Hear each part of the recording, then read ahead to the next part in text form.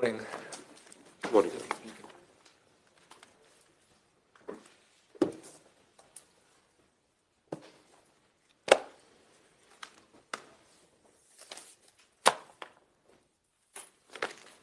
I'll continue my questioning of the witness. Yes, thank you.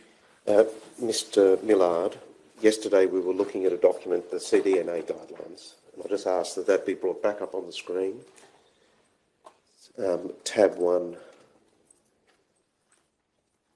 volume 27, and particularly at page 103, or maybe page 102 actually, sorry. The bottom of that page, there's a section, in the second half of the page, a section dealing with preparing an outbreak management plan. Do you see that there? Yes, I do. And then there's a subsection, planning assumptions. What it says here is that assumptions about epidemiology may change as knowledge emerges. That's clearly the case. And if you turn over the page, well, just let me, sorry, just before we do, the first dot point there. COVID-19 pandemic will affect the entire healthcare system and the community. Hospitals, local public health units and other services may have limited capacity. RCFs may not be able to rely on the same level of support they receive now from other parts of the healthcare system or the community during an outbreak. Yes, that's right. So if it wasn't obvious, it was spelling out to those conducting preparation that, look, you might have certain expectations about support you'll receive, but the whole system might be under strain. Indeed, and in fact, that's stated clearly also in paragraph 3.1, where it says this might include caring for residents who would usually be managed in a hospital setting. So we're on notice, yes. Right. And then if you turn over to the next page, this is the assumption that I referred to in my opening address to this inquest. It's the first dot point. The number of healthcare workers available to provide care may be reduced by up to 1/3 because of personal illness, concerns about transmission in the workplace, and family or caregiving responsibilities. You see that there? Yes. Now, loss of 1/3 of staff as a planning assumption, obviously, doesn't correspond to loss of 87% of staff by an early stage of the outbreak. You drew attention to that discrepancy, and that's noted. Now, at the bottom of the page, that list of dot points, I just want to draw your attention to this point. RCF will need effective ways to communicate with residents, family and friends in order to meet their needs for information but reduce the demands on staff. Yes. Now, I'm not going to traverse the territory that we covered yesterday about communications. I think the landing point was some steps were taken, there was a centralised unit, but there was a problem in terms of adequate communication infrastructure being put in place on the ground to deal with the deluge of requests from family and also requests from hospitals, right? Absolutely, yes.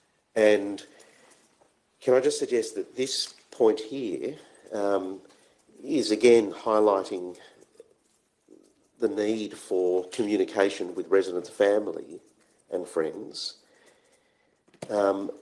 And two rationales are singled out here. One is to meet their needs for information, but the second rationale is important as well, to reduce the demands on staff. Yes. And unfortunately, that prediction came to fruition here in the Newmarch experience, didn't it? In the sense that there was an overburdened communication system, both in terms of residents, family, needing information, and contacting the facility and not being able to get through to get that. And secondly, those communication demands increasing the burden on staff at the coalface and taking them away from being able to care for patients. Indeed, it wasn't just an incremental challenge, it was of an exponential nature that once there were staff removed, it became all the worse. And there's been evidence in the second week, I'm not sure if you were here for it, Mr. Millard, where one nurse in particular spoke about having to make a choice between speaking to families or looking after residents. That's a terrible choice. It's a terrible choice.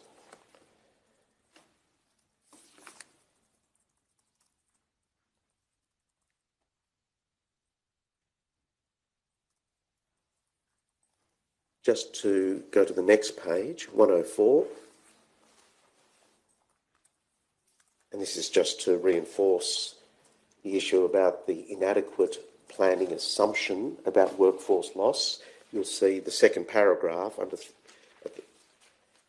in the page starts with the workforce management plan should be able to cover a 20 to 30% staff absentee rate. Yes. Now, just moving down underneath that, staff education and training.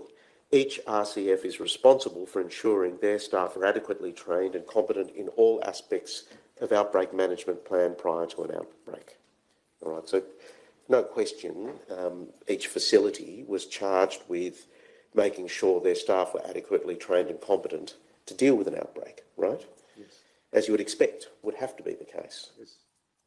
Given the overarching responsibility on the facility to manage an outbreak, right?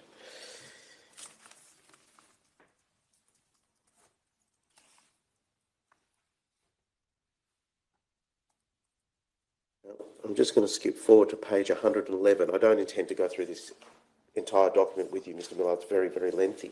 But page 111, there's one matter that I want to ask you about. It's right at the top of the page. And this is under a section about, so this document was drawn well in advance of the outbreak at Newmarch House.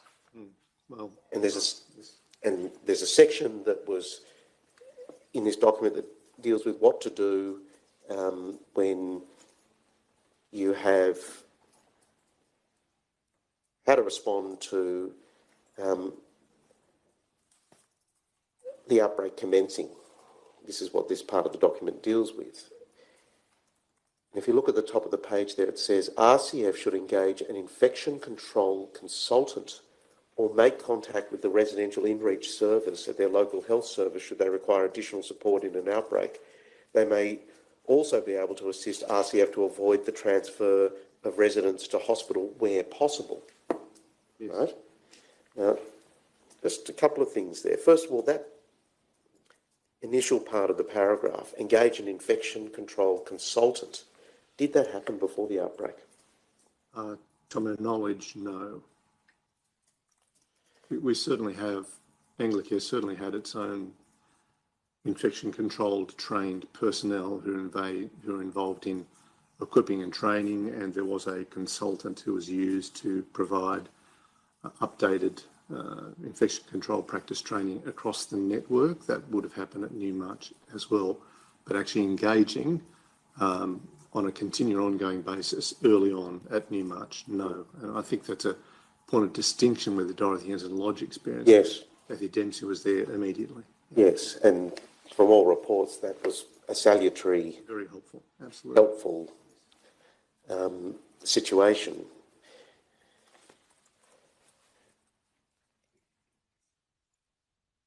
Is there a particular reason why that recommendation, it's a guideline, it's not prescriptive, it's a guideline, but is there any particular reason that you know of why that recommendation wasn't acted upon?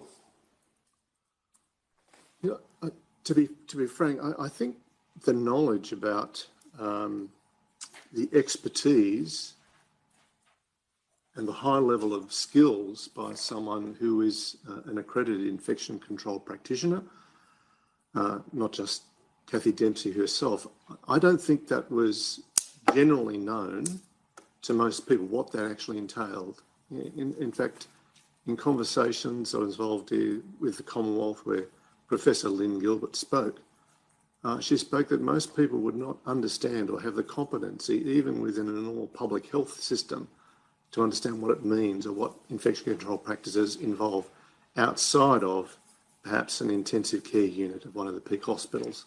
So I think there was a general lack of understanding of really what that meant. There is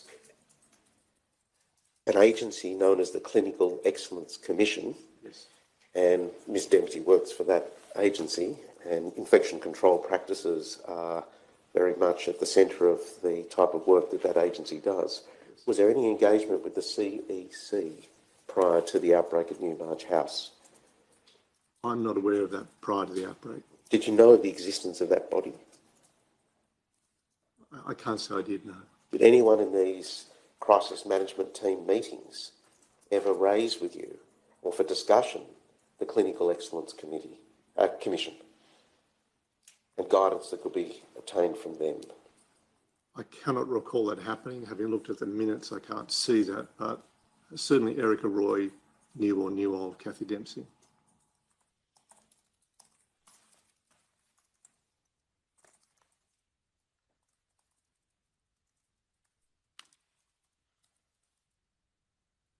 You have heard before the outbreak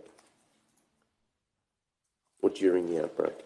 It may be during in the situation where we were having conversations with Baptist Care and what their experience was. So it might have been early on in the outbreak.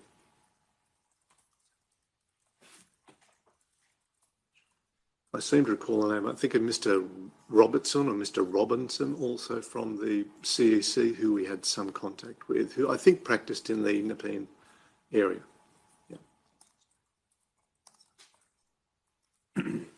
Robinson or Robertson? Robert Robinson. Oh, yes, that's a name. Yes. And my understanding is that he assisted, but after the outbreak started. Yes. Not as part of the preparation. I should be clear about that. I believe it was after the outbreak commenced, correct, yes. Well, the second recommendation here is if you don't engage an infection control consultant, or, it's a disjunctive, make contact with the residential in-reach service at the local health service and find out about what additional support they could provide in an outbreak. Do you know if there was any engagement with Nepean LHD, which is your local health district, at least in respect of this home, prior to the outbreak, about guidance in respect of infection control? I object to the premise of that question. Yes. In my submission, and I think I can do this in front of the witness because the document means what it means, that what the guidelines are saying is in an outbreak, an RCF should do one of two things: either engage an infection control consultant or make contact with an in-reach service at their local LHD. And here, the evidence which Mr Millard has referred to is that contact was made with their local health service once the outbreak. So I object to the premise of the question that the guidelines required these steps to be taken prior to an outbreak. I put to Mr Millard before I started answering the questions, this is part of a document about how to respond once the outbreak starts. Yes. What I'm asking here, though, given that Anglicare had possession of this document well in advance of the outbreak, was about whether any of these recommendations were acted on at an earlier point in time as part of the preparation and planning. Yes. That's the effect of the question. Do you understand that, Mr Millard, that that's what I'm getting at in the questioning? Mr Buchan.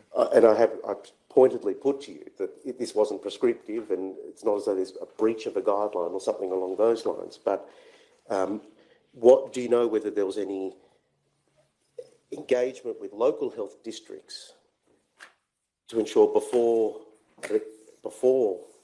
an outbreak started at one of your homes that you had infection control practices in place?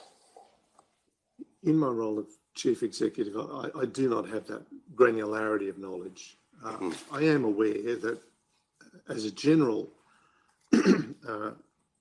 sphere of operation of every residential aged care home, that they will have relationships with the local health district, whether it's a geriatric flying squad or whether it is a virtual aged care service. Those relationships are regular and ongoing.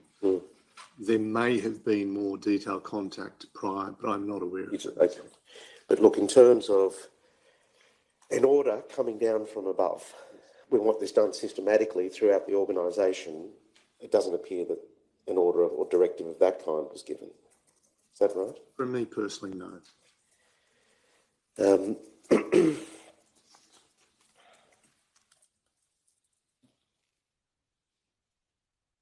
if we could turn over to page 116, just before I go to this part of the page, I asked you yesterday about your dealings with Mr. Ross Lowe from Baptist Care in respect of their experience at the Dorothy Henderson Lodge. Yes. I asked you specifically whether he indicated to you that having Kathy Dempsey come in at an early stage was a positive aspect of their response. Your evidence yesterday, if I recall, was that you didn't discuss that particular issue with Mr. Lowe. Is that right? Certainly not early on, no. The involvement of Kathy Dempsey was, I wouldn't say revelation, but I was advised of that sort of reasonably well into the outbreak. So that was not, to my knowledge, my recollection, I don't recall discussing it with Mr. Lowe, no. Was there any discussion with Mr. Lowe on the subject of infection control and useful guidance that he could give as a result of their experience at Dorothy Henderson? A couple of issues came to mind. One was that they were concerned about why there were ongoing transmission events at Dorothy Henderson Lodge when they had been doing everything that they thought was necessary. That was a bit perplexing. They were suspecting that there was airborne transmission, particularly in the event of bathing and showering residents, and they're given a directive to cease showering residents and only bathe residents with hand wash. And that's something which we did, I believe, immediately because, again, it was evolving knowledge and we were looking to see what was happening there. So in the area of infection control and transmission, yes, we were listening for anything they could advise us about. Can I ask, now that we go to 116, and under that heading 5.4.7 staff,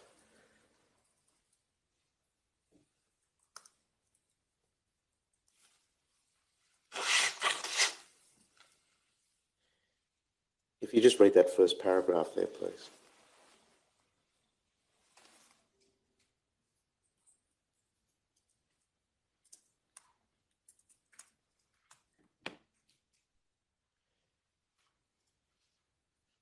Yes. You can see there that that paragraph is giving practical guidance that in the case of an outbreak, you want particular staff designated to deal with COVID-positive patients. Yes. Right?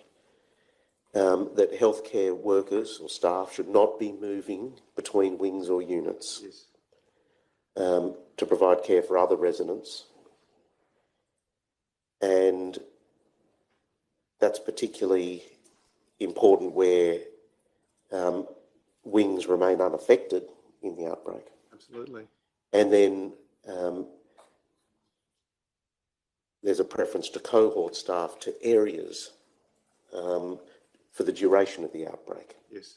So again, the document was providing guidance in advance of the outbreak about those sorts of practical measures in terms of keeping staff separate and not going back and forth between positive and negative residents. Okay.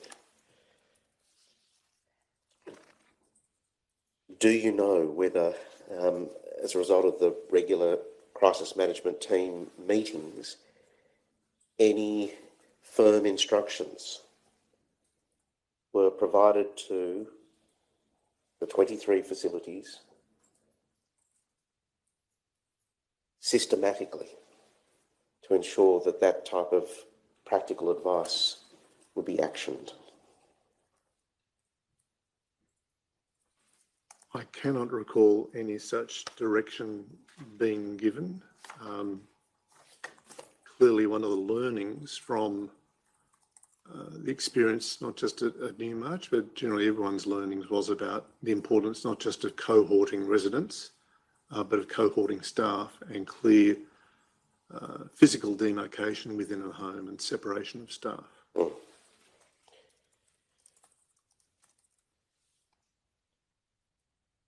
Can I now go to page, volume 22, tab 13. Oh, excuse me. Sorry, there was one last page I wanted to go to here. Page 117.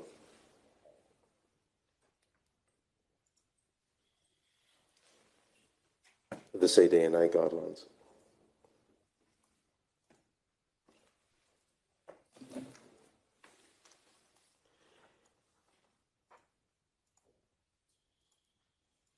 At the top of this page, this is a section dealing with admissions and transfers. There's a provision for transfer to hospital when required. And then underneath that, there's a section dealing with unaffected residents. And what it says is, in some circumstances, it may be feasible to transfer residents who are not symptomatic to other settings, such as family care, for the duration of the outbreak. So the document was raising the possibility of moving negative residents or residents who weren't symptomatic out of the home during an outbreak. Yes. The example that is provided is moving residents back to family care where that was desired. Yes. But clearly another possibility is moving negative or unsymptomatic patients to a facility. Yes. We know from the high-level meetings that were conducted that decanting of residents was a subject that came up regularly in the discussions. Do you remember that? Certainly did, yes. Do you remember in particular there were Commonwealth authorities or agencies that were advocating that type of response? Separation of negatives from positives, either one going outside but clearly being separated, yes, absolutely. Cohorting, decanting, they're the words that were being used regularly, and these were up for discussion. Vigorously discussed, yes. Vigorously, that's probably an apt way to describe it, vigorously discussed. Now, I think it's fair to say Dr. Brandley advocated strongly against those outcomes. I object to that. There's two concepts in the question you would have to split. All right, Mr. Buchan. I don't want to say it in front of the witness. That's I'll break it down. During the meetings, Dr. Brandley participated in those vigorous discussions. He did.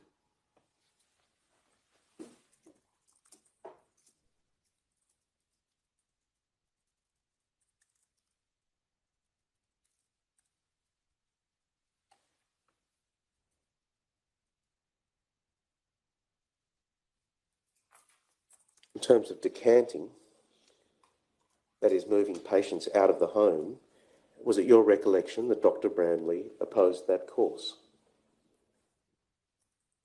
Not in principle, but in the early stages, he was against that. And his primary concern that he communicated was risk of transmission of the illness elsewhere, right?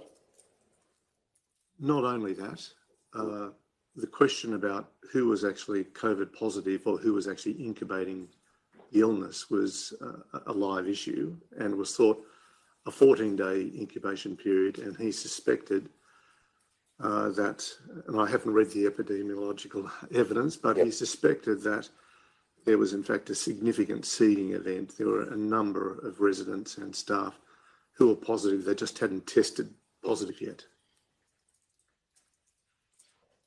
The problem of whether a negative is a true negative. Yeah. And I think that what we see from the records is that over time, the testing criteria to get to a position as to what was a true negative became more onerous. It was 2 tests, then 3 tests, then 4 negative tests before you could reach that conclusion. As you said, there was learning all the time. And Right. this was a test case, yes. Or at least different views being expressed on that subject. But just pulling back events to this earlier time, before the outbreak hits Newmarch, were inquiries made before the outbreak hit about potential sites within the Anglicare network for the decanting of residents in the event of an outbreak?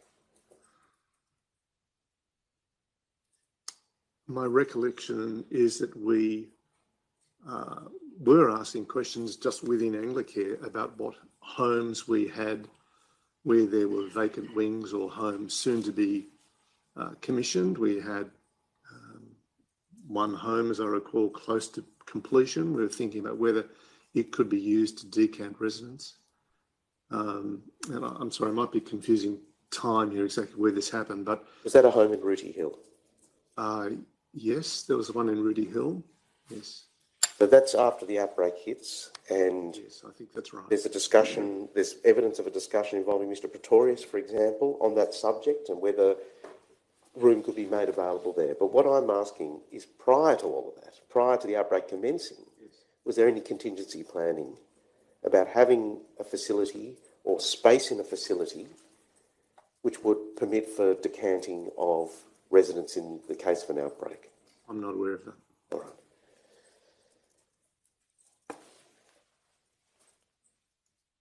Was there any advanced planning about how the organisation would respond to requests from family members in the event that they wanted to take residents out of a home and during an outbreak? There was an understanding about the social leave provision which exists under the aged care charter, yes. Clearly, the standards themselves are centred around the resident, their dignity and their rights and their choices. Yes. It was not uncommon at all for residents to move outside a home for visitation, whatever. But I think all of that was in the context of normal operations. We did not know what was going to be required of us in the event of an outbreak, a pandemic. And we were looking for guidance as to what rules, what restrictions there would be. And in the midst of this, I mean, you've heard of CDNA guidelines being around for a while. It was only a month prior to the actual outbreak. And there's a large amount of guidance and material coming out. In fact, on a daily basis, there was the public health order on restriction of movement and gatherings. And I think all of us in the industry, the aged care sector, were saying, well, actually, the world is changing here. Who do we listen to? What is the most up-to-date advice? And I don't think we really knew what was going to be imposed on us in terms of freedom of movement. In terms of those planning documents and protocols and guidelines that were coming out at various points in time, is it your evidence that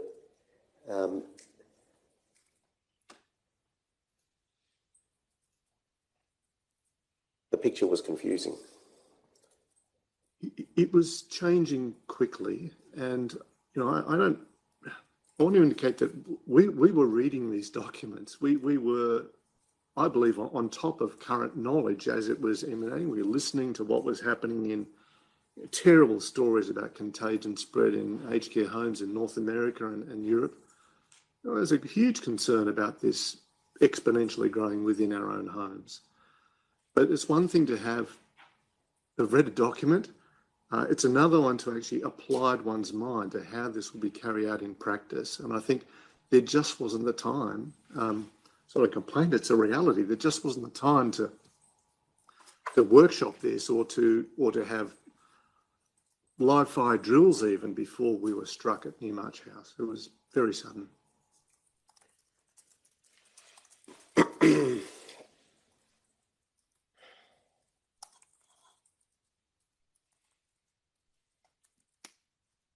I've been focusing in my questioning about some aspects of preparation. You'll gather from the questioning that these are areas where it's been effectively suggested maybe there could have been some more planning, particularly that area of communications, infection control, prevention. I mean, notwithstanding what you've just said about the difficult circumstances you're in terms of an evolving situation, I mean, you don't say, do you, that it wasn't possible to engage in these forms of planning and preparation? No, I don't say that. I think it's the tyranny of a form of knowledge. You don't know what you don't know, and clearly we're in that category.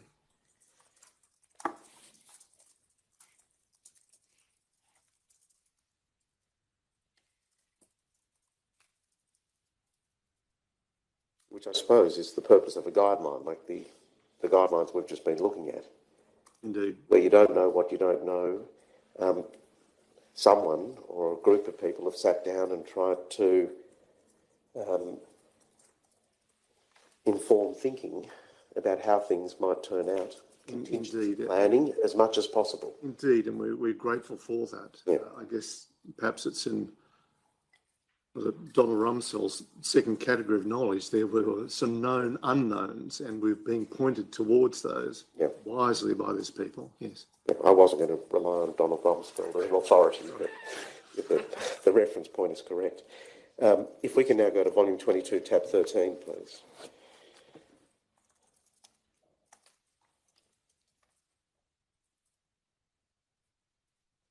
And page, well, just at the start of that document to begin with. This is a work health and safety document. You can see it's entitled WHS, an Infection Consultative Discussion Record. So clearly there's some sort of WHS requirement to keep a record of steps that were taken in terms of managing risks in the workplace. Yes. And what I want to direct your attention to is page 4.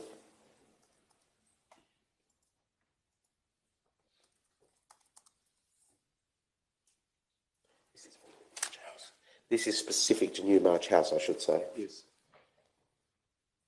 It's accepted that you may not have seen this document. In fact, it's likely you didn't.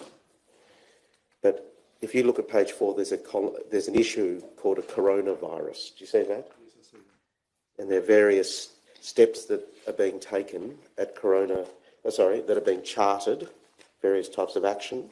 Yes. The date of this document.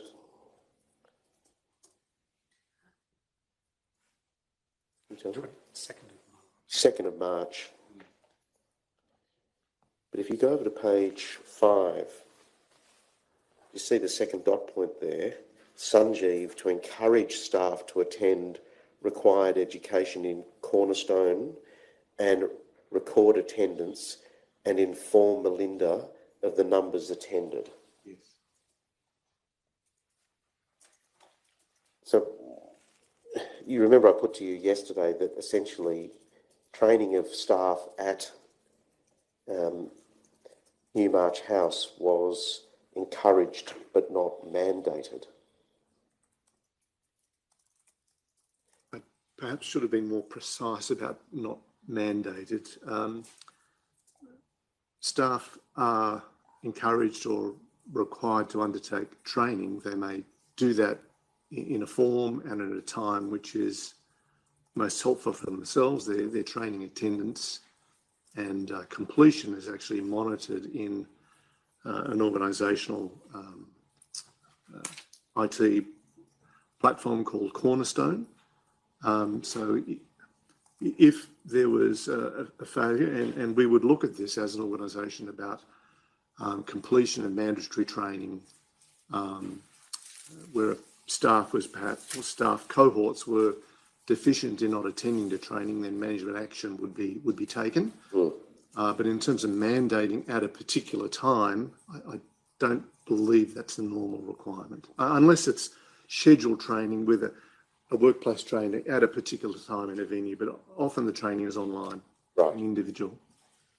But what appears to have occurred here in the preparation for a possible outbreak is that staff were being encouraged to take part in this online training. Certainly. But that's probably as far as matters went in terms of ensuring that they did so.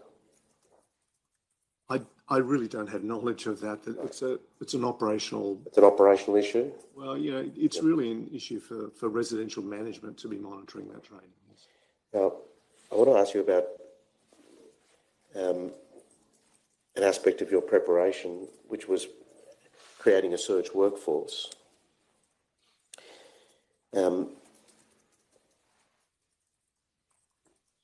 Advertising occurred during March of 2020, and then on the 30th of March, Felicity Hill began training the surge workforce.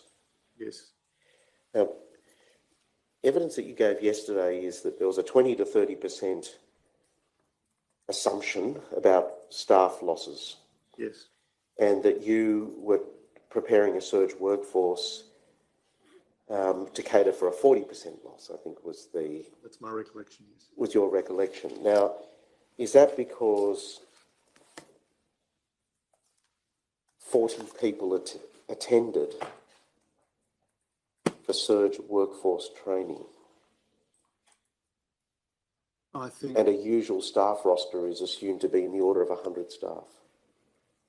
Is that the basis of your analysis? No, I think that we were looking to try and get for the whole of the Anglicare Sydney organisation as many staff as possible to volunteer to be part of a surge workforce. There were what was seen to be generous bonuses being offered in order to participate in that. We were looking for RNs, carers, administrative staff. We were looking for anyone we could. And it was about, yes, getting a workforce available to be called upon, but it's also about trying to engender, I guess, a spirit of everyone in this together.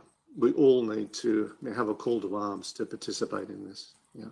In the webinar that was conducted on the 23rd of April,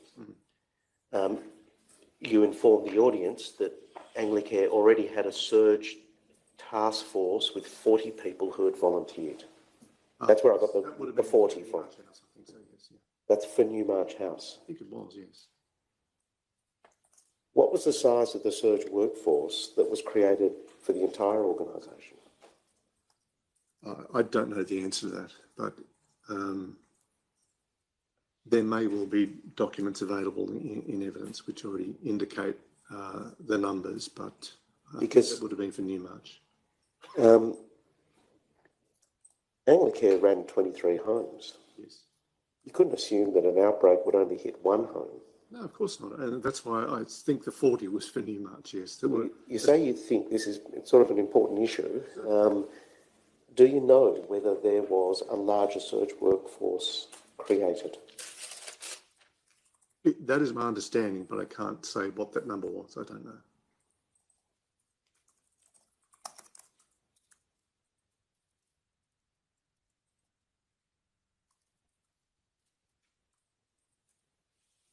Because wasn't it the case that in the lead up to the outbreak, before it hit Newmarch, Anglicare was actually experiencing staff shortages across the board? I think it's a matter of common knowledge about the dire circumstances of trying to gather adequate staff to work in residential aged care generally, and we were, even though seen as, probably a good employer and a good place to work, we, like everyone, suffered with challenges in workforce shortages and participation.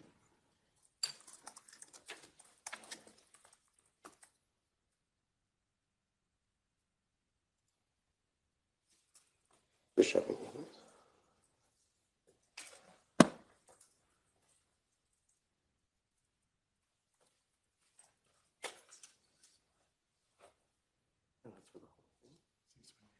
So I'm going to ask that this document be brought up. It's Volume 20, tab 42.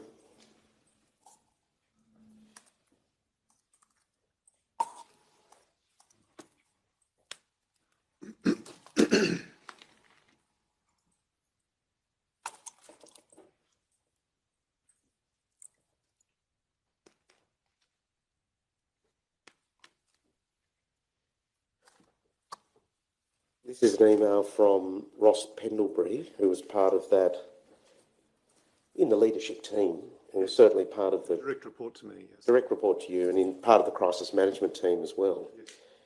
The date is 1 April, so 10 days or so before the outbreak started at Newmarch House.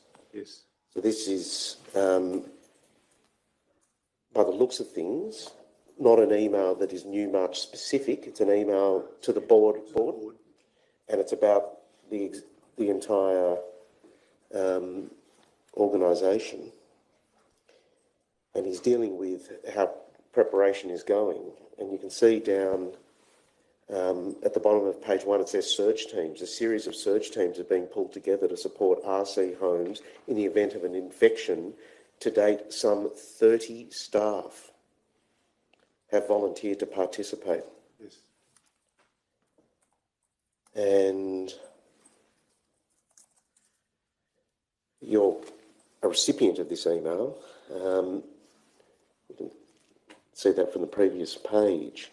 Doesn't that indicate that, as at that time, Anglicare had a surge workforce of, in total, 30 people for the entire organisation? At that time, they might have been right, yes.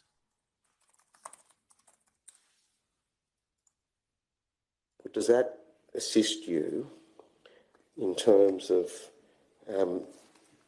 whether the 40 number that was given was for the entire organisation or only directed to Newmarch?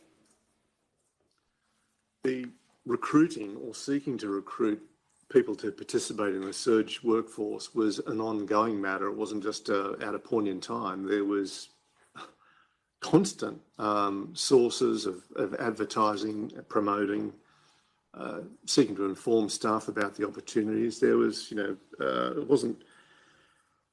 We're seeking to ascertain what our contractual requirements were, what the HR issues were. It wasn't a.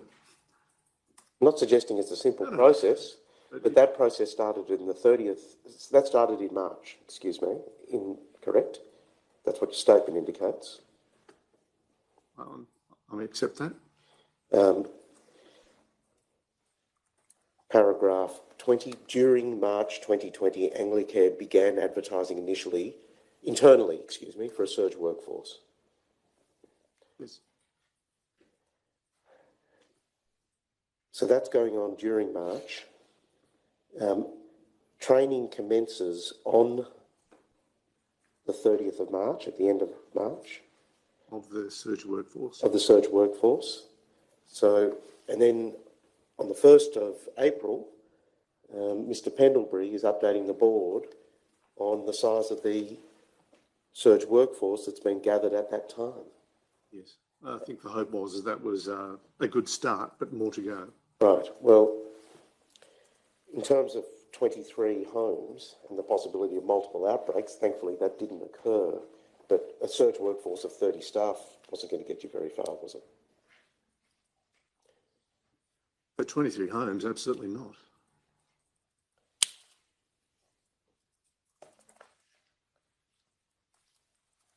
And I want to return to what I put to you earlier, which was about the fact that the organisation was actually in a position where it was suffering staff shortages at the time.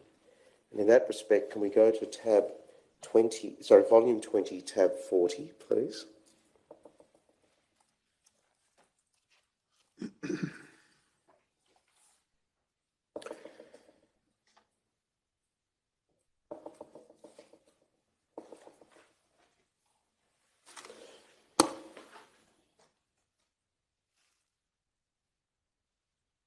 Just while that's coming up, this is the minutes of a board meeting held on the 28th of March 2020.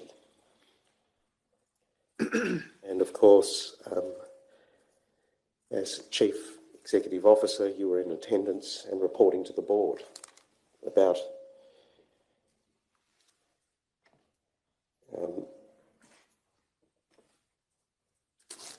relevant matters, if you go to page 4, there's a section on COVID-19. And it says next to that point, high levels of unfilled positions prior to the pandemic are exacerbating the staffing challenge. Yes. We've reached out to other organisations to see if there is an alignment in skill set to fill some positions. Yes. Right. So it wasn't as though you were starting from a baseline where you had all your staff positions fulfilled, and now we've got this surge workforce that conservatively reaches 40%, well in advance of the 20 to 30% guideline that was given. You were starting from a baseline where you had significant staff shortages. I think our position was no different to any other aged care organisation. That may well be the case. And I'm not underestimating the problems, Mr. Miller, but just trying to set the scene in terms of how much contingency allowance had been made in terms of a surge workforce. You accept that you're starting from a baseline where you already had vacancies to fill. I accept that. Mm. And if we can just move to now tab 41. The board on this occasion posed some questions and responses were then provided. Is that right? Is that your understanding about what happened? Yes. And just having a look at this document, that's right, it's coming up. Obviously a difficult logistical exercise to keep this flow occurring. Do you recognise this as a document that contained the answers to the board's questions? Yes, it's becoming a recollection, yes. Okay. And if you turn over to page 5, question put was, what initiatives are being pursued to recruit additional staff and redeploy staff from other divisions? And I just want to look at the first paragraph there. We currently have already approximately 107 vacant roles. In parentheses, getting a clear number for this is hard as some roles are generic, close brackets, for RNs, carer supervisors and care staff at multiple sites, and we're competing with all providers as they all try to source staff during this time to bolster the impending issues of staff retention during an outbreak. So the last part of that refers to the difficulties you were talking about. There was shortages across the board. People were competing for staff, different providers. But the situation was this, as at that time, late March, early April, very close to the outbreak at Newmarch, over 100 vacant roles in nursing homes across the network. You had a surge workforce of 30. And can I suggest that it appears to be the case that by the time we get to the outbreak at Newmarch, the surge workforce was of a size of around 40 people? I think that's right, yes.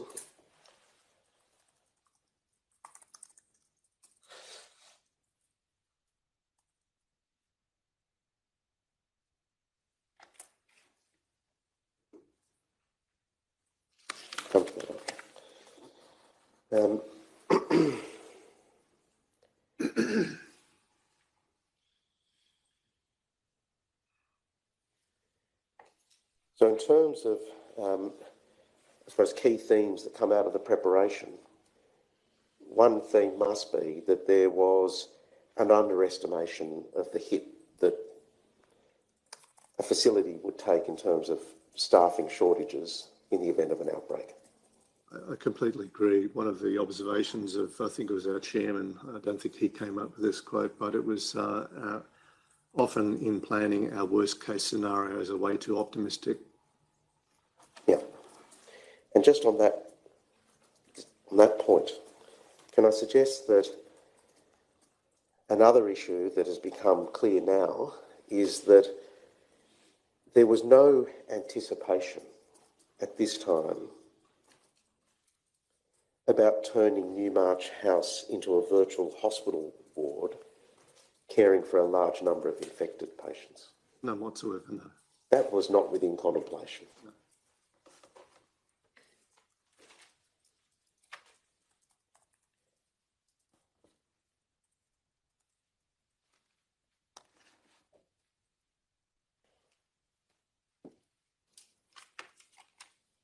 So, for example, there was no contingency planning going on about, for example, stockpiling medical equipment that would allow for a hospital-level response within one of your homes.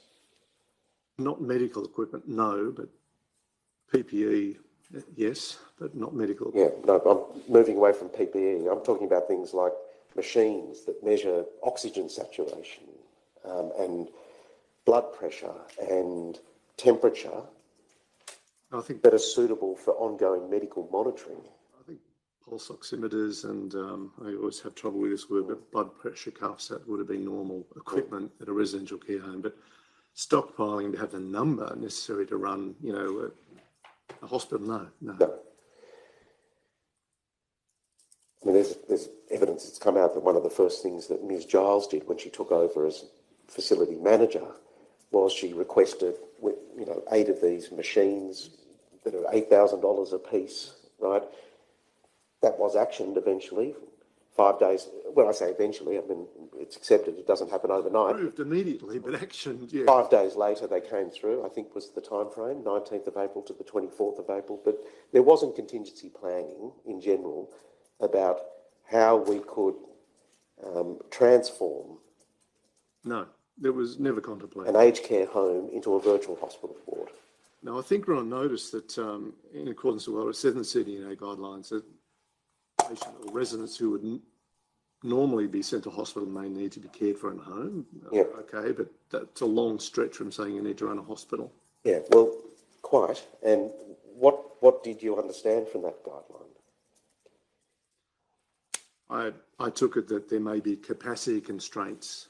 It just may not be possible because the beds are fully occupied in a hospital. It would have been a supply constraint issue, if you like, from public health. All right. But did you have any understanding that that might entail hospital-level care being delivered to residents within Newmarch House? No, I mean, residential aged care homes, they are homes. They're not As hospitals. such, they're elderly people, frail elderly people home with their personal effects. They're not a hospital. One matter that you referred to, and I'll just pick up on it, is the absence of drills. So the advantage with a drill is that you've moved beyond creating a planning document or a protocol, and you're actually seeing how the thing operates in practice. Absolutely. So just while creating planning guidelines and documents is all well and good, they're not going to be of utility unless they're able to be implemented effectively, right? Completely. It's a principle of learning, isn't it? It's sort of tell me, show me, let me, and we're a long way from having a drill and letting people do these things. Yes. Yeah. And our understanding is that prior to the outbreak in Newmarch House, there weren't any drills being conducted at the home level in terms of simulating an outbreak. I think that's right, yes. I mean, I'm asking you this in hindsight and in the knowledge that Anglicare has instituted or performed such exercises now following this unfortunate episode. Well, real outbreaks and multiple drills, yes. Right. And, well, have you found that to be a positive learning experience in terms of ironing out systems and getting the infrastructure in place? You learn something every time. It doesn't matter how many times you do a drill, you learn something every time. Yeah. Okay. Was there any consideration given to that type of exercise prior to the outbreak on the 11th of April? Anyone recommend it? I don't recall that being recommended, no. Right. Ever discussed in the crisis management team meetings? I mean, the conduct of crisis management exercise is an annual event that the organisation did, but the crisis scenario may not be limited to aged care. It could be a bushfire event or satellite dropping on a village, whatever. But this was a regular thing, but this was more a whole of organisational event with an external facilitator We'd have mock media and all those things, but no, not at a home level this time. Before the outbreak, there was nothing done. When it's described like that, it does sound like an onerous process involved. It needn't be. I'm trying to say there are large-scale preparations, but at a micro level, at a home level, I'm not aware of there being any such workshop or planning done. Right. And clearly, knowledge that there was a COVID outbreak in Australia. This was a singular event. This wasn't a normal problem that you just have to deal with in the aged care sector like many other problems. This was significant, yes. Right? If any situation warranted that level of activity, this was probably the situation, wasn't it? Yes, that's clearly so. In terms of the response immediately after the outbreak commenced,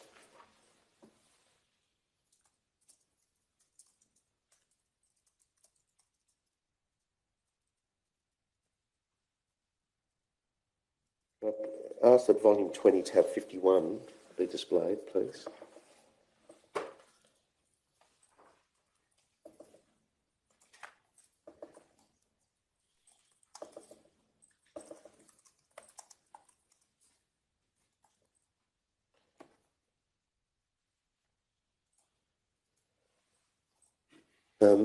This volume 20, tab 51. If we could go to page 3 of that document. Page 2.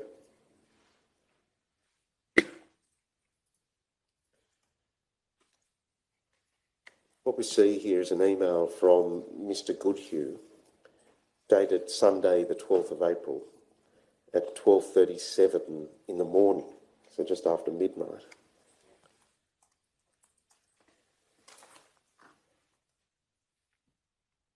This is the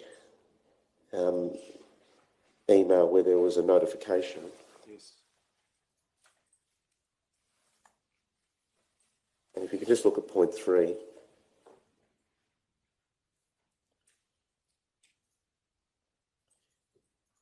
You were advised at that time that a staff member had worked on the 30th, the 31st of March, 1st of April, 2nd of April and the 6th of April. Yes. And it also, there's an indication being given that it appears that she had symptoms on 1 April but did not advise us. You see that there? I see that in that document, but I think subsequent knowledge has proved that is an inaccurate statement. But Right. Just ask that be taken down now.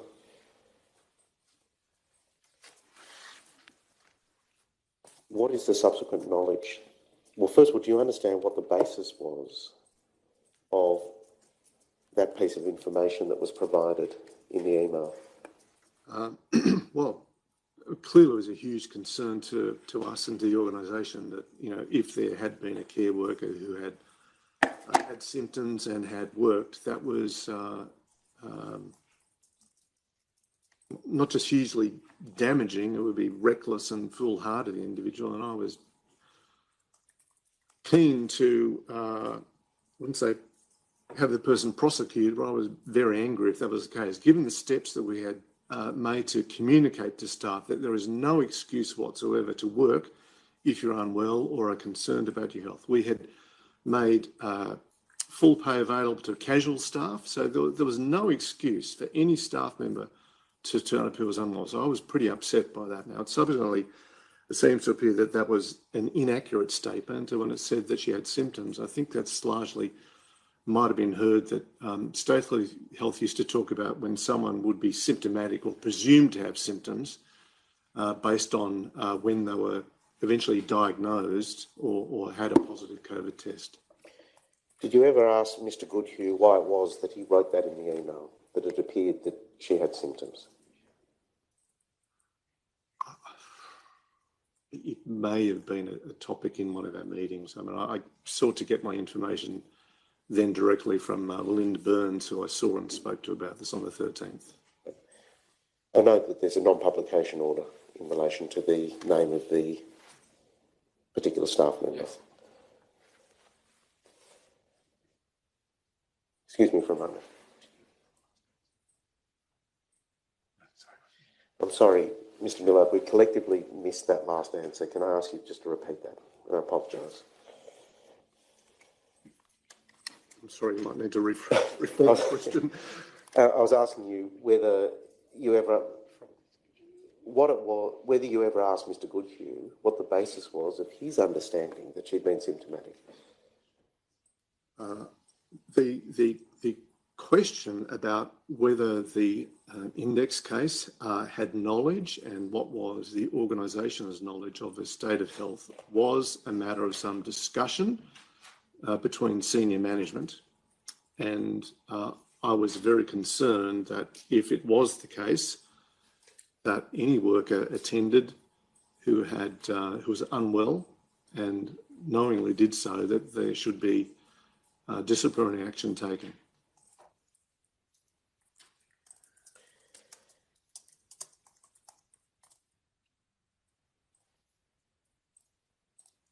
Your understanding now is that that was an inaccurate statement. Is that what you're saying? Yes. Again, I spoke with Melinda Burns about the worker on the 13th. I asked her particularly about her impression, about her state of health, what her conversations with this worker was. And I was informed that the worker appeared well. She had requested some leave, I think, to not be present on a certain day or certain days for her shift, but there was no indication that he was unwell. And I note that there was some assumptions, in fact, media statements made by those in authority about the knowledge that this worker had. And I know from discussions in particular with the Minister for Health that he personally rang the index case and apologised to her in person for what he'd said. Thank you.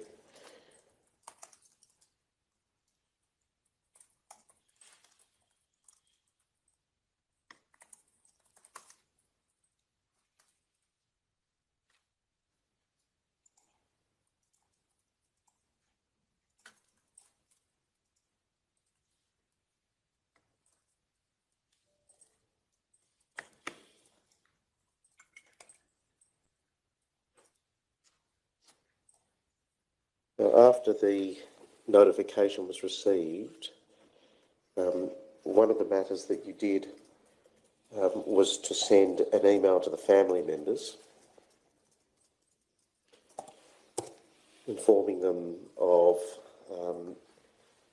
matters. If volume 22, tab 30 could be brought up, please.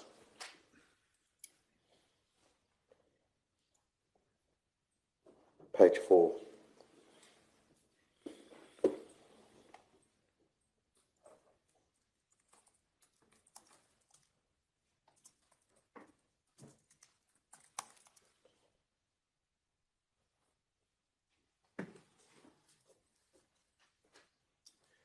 This is obviously one of the first of these emails that you send to the families following the outbreak, if not the first email.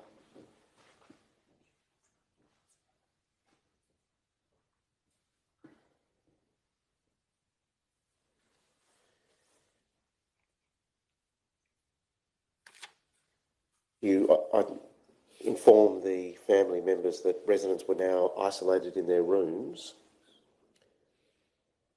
and that PPE was being used. Yes.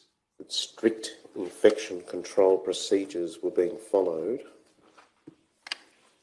Is that your understanding at the time? As they're understood, yes. Right. There's a bit of leeway in that answer, which was probably intended. It is intended. I don't mean to be imprecise. No.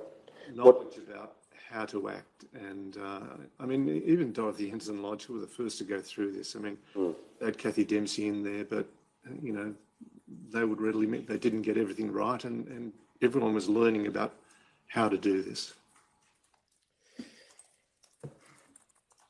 It goes on to say designated specially trained staff members are now caring for the resident with COVID-19 only and will not be caring for other residents in the home. Yes. What was the basis of that piece of information? Well, I think it was it was the case, the intention that you would only have staff working with COVID positive patients, and would only work with COVID positive, and anyone else would get staff who only worked with COVID negative patients, as they were known at that time. Again, very early days, adequate staff to do that. 2 paragraphs down, it says a special Anglicare response unit made up of registered nurses, care workers and admin staff will be brought in today to assist with the care and operations of the home. This team has been specially trained in working with COVID-19. That's a reference to the surge workforce who were brought in that day. Right.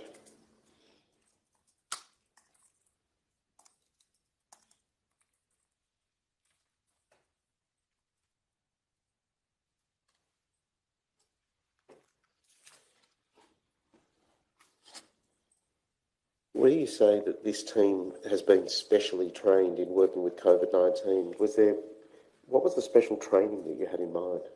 Well, it would have been the particular training that they had done with Felicity Hill, and I think it was Catherine Turek from an external consulting firm. Yeah, and they had been practicing donning and doffing, which, as we know, is not a natural human thing to do. Right.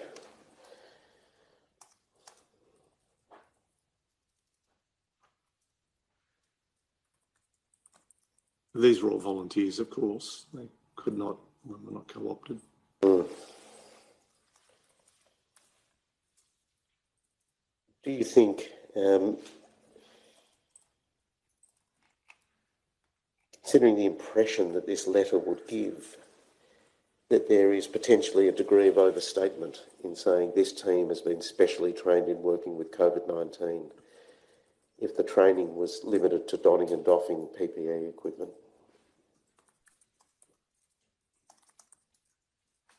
I'll accept that observation. Mm.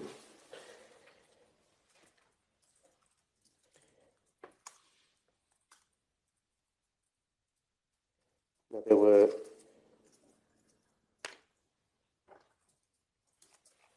initial meetings that you engaged in around the 12th of April, or from the 12th of April, with public health officials.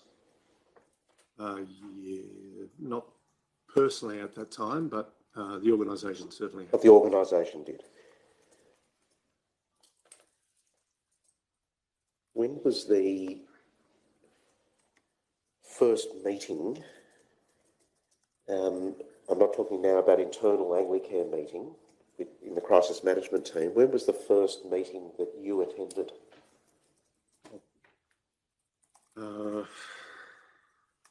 In terms of it being a regular practice for me attending the interdepartmental teleconferences was on the 17th. 17th. Prior to that, Mr. Pretorius and or Mr. Goodhue were involved in teleconferences. Is that correct? Specifically, but not exclusively, would be others involved as well. Right. And were you being informed, though? Yes, indeed. In fact, I would receive a daily update on the, I guess, the content or the high point of these meetings. I have one in front of me from the health conference at 10:30 to 11 o'clock a.m. Sunday, the 12th of April. Yeah.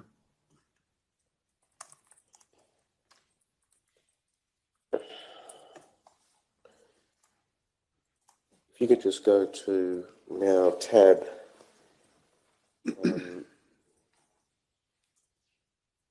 volume 22, tab 28, page 3.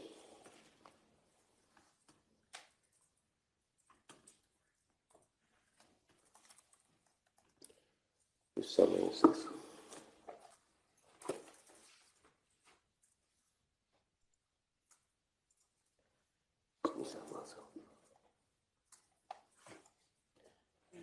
This is a summary of a public health conference call that was held at 10:30 on the 12th of April.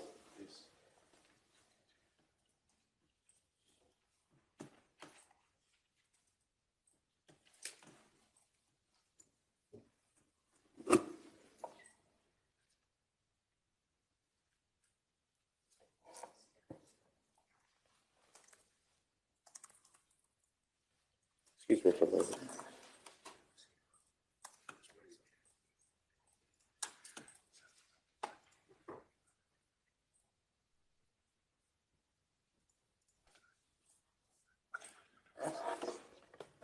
Do you know whether this... Sorry to interrupt. There's a reference on the third line to the name of the patient, which ought to be redacted, or at least I would ask for affirmation that there's a non-publication order in relation to that name. Can't be repeated or published. It's in brackets. Yeah. The staff member brackets. I think it's the wrong spelling, but it's close enough to show. Right. There is indeed a non-publication order in relation to that material, and I won't have that document put back up. Yes, all right.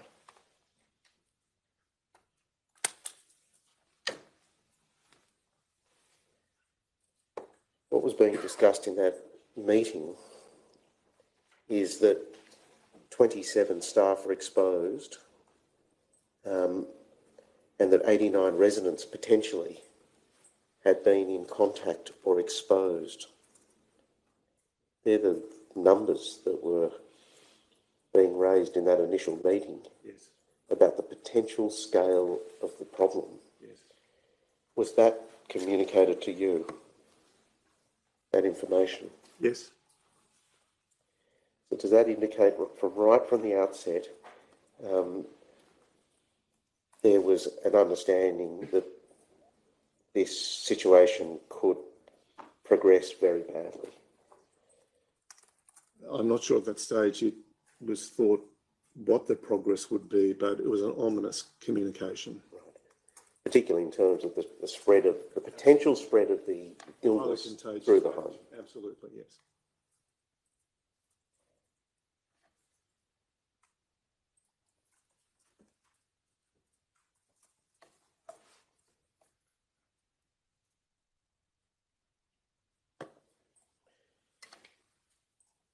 There was also a discussion in this meeting, and I appreciate you weren't there, Mr. Millard, so I'm asking these questions with that in mind. If a family member wants to take a resident out, now I don't know who asked that question, but someone posed the question. No, this is a full lockdown with full PPE in the home. That was the answer given. So someone at that point was saying, no, you can't take family members out of the home. Yes. Now, you gave evidence that there were ongoing discussions on this theme.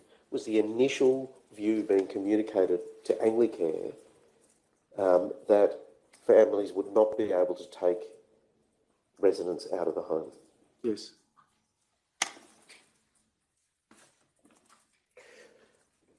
When were you first informed of a family member request to take someone out of the home, that was occurring? It's a difficult question to ask. I appreciate that. But can you assist on that front?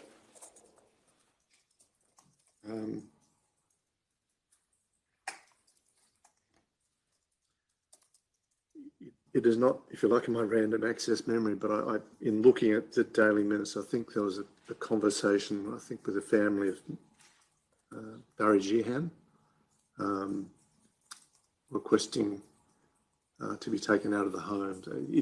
That's a case that sticks out in your mind. Yes, that name is. I'm not directly involved in it, but I do recall the name is. But do you know at an early point in the outbreak, around the 12th of April, whether discussions were occurring about that issue? I personally did not have those discussions, but I believe that by the very nature of the fact that question is asked, I believe it was asked by us, by the organisation, or whoever was present there, and the clear answer was no, there was to be no transfer outside the home. So the question about, if you like, freedom of movement, the capacity for any resident to move out, we were told no. The written communications that you sent out, and I'm directing you now to the earlier stages of the outbreak, was there ever a moment in those written communications where you set out what the position was in terms of removing families from the home?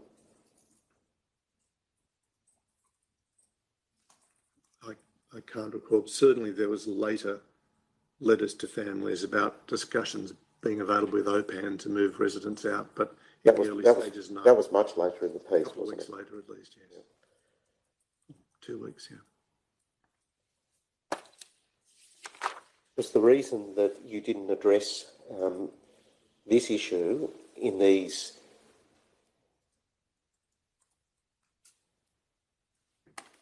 emails to families, updating them on what was happening, because your understanding was that such a request would meet with a negative response? I just object to that because I don't want to Sure. do.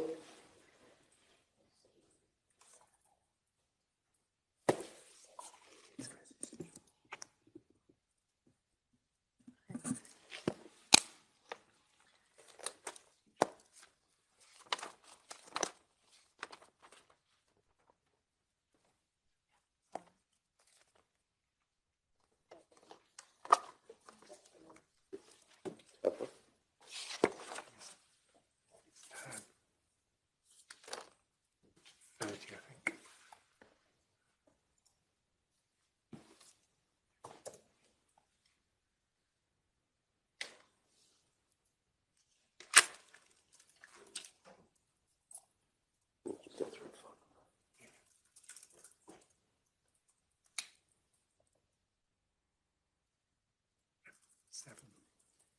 On the 13th of April 2020, a letter was sent to families. This is on page 13 of tab 30 of volume 28.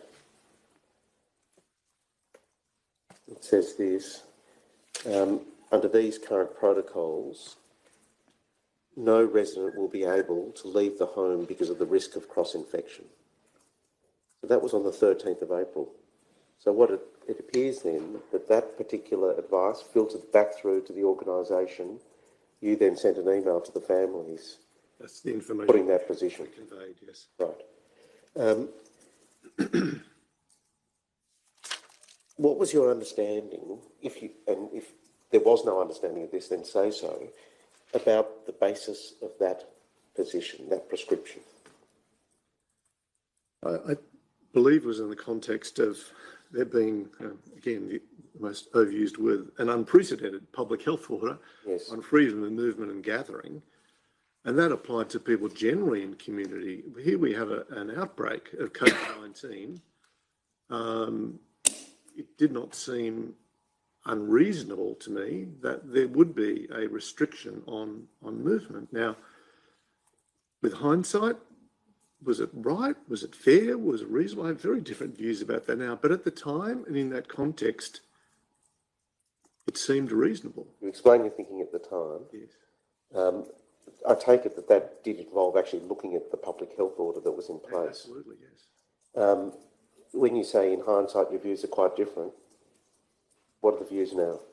Well, I think, and it's during the outbreak, actually participated in giving submissions about the visitation,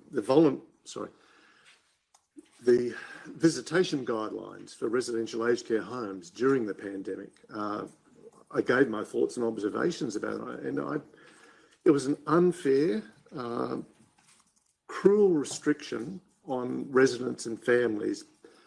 Sorry. Take your time. It was understandable, but it had awful consequences for family.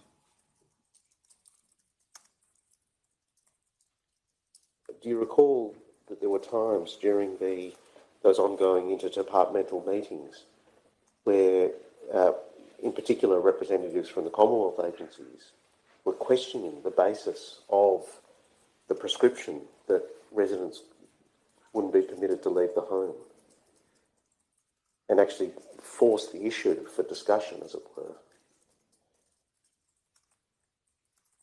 I don't recall ever anyone challenging the prevailing public health order, but certainly the issue about looking at different options for transferring residents out, whether that was to a facility like I think it was the Royce or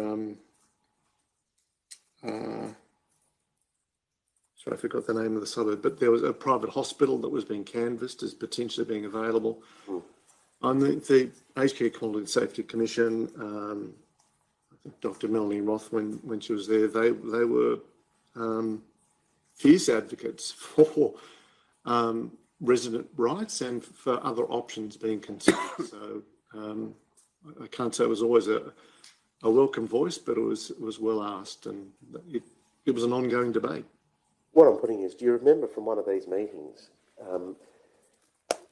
and my recollection is, I'll withdraw that. Do you remember from these meetings whether someone raised the issue that the public health orders that are in place did not prohibit families from being able to remove a resident from the home?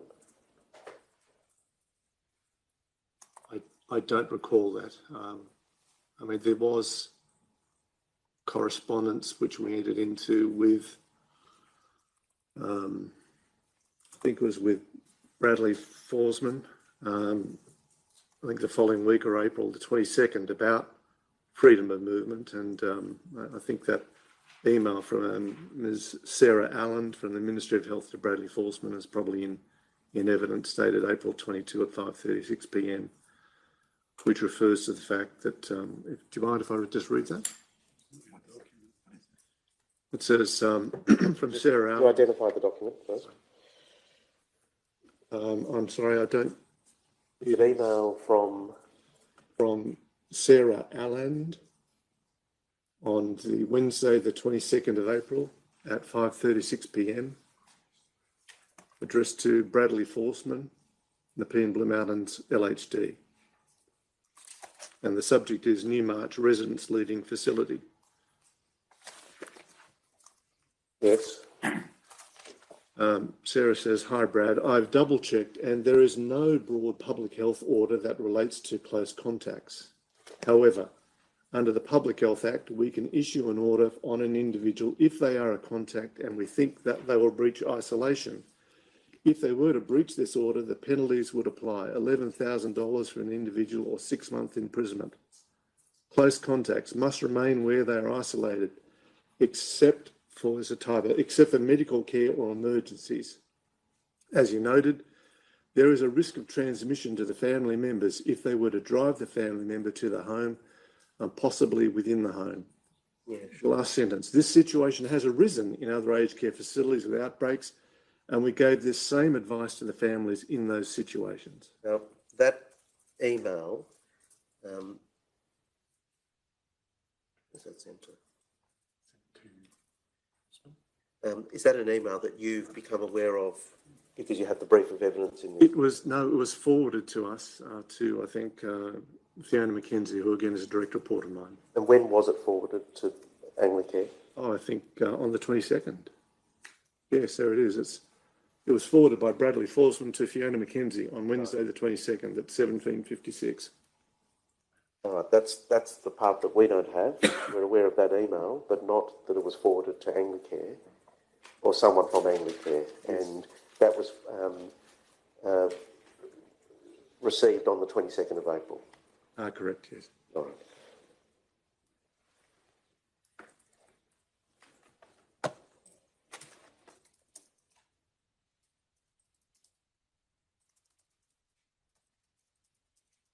I want to come back to the chronology. We jumped ahead there. 13th of April, you actually visited Newmarch home? I did.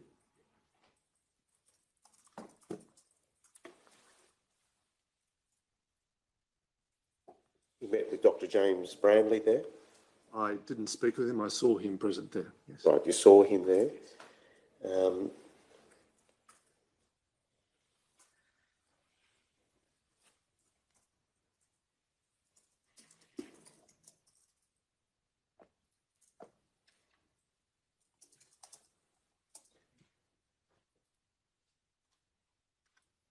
Did you speak with Ms. Burns?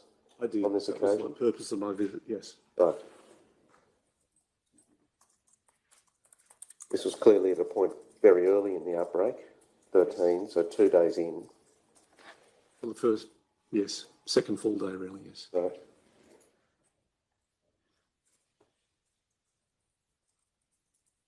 Do you remember how long you were at the home for on that particular occasion?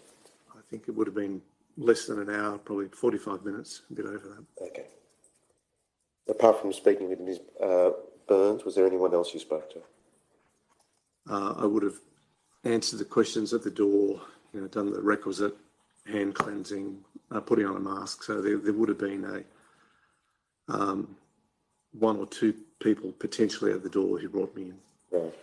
So you got through that process, spoke to some people in the entrance area, and any other tour of the facility? No, at that time? Or? In fact, there is at the front entrance, off to the right-hand side as you face the entrance, there is a meeting room, yep, which had been in many times before, and I met with Melinda in there, off from reception.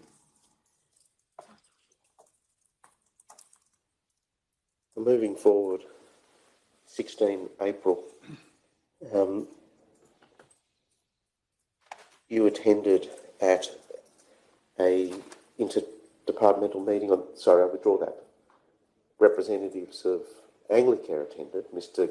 Pretorius in particular, Yes. and Mr. Goodhue, Yes. but not you on that particular occasion.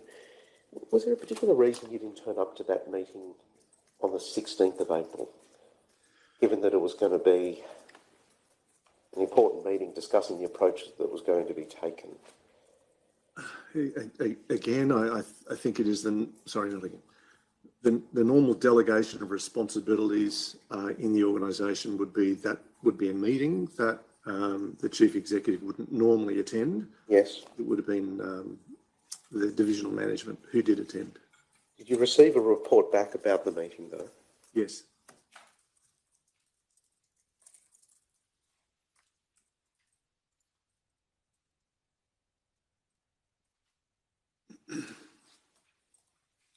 What was your understanding about the approach that would be taken following that meeting? From the 16th, the information that was conveyed to me was that there was really an impasse, disagreement in approach about Yes. cohorting, resident transfers, on-site, off-site, negatives out, positives out. The need to take immediate action on cohorting was clear, but how that was to be done, there was a significant disagreement. I became most concerned that the information was relayed to me about Dr. Branley withdrawing from the meeting and removing himself from the site.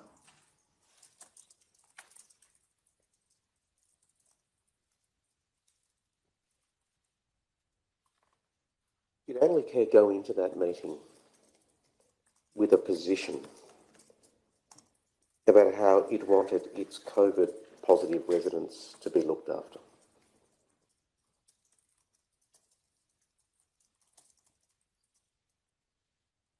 I'm not aware of that, and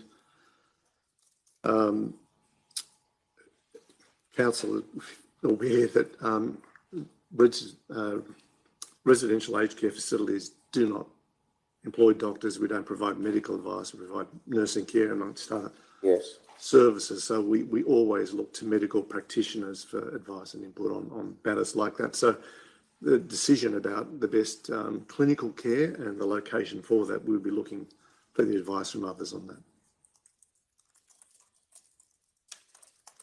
The reason I ask is because there is a note that we have of the meeting, and there's been some evidence taken about it yesterday, that Gavin Pretorius at the meeting at one point said that it would help the families knowing that their loved one is in a hospital, and that would also be an advantage to their level of care. That's the summary note that we have of what he said during the meeting. Now, this was at a time when there was discussion, I'll just use that word, about various options being held between Dr. Brownlee on the one hand and Dr. Roth and Ms. Wunsch on the other hand. I suppose what I'm asking you is, Do you think that was a response from Mr. Pretorius that was elicited by what was happening at the meeting, or was he attending that meeting with a position in mind about how Anglicare wanted its positive patients to be looked after during the outbreak? I object to that. The problem is that the witness says he doesn't know, and now he's being asked what somebody else thought. I'm only asking from the witness's perspective whether he knew whether anything was discussed to that effect.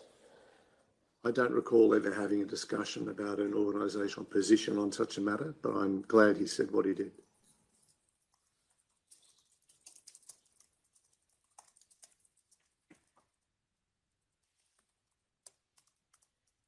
One of the options that was being raised, and you've referred to it in passing when you discussed the various options that were on the table, was decanting or moving residents out of the facility, potentially into a private hospital. Yes. There's been reference to something called an NPA, which we believe might be an acronym for National Partnership Agreement, Right, okay. or some such agreement, which required the private hospital network to have spaces available for aged care residents in the event that that was required. To take the pressure off public hospitals. Yes. Right?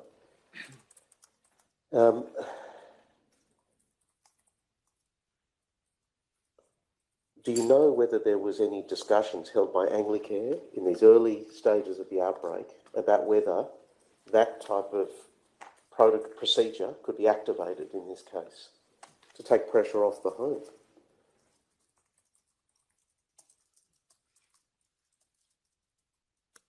I don't recall that, and the position of residential aged care homes is that hospital transfers are generally something sought to be avoided or minimum or unnecessary hospital transfers, and so one works to try to provide care for residents in their own home. It's generally their wish. In this context, in an extreme context, I'm not aware, and I don't think the organisation was aware of such a protocol even being in existence. And in fact, it is a matter between hospitals, not between aged care homes as such. It would have been beyond our knowledge. Right. I mean, it was a matter that was raised in these meetings. But what you're saying is that outside of those meetings, that's not a conversation that you're involved in. No. I mean, this topic of the NPA, you call it, and the availability, Minchinbury Private Hospital was raised, I think, in the Commonwealth discussions, the high-level discussions that I participated in, but that was a discussion that was going on. And it seemed to me it was a discussion about, I wouldn't say the purse strings, but the funding of how that would work. I'm coming to the end of this topic. I know I'm over 11:30, Your Honour, but I just have a couple of questions to ask. Yes.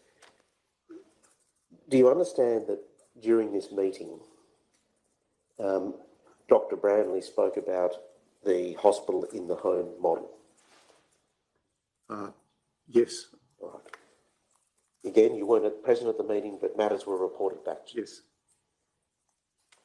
What was your understanding after this meeting about what that process would entail? Well, I had no pre-existing knowledge of what the HIF program was. I subsequently found out, well, there is a document about it. We were not provided with any documentation about it. The way it was conveyed to us was residents would be housed and cared for in the residential aged care setting.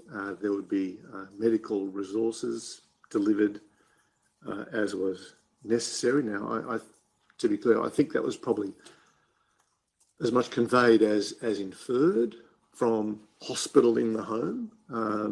That was our understanding. There would be not just equipment, but there would be personnel provided.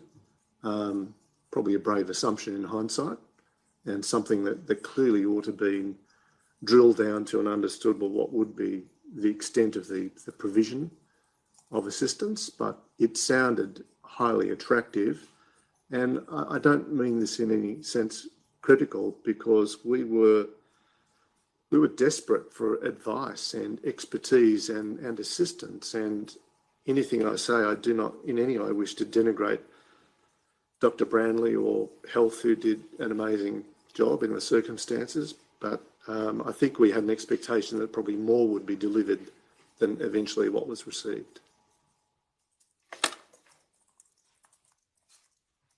At a convenient time, Robert. Yes, it is.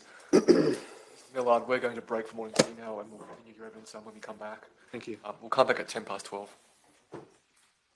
Silence, please all stand. Coroners Court.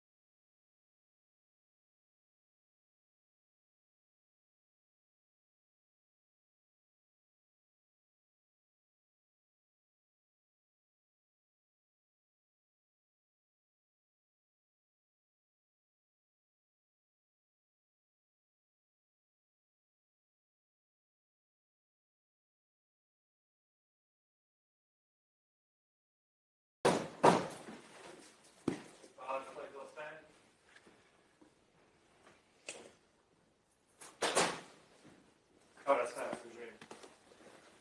regime.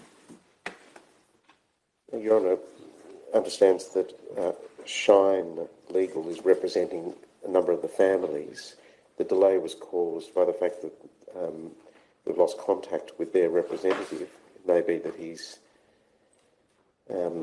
mistakenly under the impression that the proceeding isn't running right now.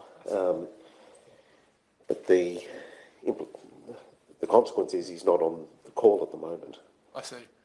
So the connection is there, but is it Mr. Lopez is not responding That's our to understanding. inquiries? Hello, Oh, this is Mr. Lopez. I'm actually on the line. Oh, thank you. Ms. Lopez, it's the coroner speaking. We just wanted to confirm that you were connected and obviously available and able to follow the proceedings. Thank you. Yes, thanks for that. Also, I should indicate we might continue with the evidence until about 1:15, if that's convenient. Thank you. Now, Mr. Millard, I was asking you about the 16th of April meeting. Yes. And matters were reported back to you that there were conflicting positions taken Yes. at that meeting. Did you also become aware after the meeting, in particular through your subordinate, Mr. Goodhue, that Dr. Branley had reacted in a particular way after the meeting? Yes, that's correct. Right. And what was that understanding that you had? Well, again, it's second-hand, but the information was conveyed to me that he had left the meeting, left the Newmarch site, had conveyed the fact that he was not willing to continue in the role at Newmarch House unless he was given authority, really, to make decisions. Yeah. You gave a statement to the Royal Commission, and you addressed this aspect in your statement. I won't ask for the document to be put up, just for the record. It is volume 20, tab 6,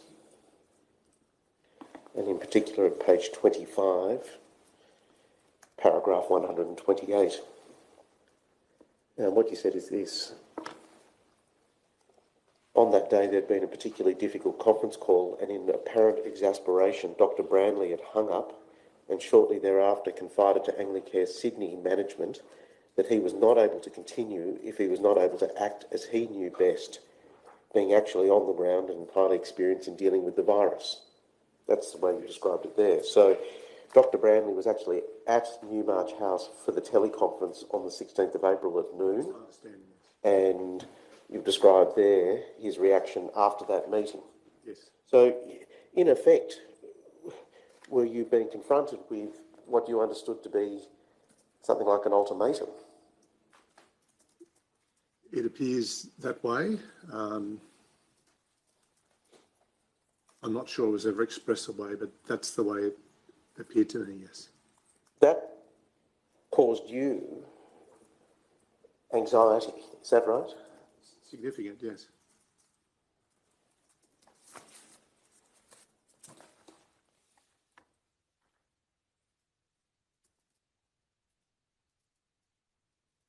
Do you form the view at this stage that Dr. Branley's advice was the advice that should be followed?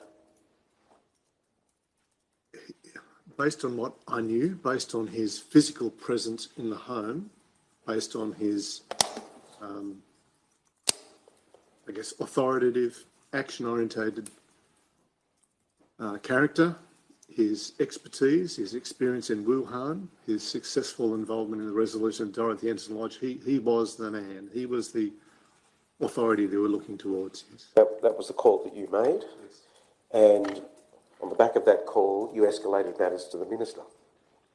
Yes, what wasn't in evidence at the Royal Commission was I first made contact with the managing partner of Clayton Utes and had a conference with them, another partner there, and we considered what would be the action very quickly in order to resolve this impasse. They had contacted the senior counsel. Again, it was Easter week, and they were willing to line up a Supreme Court judge to get a ruling on the matter. We did not need to go there, and I'm very glad because it was hardly a practical solution given the time constraints.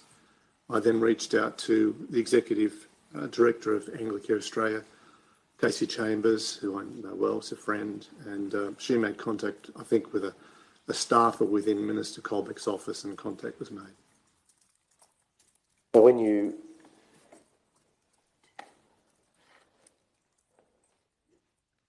spoke to the Minister, you outlined this situation in which you found yourself. I did, and I relayed to him that I was not in a position to decide whose advice was to be followed, but one thing I did know was that we need clarity about role and who is to be followed, who is to make the call in leading this. And Dr. Brownlee was the expert. He was an epidemiologist. I believe he was highly regarded. He was in the home. He was present. There were no Commonwealth resources present. There was no one else. So we understand that's the position you recommended to the Minister. Correct. And then what happened is that the following day you received a communication from a Mr. Lai. I think it was a telephone call from Michael Lai, yes. I forget his current title, but he's with the Commonwealth Department of Health. The way you described this in your statement to this inquest is this. Some hours later, paragraph 38, some hours later, Michael Lai, the Commonwealth Deputy Secretary for Ageing and Aged Care, called me to confirm that Dr. Brownlee had the authority to make the final decisions about how to handle the outbreak at Newmarch House. And then within 12 hours, Dr. Brownlee arrived back at Newmarch House. Yes. So I just want to concentrate on these words carefully. Brownlee had the authority to make the final decisions about how to handle the outbreak. Yes. Now, can I suggest that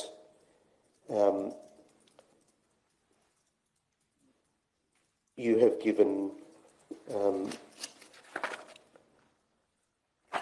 you've made different statements elsewhere about the advice you received about Dr. Brownlee's responsibilities. Here, what you're suggesting in your statement is that Dr. Brownlee had authority to make the final decisions about how to handle the outbreak.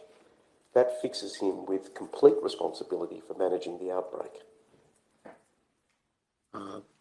Well, that would be, I believe, incorrect. I think the roles of various parties was subject to some discussion and was only clarified in the outbreak management plan on the 21st. But That's what I was going to put to you. I should have been more specific, or could have been more specific, that decisions about the medical treatment of COVID-positive residents, about the testing regime and their treatment, we were looking to Dr. Brownlee's advice and leadership. So, in that respect, you may or may not recall, but on the 17th of April, there was a special board meeting called, and you had to present to the board and outline what was happening. And the board notes that we have, tab 60 of volume 20, page 3, and this document should come up.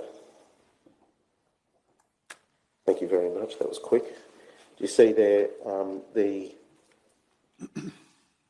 first dot point?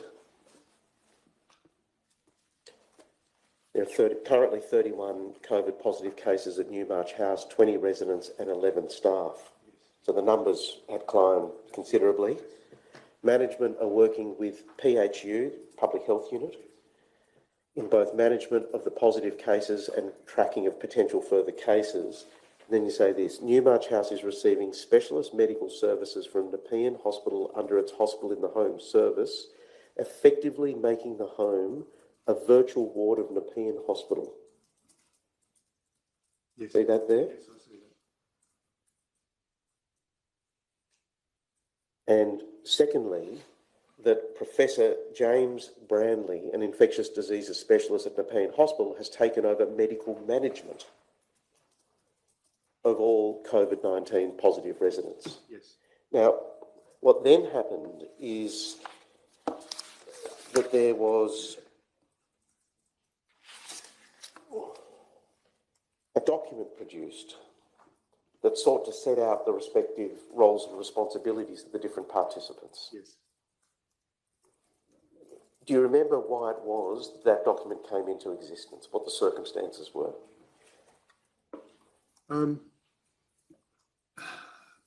My recollection was that there were, as I've already given evidence, many competing voices and views about the way resident or patient care was to be conducted, managed, and what the role, who was to be giving advice on various matters. And there was a need for some clarification about who would have authority or a view and what the roles were between the various parties, of which there were a number within State Health, the Commonwealth Department of Health, of course, the Aged Care Quality and Safety Commission, and of course the operator. Yes. Now, you address this document in your statement, paragraph 41. And what you say there is this.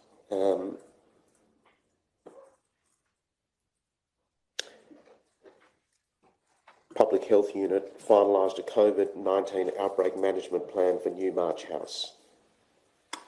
Date you give is 21 April. This set out the roles and responsibilities of the various agencies involved in managing the outbreak. And then you annex a copy of that document. I'm going to come to it in a moment. Just tracking further down,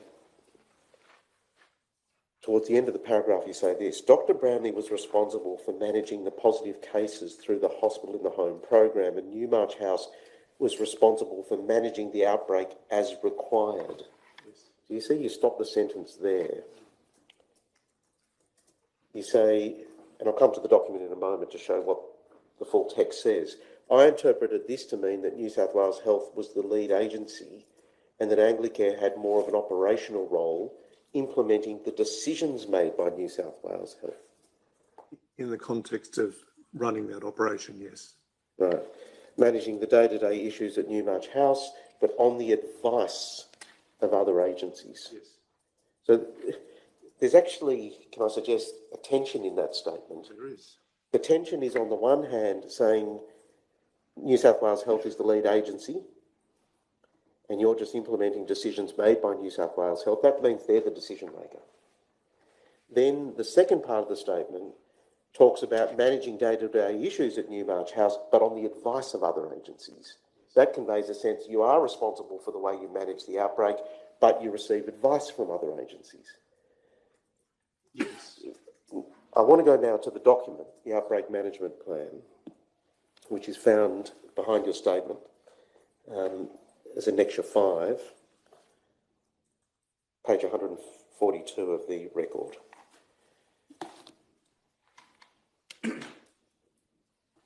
This has a date of 19 April 2020. Your statement indicated that you received the document on the 21st, but do you think it's possible you may have received it on the 19th? The final version on the 21st, but I had given contributions into editing the earlier drafts. Thank you. So you had input into this document.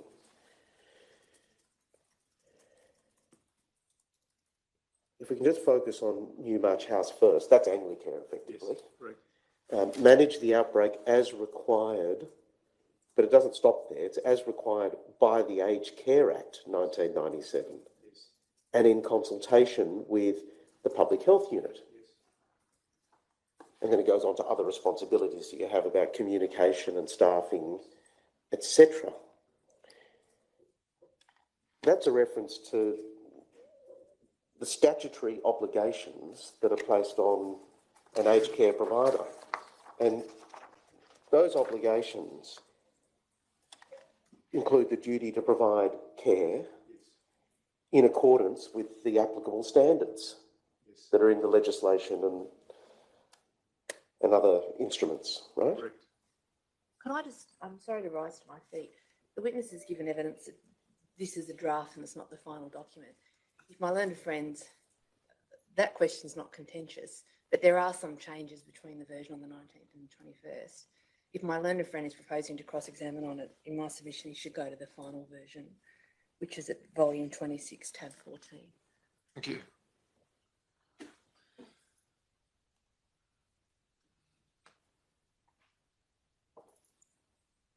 The document will be brought up, please.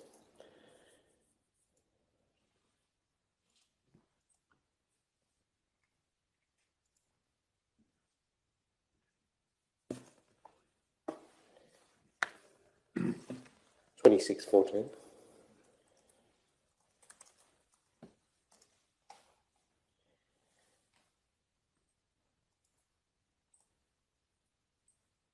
I'm going to read the Newmarch House section.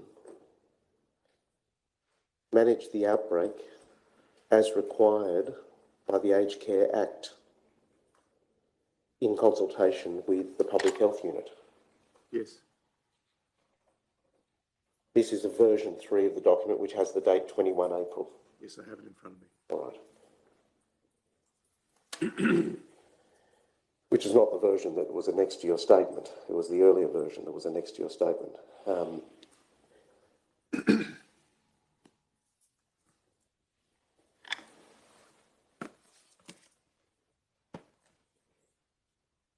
The Public Health Unit's responsibilities involve leading the public health response, which includes identification and management of cases, contact tracing, and then advising Newmarch House on infection control and clinical management. So there's the advice role.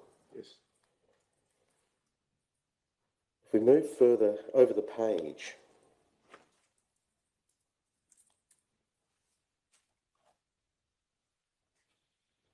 an organisation called the Public Health Emergency Operations Centre was to provide oversight for the public health response. You see that? Yes. And then underneath that is the local health district, that's Nepean, hospital in the home.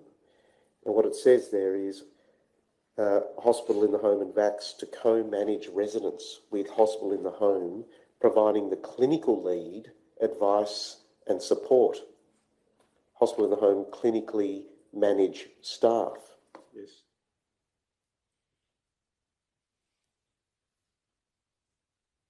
And underneath that, the local health district geriatrician vax team, previous entry related to hospital in the home, clinical management of COVID-19 cases through cases of residents through vax with hospital in the home, utilising telehealth and face-to-face consultations. Yes. So can I suggest to you, as confusing as this document is, in terms of the number of agencies involved and those different responsibilities described, there is still placed on Newmarch House this responsibility, as required under the legislation, to manage the outbreak.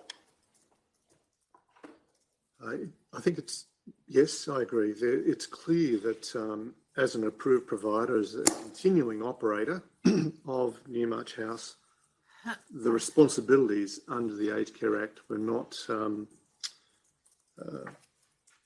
overwritten, and I think, to be clear, the Commission, being a party to this agreement, was pretty clear that we were not in any way to be absolved of our continuing responsibilities. And there was no argument about that. They continued. Now, with that in mind, and thank you for that frank acceptance of that responsibility, Mr. Miller. With that in mind,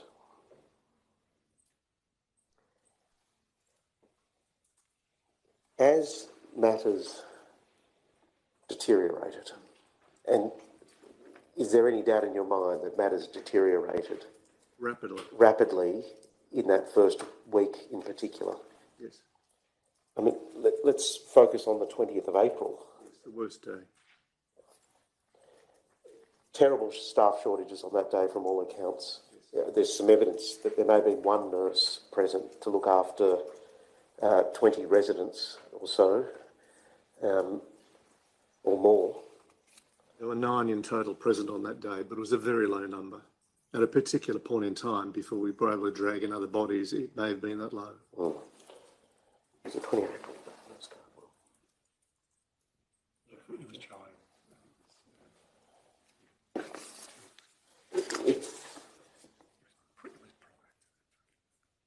Right. Even if there were 9 people available on that day. 9 over a 24-hour period. Right. There's a question about whether those staff were, for example, properly experienced enough to go in and do the work that had to be done looking after these patients, whether they were willing to go in and do it, given that some staff were expressing fears about having contact with COVID patients, and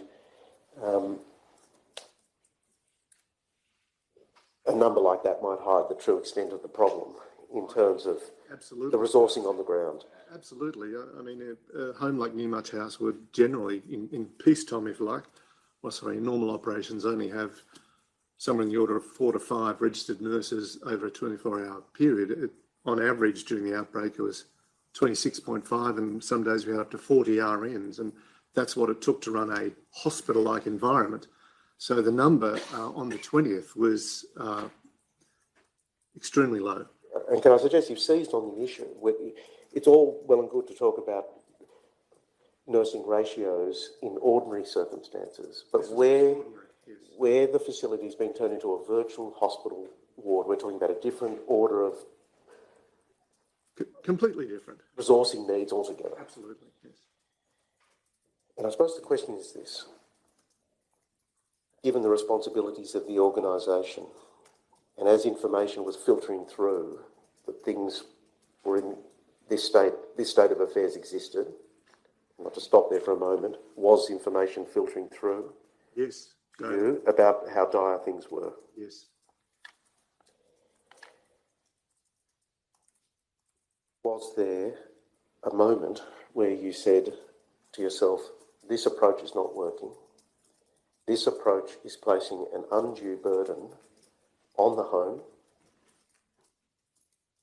and there needs to be a changed approach? Well, I think the question about an undue burden and,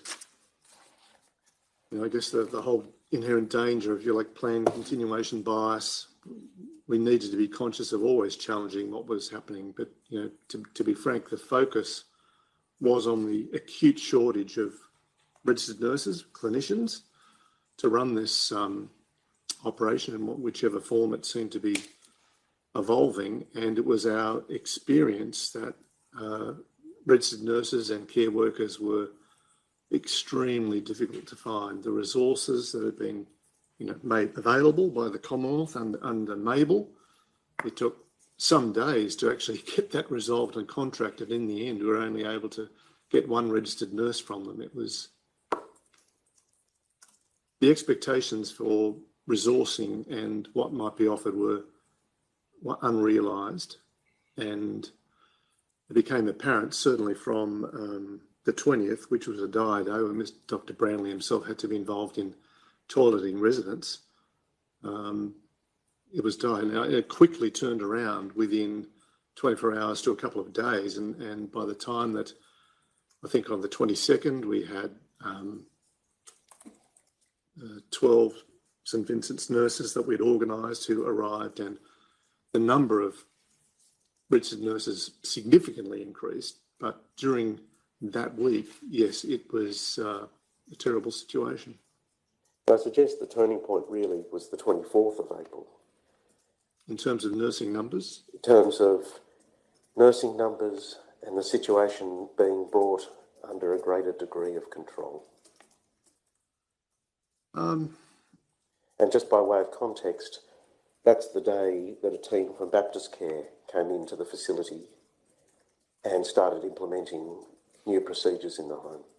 That's the day control was ceded to them, yes.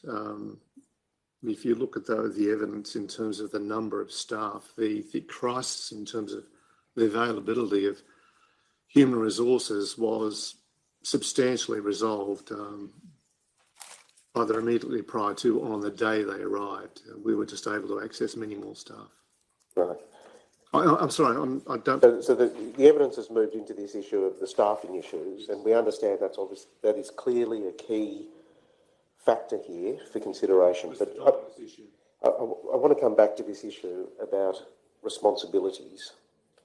I mean, do you accept that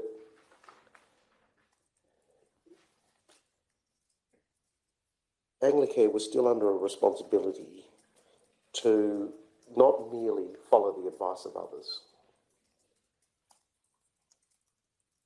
but to keep abreast of the circumstances that were occurring on the ground? That's the first thing. Well, I put it another way. I doubt that Anglicare has the medical qualifications or expertise to make this up for itself. It's clearly going to look to the advice, and we went to the best advice that was available at the time. I'm not suggesting you're not entitled to look to advice, but just let me go back a step. There's a responsibility to, first of all, keep abreast of the circumstances on the ground, to know what's happening in Newmarch House. No question about that, is there? There is a responsibility, can I suggest, to review the advice that you're receiving in light of those circumstances. That is undoubtedly true. The question arises, though, in what circumstances you have the capacity, either the time or the objectivity mentally, in order to calibrate, assess that advice that's being given. And I put it to you that in such an intense, this was the classic VUCA, if you like. There's volatility, uncertainty, chaos and ambiguity. This was a crisis point. There was very limited time in order to reflect, seek a third opinion.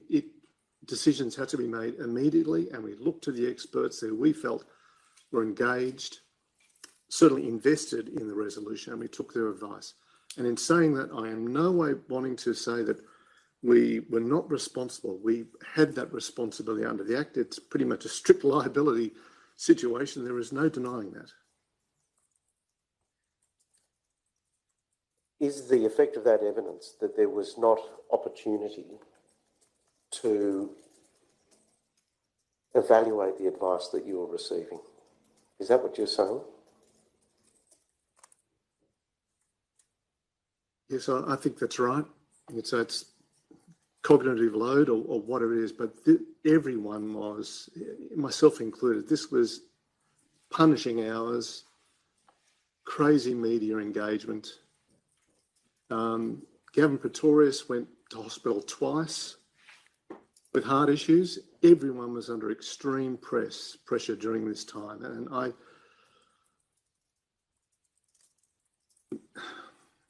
that doesn't absolve us of our responsibilities, but contextually there was very limited capacity to do that. Right. So the situation then developed effectively that you just had to follow this advice. Is that the position that you found yourself in? I think the only other voice that we were hearing was, and I was participating in these interdepartmental conferences from the 17th, the voices about whether we should be having some canteening of residents, either negative or positive, off-site. Everyone was scrambling for staffing. Probably staffing availability is one of the key points for discussion every day in those meetings.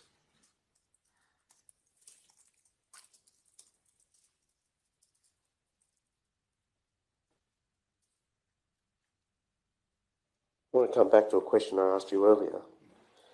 And there was this: was there ever a moment where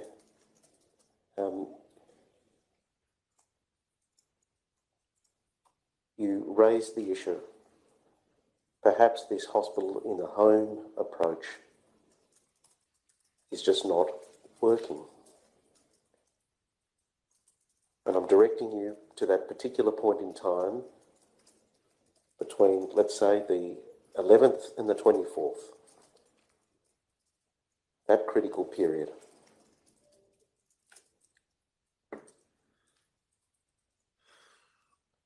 I believe that at the time, the position being made clear to us that residents were not to be transferred out of a home, that there's really no choice but to participate in what was being done. And clearly we had a voice. Mr. Pretorius, you've already referred, expressed a view. But this was I wouldn't say we're hostage to a situation, but this was the way it was going to be, and we had to do our best to participate in it. Right. Because we don't see in the minutes of the meetings or the record that we have of the meetings thereafter, I think it's fair to say we don't see Anglicare coming to those meetings saying case numbers are rising, tragically, the deaths are climbing. Our home is being now expected to function like a, quote, virtual hospital ward. This isn't working. There needs to be consideration of other options. We don't see notes to that effect in the meetings. I think that there were positive statements from Dr. Brownlee and others, and even I quote someone from Lisa Peterson saying, we seem to be on top of this. That's from the Commonwealth Department of Health. We seem to be on top of this. There was confidence about the testing regime, that there was greater and greater certainty about the identification of who were the true negatives. Planning was being undertaken in order to conduct cohorting, although it was a very protracted exercise. There was confidence in the advice that was being given and the engagement with health, and from the point in time where a resident is identified as COVID positive to the point in time where they might be seriously unwell, significantly varied, but it was obviously, it was generally, 10 days or so afterwards. So tragically, there were deaths. The time between identification and confidence about a testing regime and the growth in the number of staff to attend to nursing care, there was greater confidence about that being done just because of the sheer growth in number of staff in order to deliver that care. Did I consider that we should just pull the pin or say we are not going to participate in this any further? No, I did not form that opinion, and I can't say that I actually seriously did that once we're engaged on this exercise.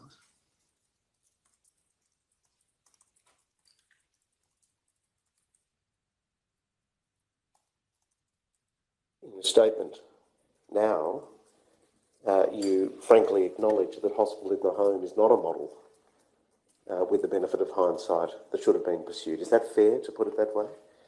That is unequivocally my position. All right. And I want to ask you why you hold that view now. Sure. Well, that opinion is based on, going back, obviously, benefit of hindsight. In a pandemic where there is no vaccine, clearly what is being done now in terms of caring for residents who are COVID positive in a residential aged care environment is a completely different situation to what existed at that time. If I had my time again, though, and would have had greater knowledge about what we were stepping into, I never would have accepted that we should have cared for these people or tried to run a hospital. It was, we shouldn't have done it. Now that is a view that's expressed with the benefit of hindsight. Yes, it is. Looking back over the whole unfortunate episode. But focusing now on the information that was coming back to you at the time, you were being updated, I take it, on the number of positive cases. You knew that the location of cases involved spread across the three wings. Yes. So there was no easy containment solution. No. You're being, I take it, updated about the number of people who passed away. Yes. And they would have been fairly immediate notifications that you received as those numbers progressed. They were. I spoke to every family. Right. And the burden fell on you to then contact families. You would have been given regular updates about staff shortages at various points in time. Yes. Daily. Were you informed that there were even if there were agency staff present, that there had been problems, such as refusing to work or not being appropriately experienced? Did you know that problem was emerging? Absolutely. There was a daily challenge to fulfil a roster, and once even a roster had been filled in the sense of nominated individuals from agencies agreeing to turn up, we would just have no shows on the day. You've already indicated that you had enough information to appreciate there were particularly acute days. Yes. I took you to the 20th of April. Can I suggest the 18th of April was another bad day? That's what's suggested in the evidence. And there were, that whole first week really was problematic, wasn't it? It got increasingly worse.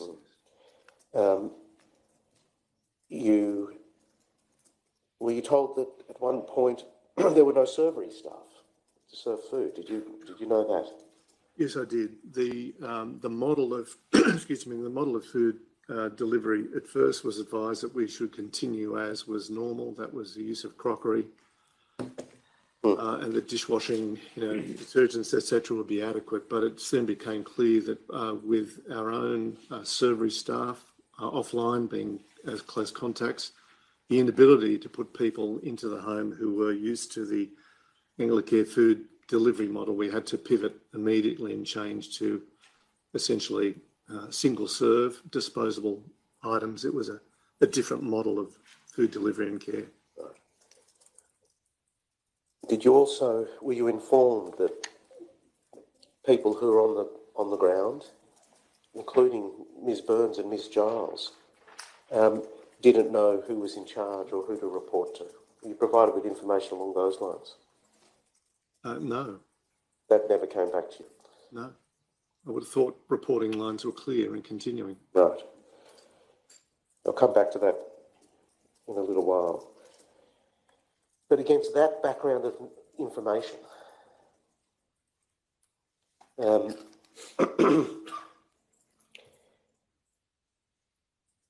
hearing what you say, that you were reassured at various points in time that we've got, I think your words were, we've got this under control.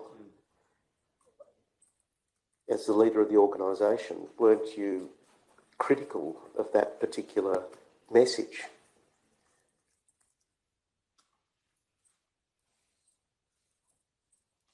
I object to the clarity. Critical of what message? I just said it. It came from the witness, and the message was, we've got things under control. Well, I object on a different basis. The witness has given evidence that things were changing over time. I think the question should be pegged at a different, like what point in the outbreak is my learned friend directing the witness? Well, Mr. Millard, I understood that I directed you to a particular period, which was the 11th to the 24th of April, that key period.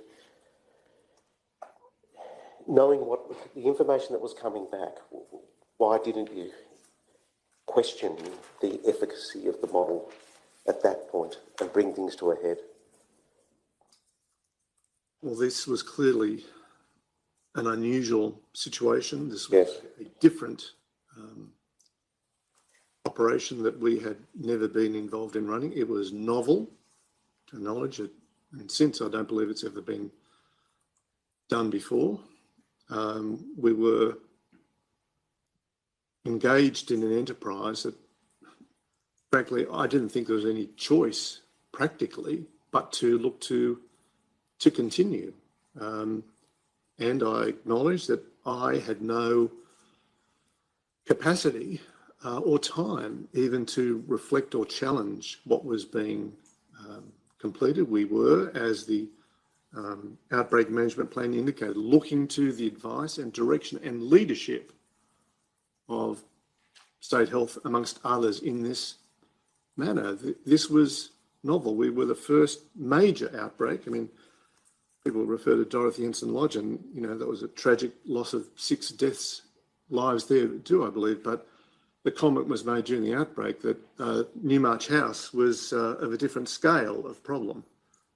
This was the first major outbreak before Victoria, and everyone was learning. There was no rule book here. No one had written what to do. We were seeking to be current about how people overseas had dealt with this. I was referred to and read an article from the New England Journal of Medicine about, it was very current, maybe 10 days old, about residents in a similar nursing home environment in North America, expectations about morbidity, expectations about infection taking place. We saw what was happening overseas. It was not an unreasonable expectation that in an evolving crisis of COVID, we were going to have to dealing with this. And everything pointed to the fact there wasn't a lot of choice here. We were just having to get on with it.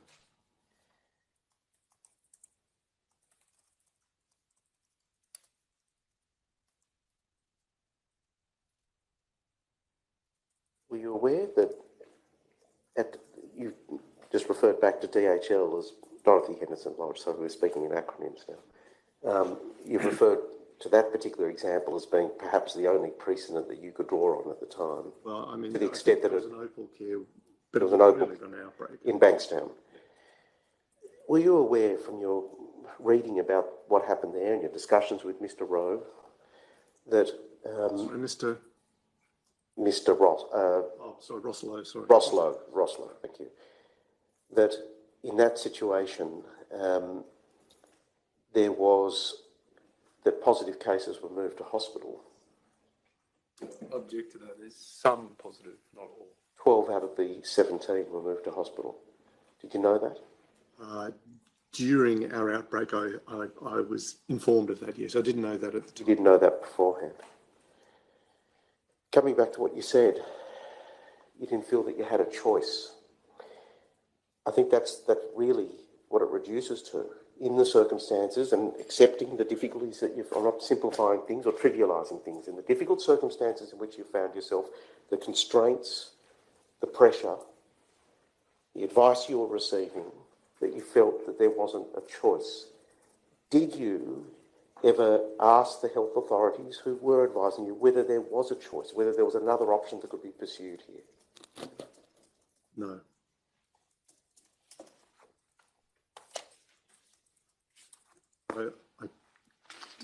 To expand on the question, no, I did not. But clearly we did participate in discussions about transferring residents off-site. But no, I didn't ask that question.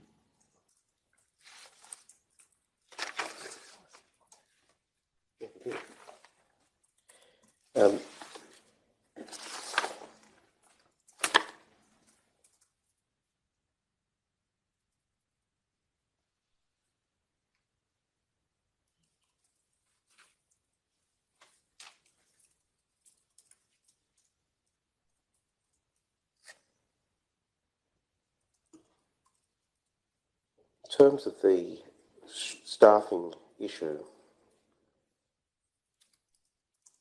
that you've referred to as being a sort of overarching problem, it's the case, isn't it, that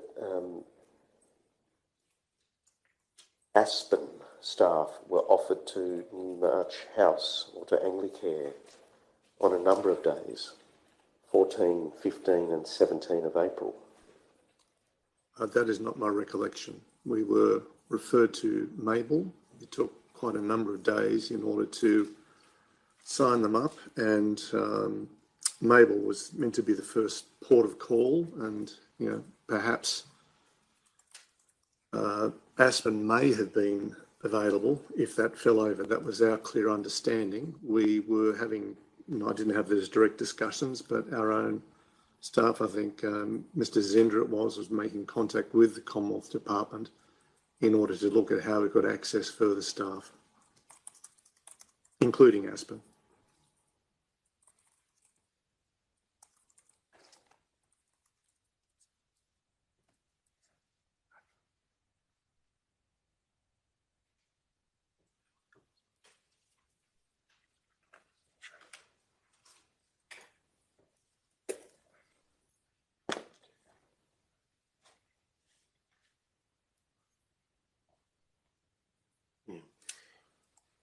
Can I ask you to accept that there's evidence in this inquest that on the 14th of April,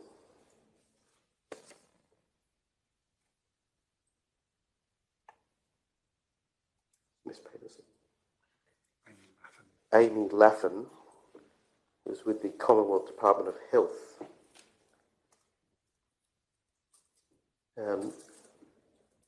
offered the availability of Aspen staff.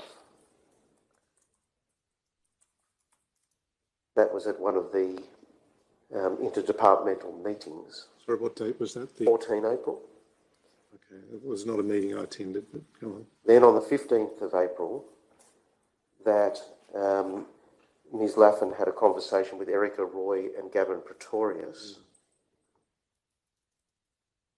And in that conversation explained that assistance could be provided to Anglicare by way of Aspen staff.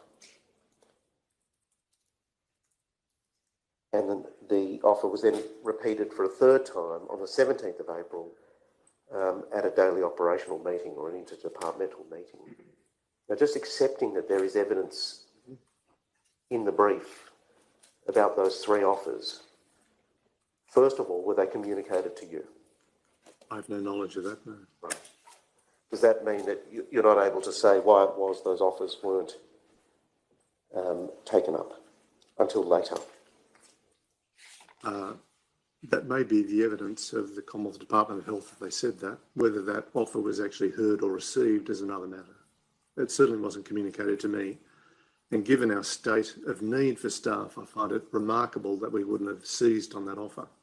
All right. So you frankly doubt that those offers were either made or were properly communicated to your organisation? I was unaware of those being made. And I find it incomprehensible we wouldn't have seized on it. Right. If it is the case that the offers were made and they weren't escalated to you, do you see that as an extraordinary state of affairs? Absolutely, yes. And given that I was being updated daily on the content of these meetings and the staffing needs, I would have been informed of that. Right. Does it follow from the evidence that you weren't aware of any discussion inside Anglicare that around this time, 14th of April onwards, next week, that somehow Aspen was unsuitable? No. Or that is an offer that shouldn't be taken up or anything like that? Absolutely not. No, I completely reject. We would have seized on them, absolutely. That's what I was coming to. Your understanding is you were looking to any source of staff that you could obtain in those circumstances, and an offer in respect of Aspen staff would have been gladly received. Manna from heaven, yes. Right. Because Aspen staff did ultimately come on site. They did. They provide great assistance, yes. I think on the 22nd they first arrived. That was what I was going to put to you.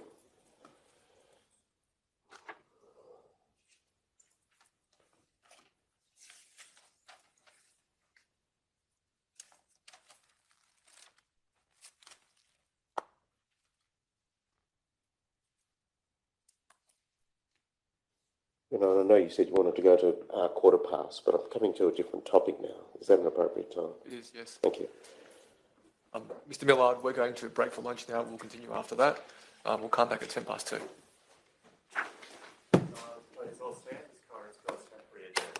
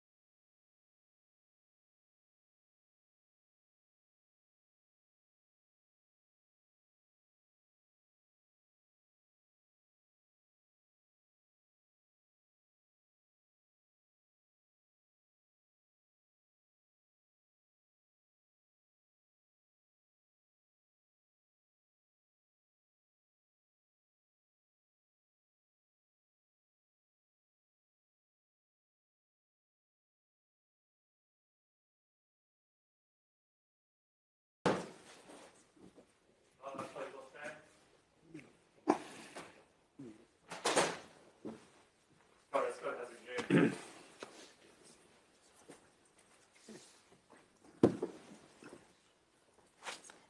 Mr. Buchan. Thank you.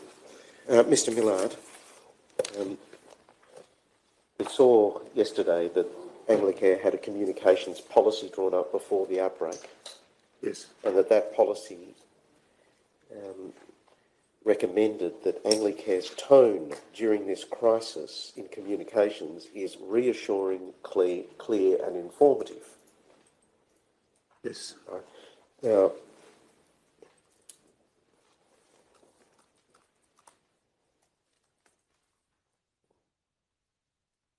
well, it might be important to have provided a level of reassurance so that panic didn't set in. That obviously wasn't a warrant to fail to disclose material facts about what was happening, was it? No, not at all. In terms of the families. And that last word in that sequence, informative, whatever reassurance was going to be given, that had to give way in terms of the accuracy of the information being provided, correct? Yes, that would be primate. Can I ask this document be up? It's volume 22, tab 30, page 35.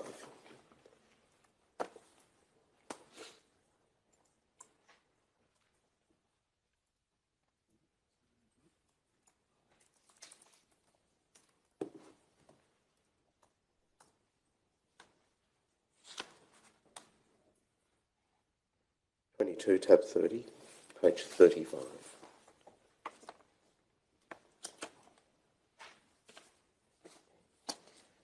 But this was a letter that was sent out to residents and families under your hand on the 22nd of April 2020.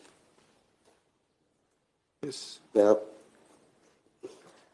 I was asking you evidence before the lunch break about what the situation was in this period of time, really. 20th of April has been singled out as a moment, a particularly bad day. Yes.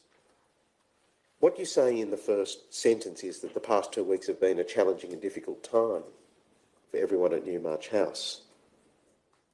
That certainly doesn't overstate the problems, does it? It's true, but it would understate the difficulties, yes. And then at the start of the next paragraph, you talk about the difficulty in sourcing an adequate number of both nursing and carer staff as being a significant issue. Yes. And then you go on to talk about what is being done effectively Yes. to try and rectify the situation. Yes. Do you accept from me that this letter provides pretty scant detail about what was really happening on the ground in the facility? I object to that question. Yes. Firstly, the witness should be given the opportunity to read the letter. It goes over the second page, and then my learned friend in my submission should identify what detail it's submitted is not in this letter that ought to have been. All right. Mr. Miller, have you had a chance to read the entirety of the letter? Not yet, but I will do so briefly. Thank you. Yes. And Mr. Buchan, in relation to Ms. Richardson's other objection? I will ask further clarifying. Very well. Thank you. I'm waiting for you to indicate whether you've had a chance to read the letter, Mr. Sorry, if Millard. you can be put back on Been screen, that'd be allow me to read it. Thank you. Thank you.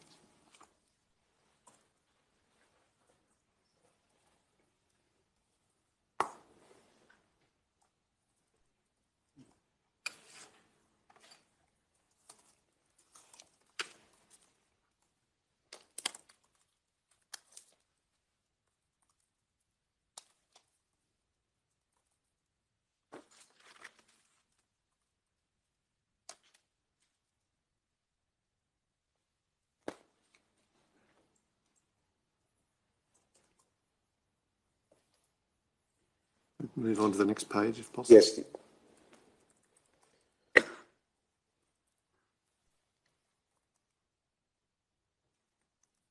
Thank you. Right, so I'm not going to go through the concatenation of circumstances again, Certainly. but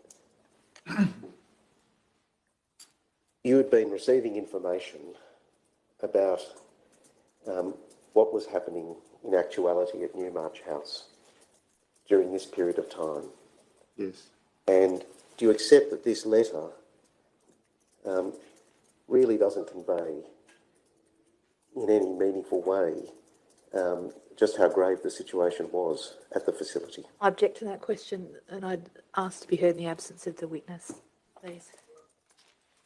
Certainly. Mr. Millard, would you mind just waiting outside the courtroom for a short time, just while I deal with this objection, then we'll continue evidence as soon as possible after that. Thank you. Yeah.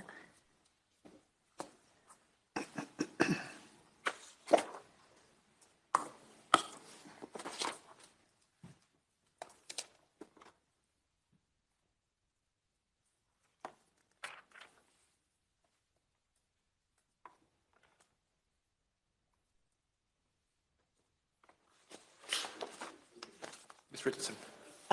In my submission, that question is too broad and fundamentally unfair to suggest to the witness where Anglicare is communicating with families and external stakeholders in a multitude of forums over time to select a single letter and put to the witness at a level of generality that it does not in any, I think the language is put as high as in any meaningful way, convey the gravity of what's happening is too broad.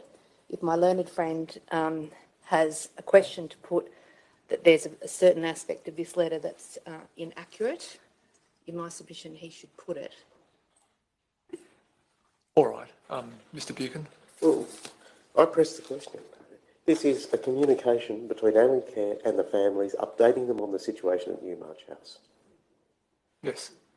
No, well, I press the objection. If my learned friend suggests that there's a particular aspect of the situation that ought to have been included in this letter and that has either been misdescribed in this letter or left out, he should identify it in fairness to this witness and ask the witness to communicate. To respond. It cannot be fairly put at that level of generality in my submission.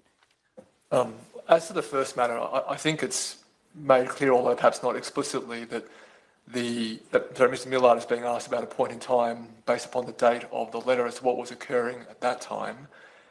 As to the second matter, look, I don't think the question is objectionable. It's open to Mr. Millard, who is obviously well informed, as he should be, to reject the nature of the question in its terms or to seek clarification about particular aspects of it. So I allow the question.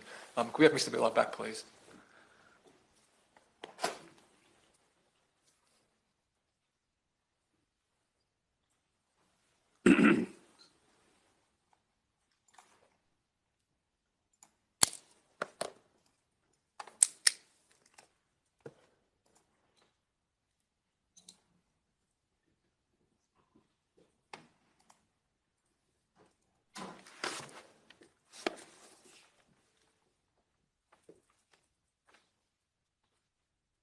Thank you, Mr. Millard. Sorry for that delay.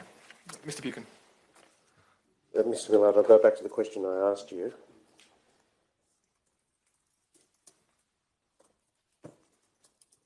Do you believe that this letter to the families of the residents at Newmarch House conveys the true gravity of what was occurring at the facility at this time? Although my recollection is it is factually correct, it would be, yes, I would agree, it would fail to convey the gravity of what had transpired and what was going through. The word that has been used in the evidence of a number of witnesses is chaos. This is evidence that's fallen from nurses, families, within certain documents in the brief, sometimes in medical records. This letter doesn't convey that Newmarch House was in a state of chaos at this time, does it? Does not, no. No.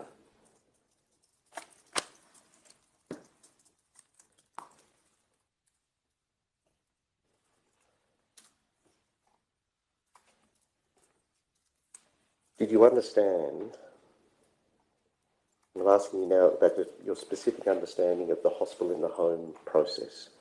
Did you understand that to be admitted in that process, the patient had to consent? I did not know that at the time. Right.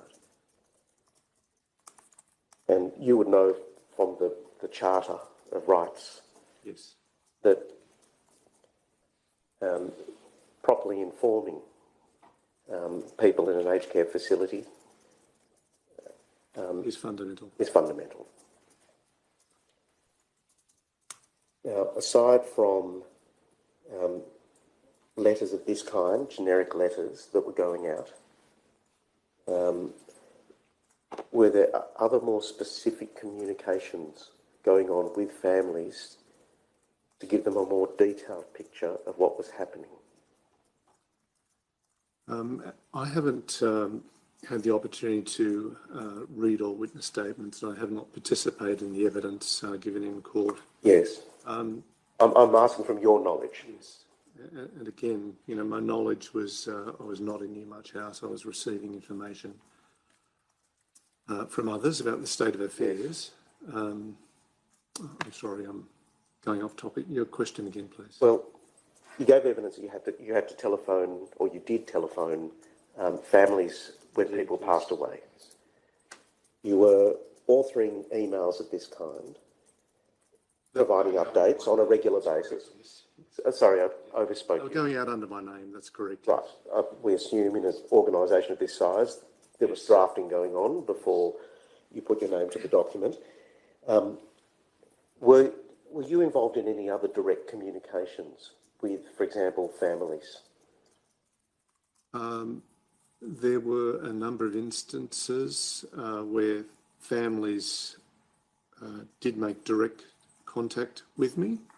I think one of the witnesses, I think it was Mary Watson, made reference to that in her evidence when they made contact with me. I was present for when she said this, that I acted on issues that were raised and matters seemed to be resolved quickly, but that was not the normal way that matters would be dealt with. There was management in place, and they would dealt with resident and family concerns, and so it was somewhat extraordinary when I was contacted, but there was no prohibition or problem about contacting me. It just probably was the most efficient means to get things done, apparently. On the 23rd of April, a webinar was convened or held. Now, was the background to that event, at least in part, that families had been attending the facility seeking answers? Seeking to attend, sorry, yes. I understand your pause. They weren't let into the facility, but standing at the gates. Yes. Trying to speak to someone to find out what was happening. Were you aware that that was happening? Definitely, yes. Yeah.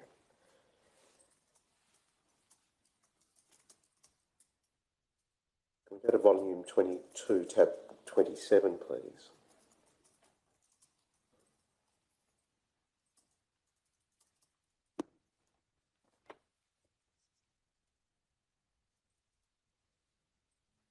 This is the transcript of the webinar. It's a very, very long document. Don't have the opportunity to go through all of this now. Have you had a chance to look at that any time recently? No, I haven't, but I think in my second witness statement, it's clarified that this is an incorrect and incomplete transcript, and reference ought to be made to the actual video footage itself. Right. So, all right, well, we'll take that on notice, that you have concerns about the completeness of the transcript. It's not factually accurate. Right. Do you see that you're, on page 1, you're identified there as a speaker, and you introduced the various persons who were going to speak on the webinar? Just in terms of the way the webinar functioned, was this pre-recorded or did it go live? It was live. It was live.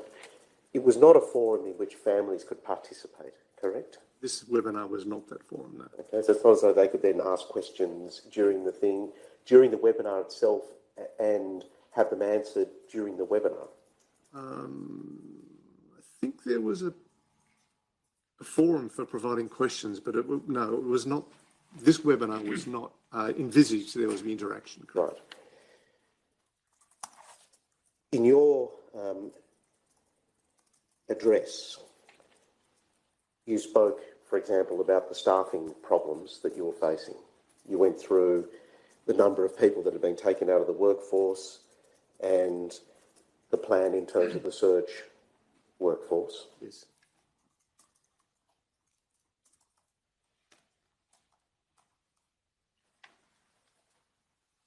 And arrangements that you hoped would be put in place to address the staffing problem. Yes.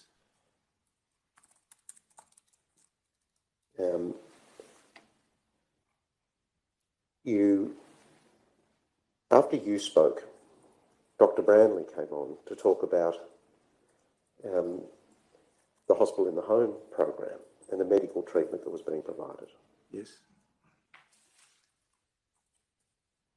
If we could just go to page 5, please.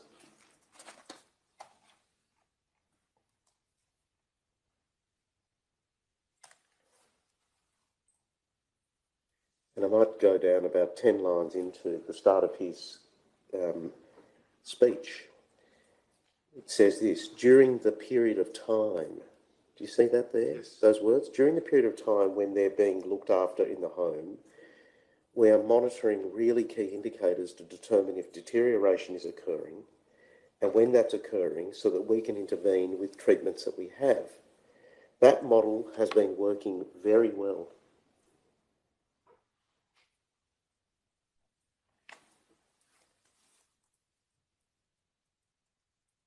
Before the Newmarch experience, we have successfully looked after many patients within that model.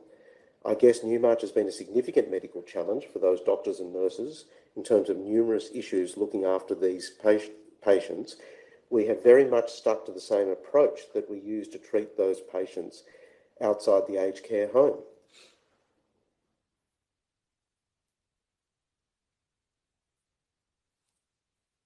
And on it goes.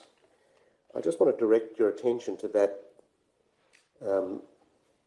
part of the address about monitoring really key indicators in the case of deterioration, and then the statement that the model has been working very well.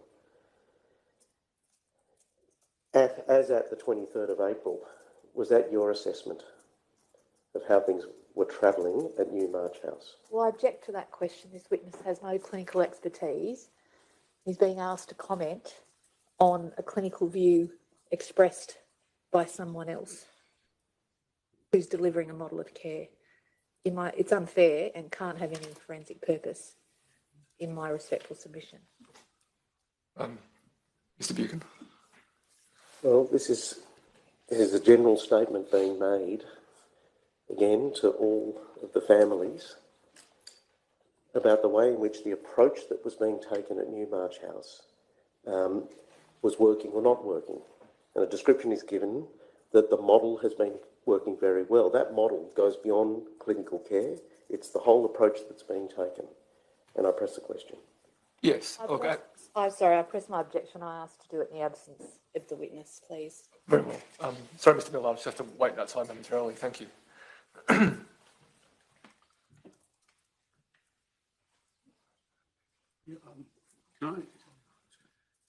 I don't want to get involved in the objection, but can I just raise a contextual issue with when you read the passage? I'm not sure that's a reference to Newmarch House. It may be a reference to hospital and the home more generally. Sorry, just missed that, Mr. Fordham, because the door's been closed. Sorry, that's all right. I apologise. No. I'm not sure that's a reference to Newmarch House per se. It looks to, when you read it on its face, to be a reference to hospital and the home more generally. Sorry, you're talking about the sentence? Passage my friend just read. I see. All right. I don't know because I haven't conferenced Dr. Branley on that particular issue. I'm just reading it, sitting here objectively. Yes, Perhaps all right. not. All right. Ms. Richardson. what this document records is that Dr. Brandley introduces himself as being an infectious diseases specialist from New South Wales Health and Nepean Hospital. And then he goes on in the relevant part that my learned friend was pointing out, that the fair context that he is discussing hospital in the home and how it works. And so Dr. Brownlee is expressing, taking to his clinical view, that it is a model that's working well. That is a model that New South Wales Health was delivering and in charge of. This witness has given evidence about difficulties with sourcing carers, RN, servery staff and so on. He has no clinical expertise to second guess whether Dr. Brandley, Dr. Sharma, with their own medical notes and the way they were observing people and delivering clinical care, whether he thinks they're doing a good job or not. So to roll up a suggestion, in my submission, it's a very serious inference, which is in effect that potentially families had been misled. It's a very serious matter to be put. It should be put in a very particularised way as to whether, firstly, query the forensic purpose as to whether a non-clinical witness could second guess a view expressed by the head of infectious diseases about a program he was delivering. And if that objection is not accepted, that at the very least it should be put at a more particular level. Did this witness have any knowledge at the point that the level of clinical care that was being delivered by New South Wales Health in the home at the time was of a standard that was contrary to what Dr. Brownlee said in the webinar? It can't be done at a level of generality in fairness to this witness in my submission. Look, there's no dispute that Mr. Millard obviously has no clinical experience. He's given that evidence already, but he's also been asked questions and invited to comment upon and express opinion about his views regarding the hospital and the home model, both as at the time of the outbreak and with the benefit of hindsight. I don't know that the question that Senior Counsel Assisting seeks to ask is materially different from the questions he was asked earlier in evidence today. So I'll allow the question. We can have Mr. Miller back, please. Sorry, Ms. Richardson. That there be an intermediate question as to whether he had any understanding at this point as to whether there were any difficulties in terms of hospital in the home and the clinical care. Did he have that level of knowledge about what New South Wales was doing in terms of delivering its hospital in the home? Did he even have that knowledge?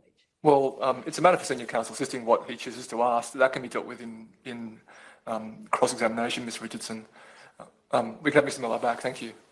Can I just raise my issue, which is a different one, and I'm not getting involved in this objection. All right, certainly. Other than to say this. Sorry, would you like Mr. Miller to be... He can come in, it doesn't... Oh, actually, no, keep him out, just in case. All right, sorry, Mr. Miller. Well, I just don't want to... Yes, of course. My reading of that passage is that it's a general statement rather than a reference to hospital in the home at Newmarch House. Because when you read it, it seems to go from the general and then further down, it goes to the particular. And so I'm not sure the premise of the question is correct. I don't know, because I haven't spoken to Dr. Brownlee about it. I'm just reading it.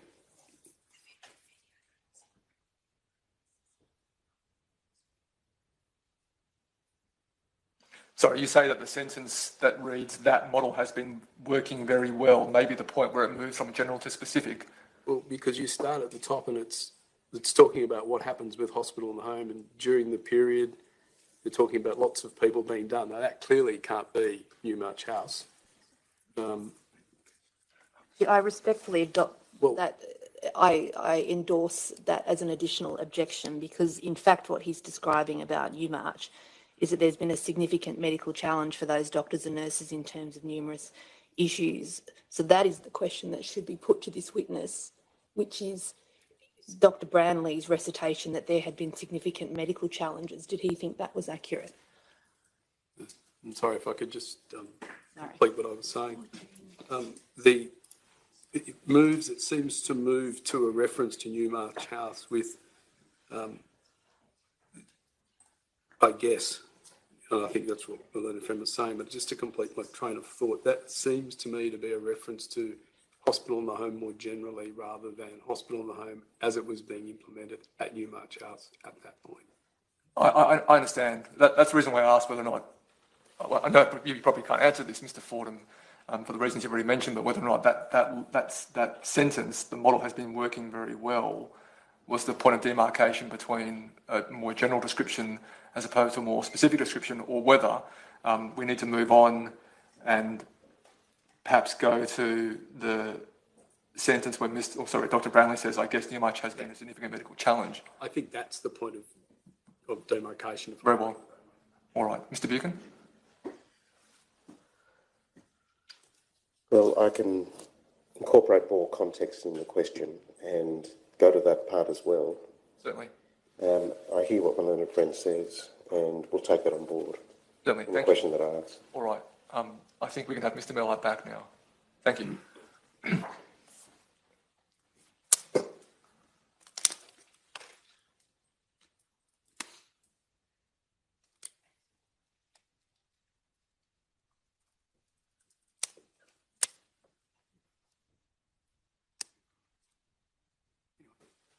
Thank you for your patience, Mr. Millard.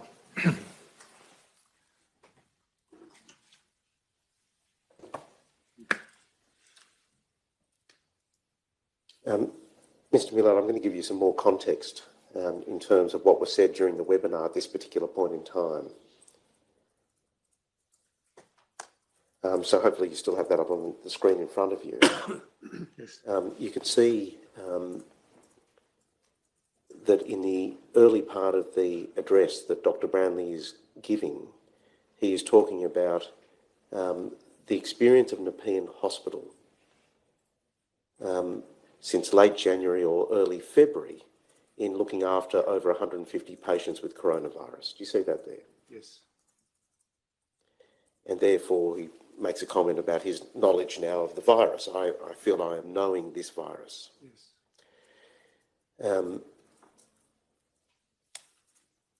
What he then goes on to say in a couple of sentences is that Nepean has a team in place that are looking after numerous patients by a mechanism called hospital in the home.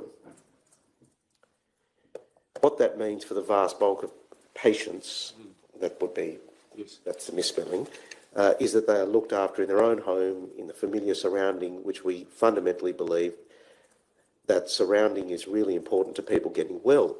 During the period of time when they're being looked after in the home, we are monitoring really key indicators to determine if deterioration is occurring and when that's occurring, so that we can intervene with treatments that we have. You see that there? Yes. Then you have the next statement. That model has been working very well. I see that. And then it's when I read that to you, your eyebrows went up. I think that's won't be captured in the transcript, but is that fair to say? I'm agreeing that's what it says. Yeah. Yes. What I'm putting to you is that when I first read this to you before the break, that particular statement, your eyebrows lifted. Yeah, it would be a long, long time since I've read this, and when I read it now, with everything I know, I raise my eyebrows, correct? Right. Then it goes on to say this. Before the Newmarch experience, we have successfully looked after many patients with that model. I guess Newmarch has been a significant medical challenge for those doctors and nurses in terms of numerous issues looking after these patients. We are very much stuck to the same approach that we use to treat those patients outside the aged care home. An aged care facility is really particularly challenging as the mortality of this virus in the elderly is much higher. Okay, I'll just stop there for a moment. Yes. When you heard these words being read, first of all, do you have a memory of this part of the webinar now? No, not really, but When do you remember that this produced any reaction in you, hearing this information?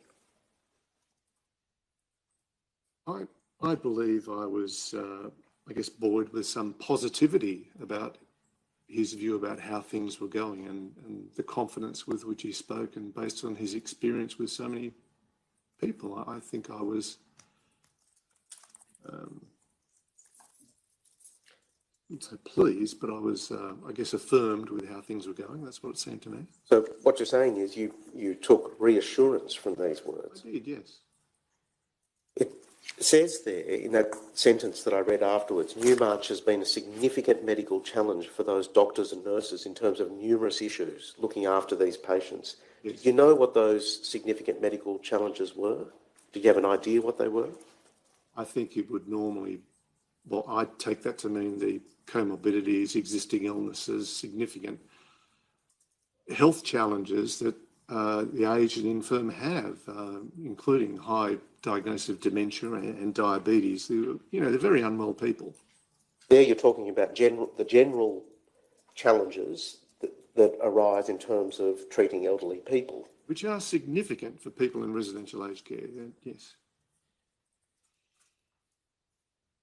Was there anything specific that you had been told at this stage about significant medical challenges in terms of the delivery of this model at Newmarch House?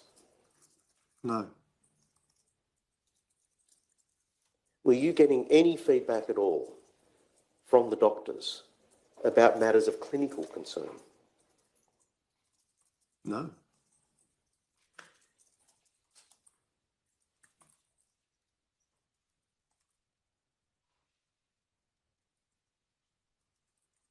Given the circumstances that you frankly acknowledged in your evidence that existed around this period of time, certainly in the lead up to this webinar on the 23rd, did you have any sort of issue in your mind about how it could be said that the model was working well in the context where the home was in chaos? I object to that question for the reasons we discussed when Mr. Millard was out of the room. All right. Mr. Buchan.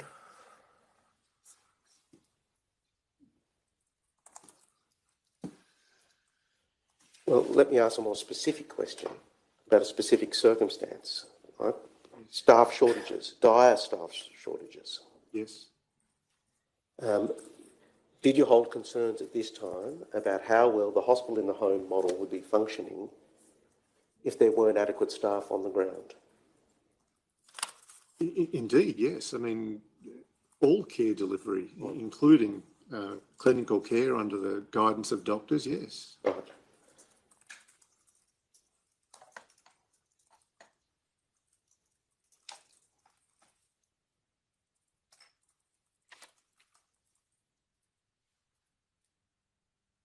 The absence of medical practitioners being present at the home.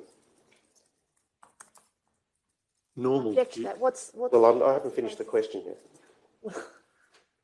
The absence of medical practitioners being on the ground, for example, on the 20th of April. And you referred specifically to the fact that on that day, Dr. Branley had to involve himself in the way that he did because there weren't other practitioners around. That circumstance. I object to the premise of that question. Yes. Dr. Branley is a medical practitioner. He was on site. Yes. And is it being put that there were no medical practitioners on site on that day? It doesn't reflect the evidence in the brief, in my submission. Well, I think it was in the context, as I understood the question, where Dr. Branley was on site but had to perform tasks associated with personal care of residents that he might otherwise have to perform in his usual role. Mr. Buchan? Yes, I'll allow the question. Go on. In light of that circumstance, did you have concerns in your mind about how the model was being implemented? My concerns were about the capacity to operate the home and provide care, broadly defined, and to the extent that Dr. Branley on the 20th was involved in delivering personal care activities of daily living, that's not his job. We didn't have enough staff to do that. But in terms of medical care and GP coverage, I'm not aware whether it was adequate or deficient, but clearly that was not his role. If Your reaction, knowing what you knew, against the background of what you knew, was to be reassured by these words. Do you accept that there's a very real possibility that family members would similarly have been reassured I accept that. by words of this kind? Yes. And looking back now, and I'm not asking for a clinical opinion, because clearly you're not in a position to give that opinion, but looking back now on what was happening at this particular point in time, do you think this was an appropriate occasion to be giving words of assurance to the families that models were working well? I object to that question. I would press this objection in the absence of the witness, because we have had this objection in the absence of the witness. Yes. All right. Sorry, Mr. Millard, I'm going to ask you to wait outside the courtroom again.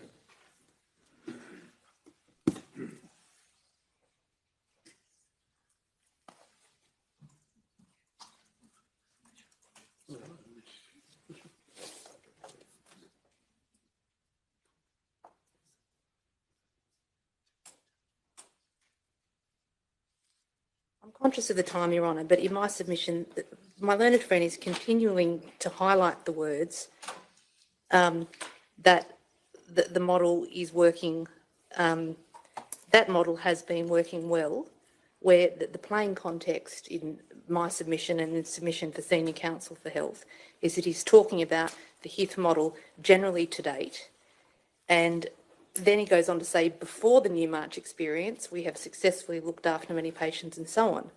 And then he goes on to say, I guess Newmarch has been a significant medical challenge for those doctors and nurses in terms of numerous issues. So the thing that's specific to Newmarch House is that there's been significant medical challenges. He's clearly drawing a point of distinction. And so to continually put to this witness the suggestion that the tenor of what Dr. Brownlee said was to say that the model was working well at Newmarch House, when in fact what he said was to acknowledge there had been significant medical challenges, is misstating what the document says. And then it's being built on to suggest that family members would be reassured by an assurance given by Dr. Brownlee that the HIF model was working very well at Newmarch, when in fact he had specifically said that there were significant medical challenges. It's not fair to continually re-put this point that, in my submission, misstates what the document says. And I should note, because we will provide an accurate transcript, that a separate document we have as to a more accurate version of the transcript is that what Dr. Brownlee in fact said at this point was, I guess Newmarch is a really significant medical challenge for both doctors and nurses in terms of numerous issues of looking after these patients. So there's the word really significant that is in the webinar and not in that document. But in any event, to keep re-putting the model working well and in effect suggests that people have been misled on that basis is not a fair way to deal with this in my submission. Mr. Beacon, was the question limited to those 7 words? Or we're asking Mr. Millard about... I was asking a more general proposition. Yes. About whether, in light of what he knew at that time, whether it was appropriate to be giving a level of reassurance to the families. Yes. Well, I think it should be asked, in circumstances where he says there's a significant medical challenge, there's the language directed to Newmarch House is there's been a significant medical challenge for doctors and nurses.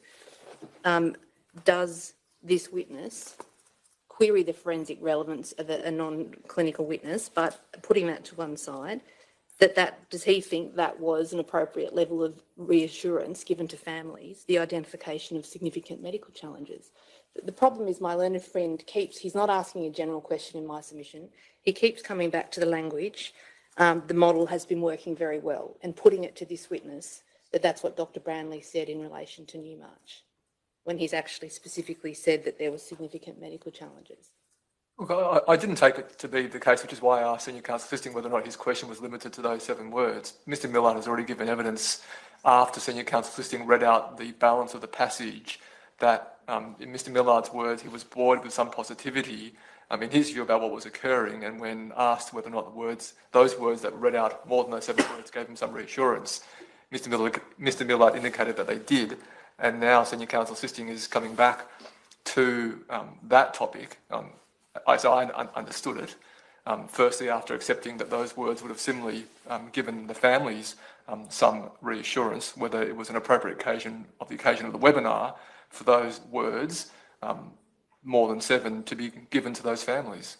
That's where I understand the question to be going. Mr Buchan, have I missed something? No, you haven't. All right, very well.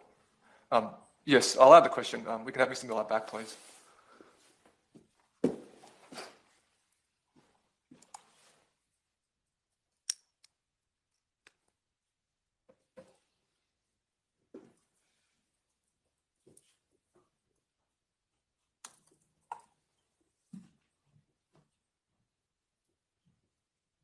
Thank you, Mr Millard. I'm going to re-ask the question, but you've been outside for a while, so let me just take you back to that point again. You gave evidence that you took from this part of the webinar a sense of reassurance, effectively. Yes. About what was happening at Newmarch House. Yes. You accepted that if you took a sense of reassurance from those words, then it's likely that family members similarly were reassured.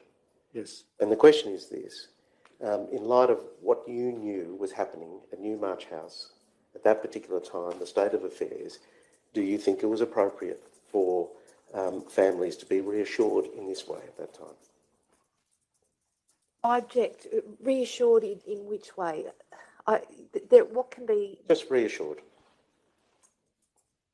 About which sentence? What is my learned friend directing the witness to? Well, I indicated what my understanding was. I don't think Mr Millard has any difficulty answering the questions that he's just been asked since returning to the witness box. Go on, Mr Buchan. Do you think it was appropriate for families at this time to be reassured about the care that was being delivered at Newmarch House? About the medical care, yes, I think that inference is correct. That would have been, it was reassuring. Right, it was reassuring. Do you think it was appropriate to reassure the families in the circumstances that you understood existed at Newmarch House at this time? Well, I'm not really in a position to comment about medical care because I'm not a clinician, and if an expert like Dr. Brownlee says that, in the position I would trust and believe what he said, but I don't think it was a comprehensive or fulsome description about the state of care and care delivery. I think it was about the model of medical care, and therefore perhaps incomplete. Thank you.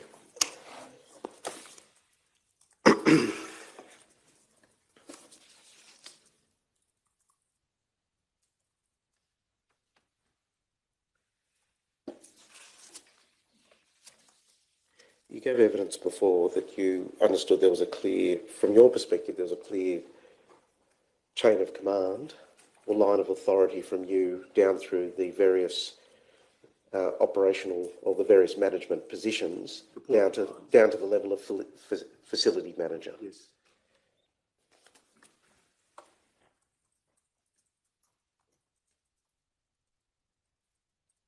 You expressed surprise when I took you to evidence from Ms. Burns, effectively, that she wasn't clear in her mind about who to report to.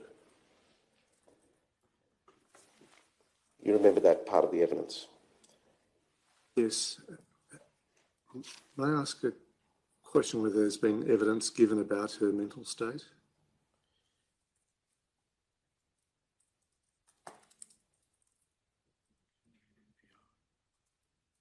I think I might need to seek some instructions about a non-publication order in relation to that answer. Well, it's not, well, I don't know if it's an answer, it's a question being posed from the witness box. Yes. And we certainly support there should be a non-publication order that should cover that issue. All right.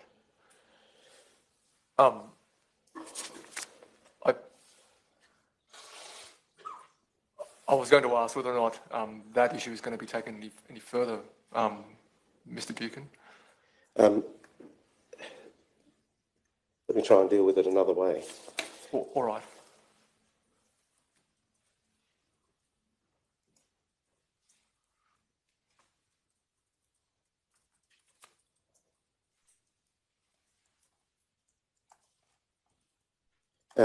You're aware that there were Baptist care nurses, experienced nurses, that came on site on the 24th of April. Yes.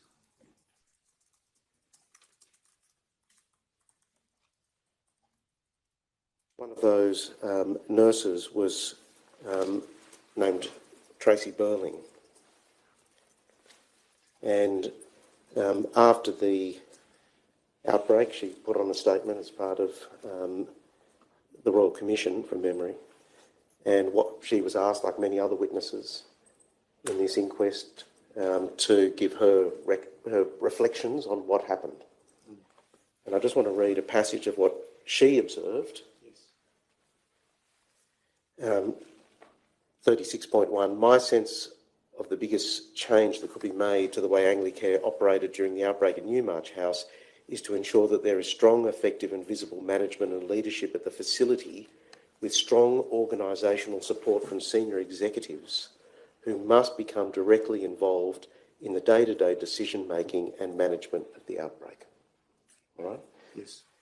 Now,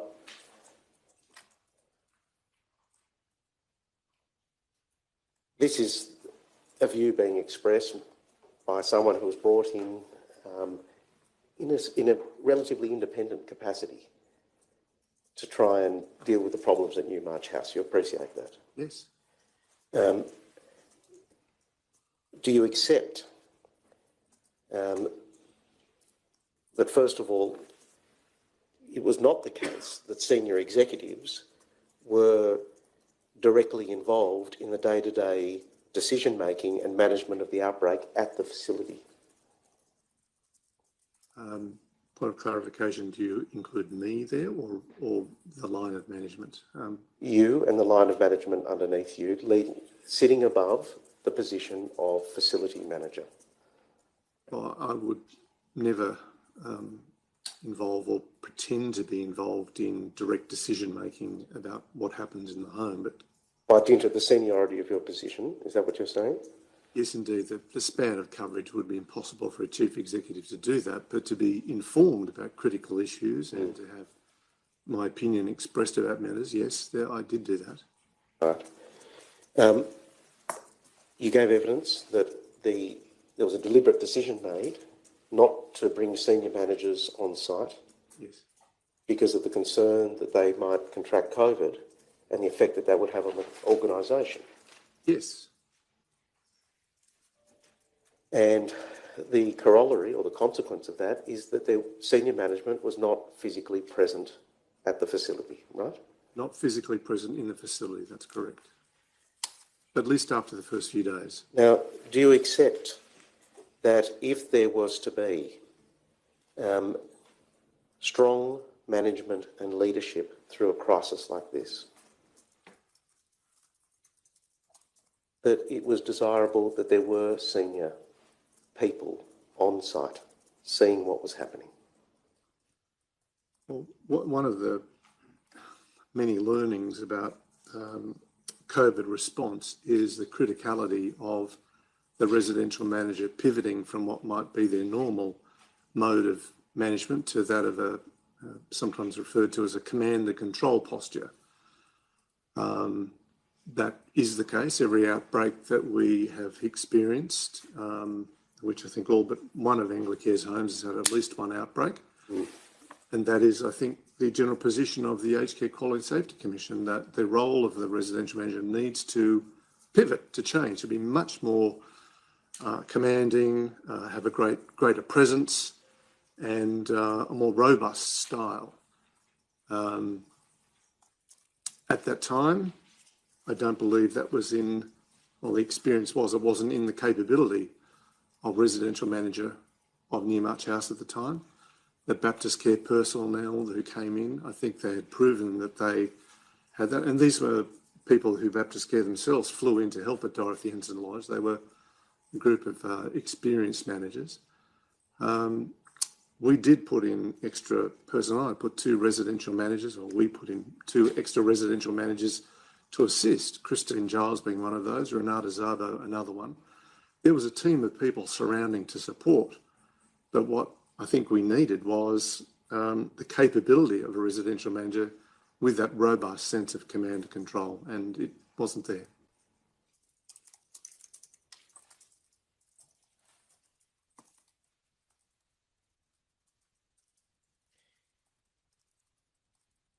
You've already accepted that this was no ordinary crisis. This was singular. Yes. And in terms of its gravity, extreme. Yes. This was a situation, can I suggest, that did warrant senior executives being present and on site during the point of crisis. Do you accept that? With a bit of hindsight, yes. But at the state of situation as it was, with evolving transmission community, looking at the experience of residential aged care operators in Europe and North America, I still think it was the right decision not to place all the eggs in one basket, if you like. I think that would have been foolish. All right. That's not suggesting to you that you have every member of your executive team in Newmarch House. But what I am putting to you is that there should have been an executive presence during the crisis. That would have assisted you, wouldn't it? In hindsight, yes.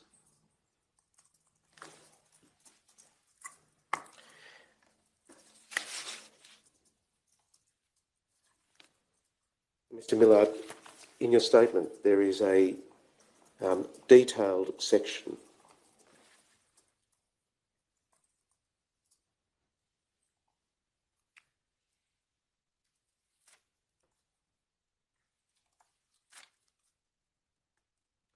which deals with challenges and lessons learned. It starts at paragraph 78 of your statement. And there are a number of matters there that are raised. That is in evidence in the inquest. Yes. And you can imagine that that part of your statement will be carefully considered.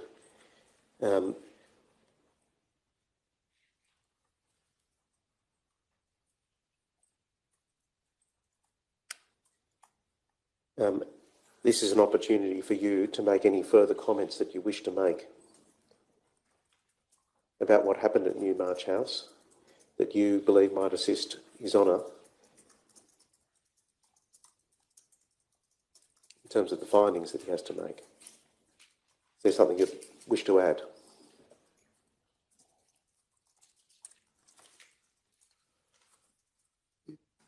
It has been, and it is difficult to put yourself back into the mindset and understanding of what it was like at that time.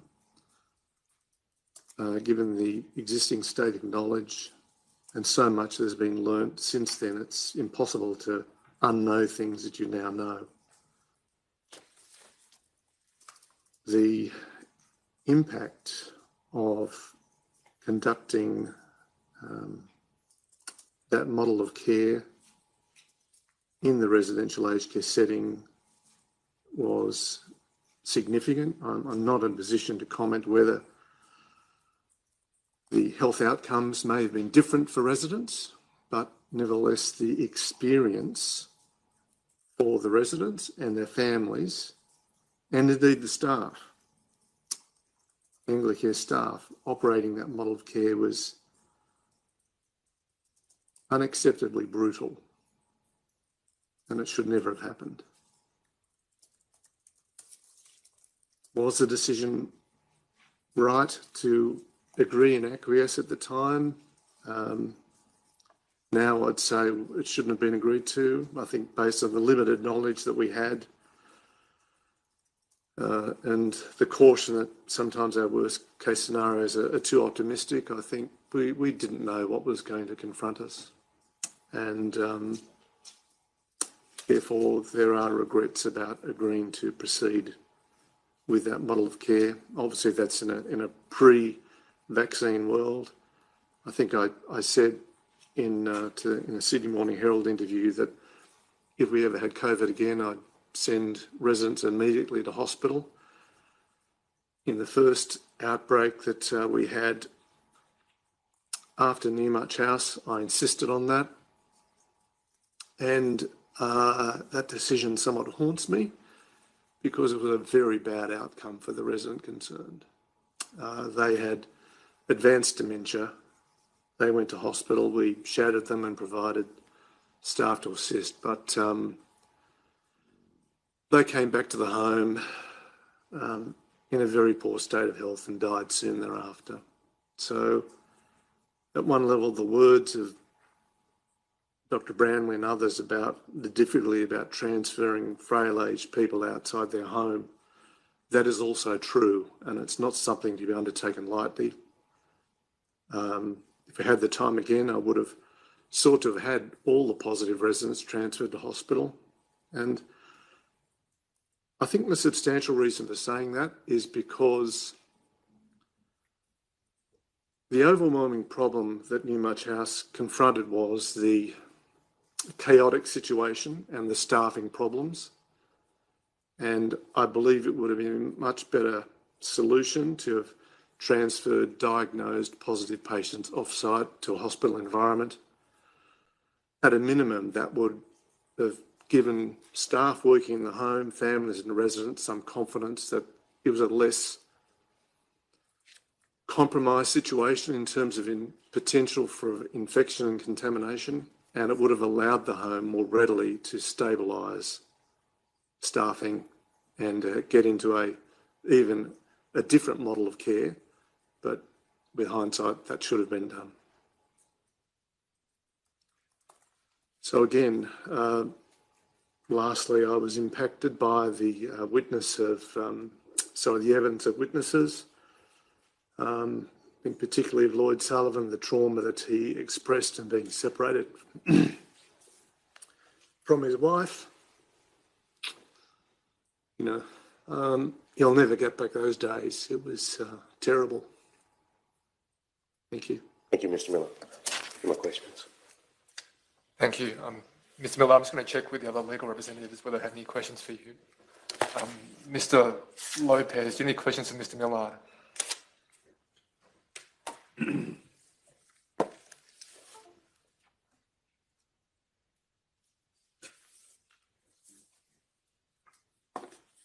Mr. Lopez, are you still on the... Sorry. No questions, Your Honour. Thank you. Thank you. Mr. Palfrey, do you have any questions for Mr. Millard? No, thank you, Your Honour. Thank you. Ms. Furness, do you have any questions? No, Your Honour. Thank you. Mr. Fordham, any questions? No, thank you. And Ms. Richardson, any questions? Just a couple of questions, Your Honour. Yes. Mr. Millard, do you recall being asked some questions about whether the board of the relevant Anglicare entity at the time, whether any board members had any health background in health? Do you recall that question? Yes, I do. I just want to ask you about some names of people to see whether you have a recollection. I want you to assume, and this is something we will make good on the evidence, that the following people were on the board at the time. Gary Koo, K-O-O. Do you know whether he had any background in relation to health? Bishop Gary Koo was at one stage a medical practitioner. Dr. Deborah DeBono, D-E-B-O-N-O.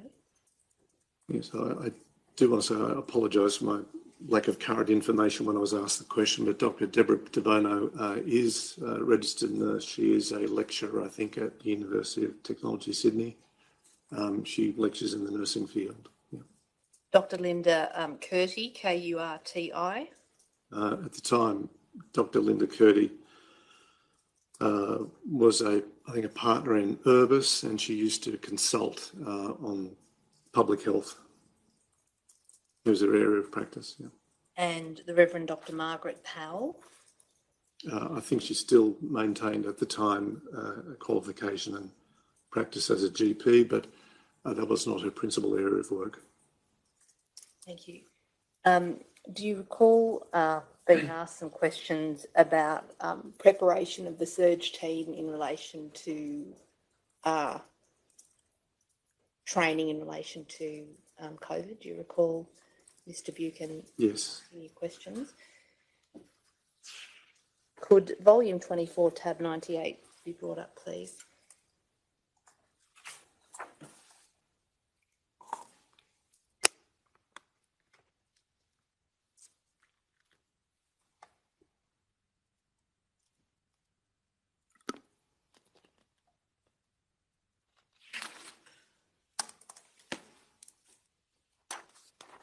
Is this a document that you've seen before?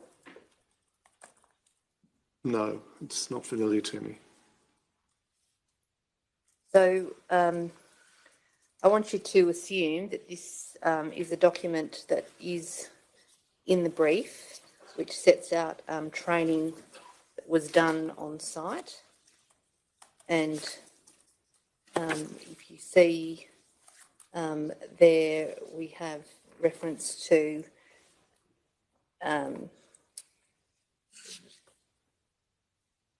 in the third column, row from the bottom, risk categories in terms of who's at risk and so on. If we could go to the next page, please. Then in bolded and correct use of PPE, role plays with donning and doffing. Then we have clinical risks, escalation of respiratory distress, pressure injuries, so on, medical administration, leadership, challenges. If we'll go to the next stage, sorry, the next page, and we've got activities in terms of those matters. And I also want you to assume that there's evidence before this inquiry from people who participated in that training, that the training that they received did in fact extend beyond merely donning and doffing of PPE. I want you to make those assumptions. You asked a question in relation to a communication sent by you on the 12th of April, and it was put by my learned friend to you that if the training was limited to donning and doffing of PPE, does that suggest that there's been an overstatement in your letter to say that people have been specially trained in working with COVID-19? Do you recall that question that was put to you? I do. If in fact the training extended beyond donning and doffing of PPE, what do you say about the suggestion that there was an overstatement in your letter to families about the training based on it being limited to doffing and donning of PPE? Do you accept that it's an overstatement? Well, sorry, please restate the question. It was suggested to you that you had made an overstatement. Perhaps if it could be brought up, please. It's volume 22, tab 30, page 4.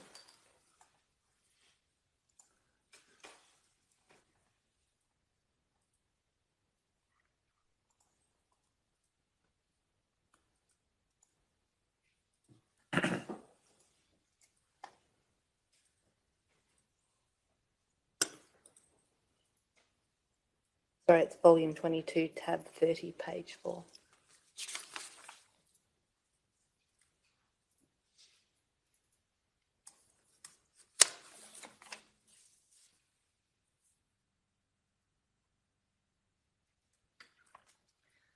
Thank you. And if you see in the fourth paragraph from the bottom, it starts a special Anglicare response unit. Do you see Yes, that? I see that. And then the final sentence says this team has been specially trained in working with COVID-19. Yes. My learned friend put to you that if that training consisted merely of donning and doffing PPE, do you accept that you've overstated matters there and you accepted that you had?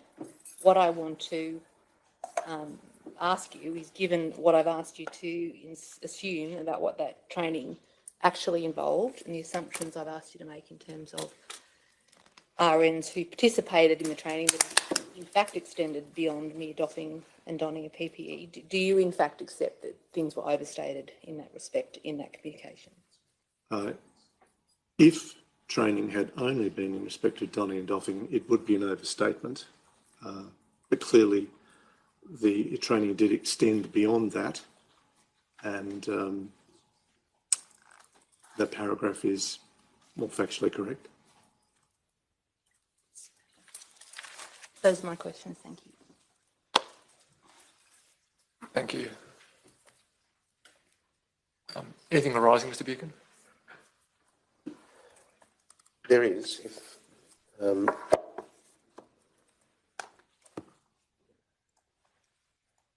tell you what the reference is. It's tab 90,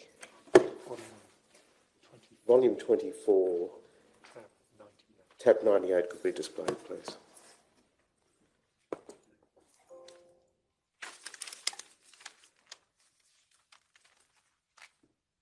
Go back. It's moved off the screen.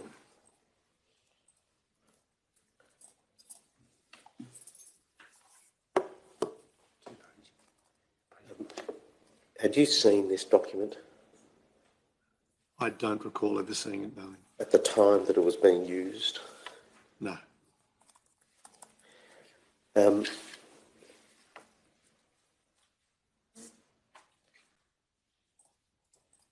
I just want you to actually look at the time stamps on the side, Mr. Millard. 10 minutes on the impact of COVID-19 on us all. What is COVID-19 transmission? 5 minutes on PPE issues.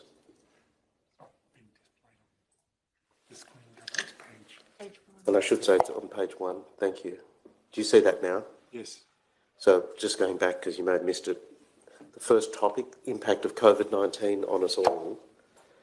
Open discussion, do I feel safe? What is COVID-19? That was a 10-minute section of the preparation. Then 5 minutes on PPP issues, including correct use. 15 minutes on risk categories. 15 minutes on the role of the surge team and your role in it. 5 minutes, what does isolation mean and its impact on family? Turning over the page, 10 minutes on something called one staff does it all. What does that mean and why?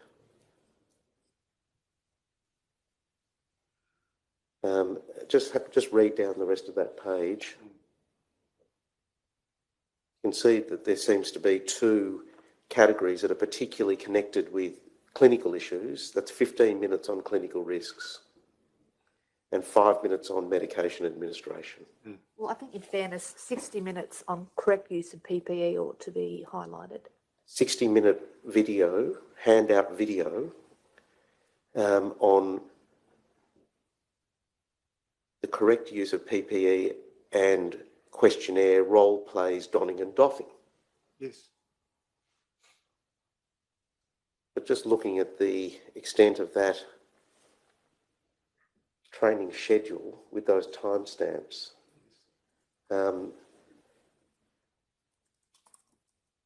does that impact on the answer that you gave a moment ago to my learned friend Miss Richardson about whether there is or isn't an understatement or overstatement? I think to, I won't say but you, but most people who are clinicians or RNs, this might seem like a very limited amount of time, but for someone who is actually involved in delivery of nursing care, to be briefed, for 10 minutes on something, you might say, why are we spending so much time on this? Some of this is, I guess, trying to establish a common ground to make sure everyone is on the same page here. Clearly, the focus, I think I said before, was on the practicalities and how you actually put these things into practice. And I understand that one of the major issues was on consistent application of a PPE in a correct form, donning and doffing. It is a massive issue. I mean, every episode of care had to involve donning and doffing PPE. The Royal Commission had evidence about the massive volume of material. This was It's not a normal human thing to do. It's mechanical, it's deliberative, it's exhausting, and therefore they needed to know what was involved, and that was a major element of this. What this document indicates is that there was a 3-hour session, which includes the 1-hour video on PPE doffing and donning. Not underestimating, understating or trivialising the importance of that issue, Mr. Millard, but a 3-hour session.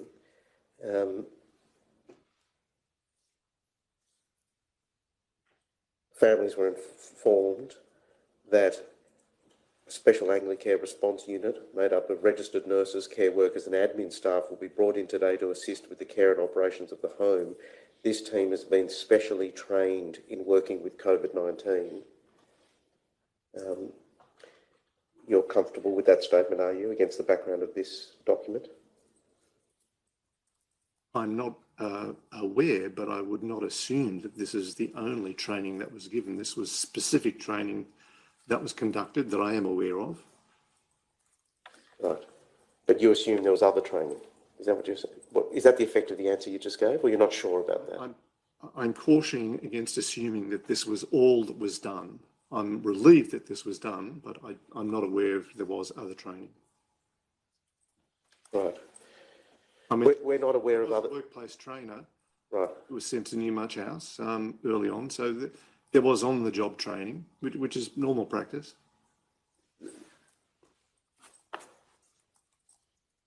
No further questions. Thank you. Thank you.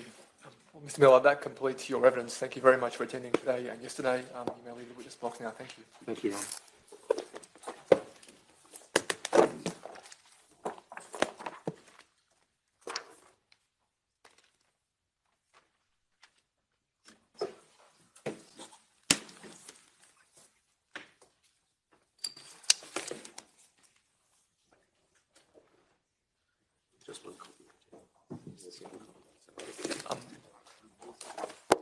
Just before we come to the next witness, I might deal with that discrete issue regarding, I think the evidence referred to by Mr. Millard in relation to Ms. Burns in the non-publication order. That's still the case?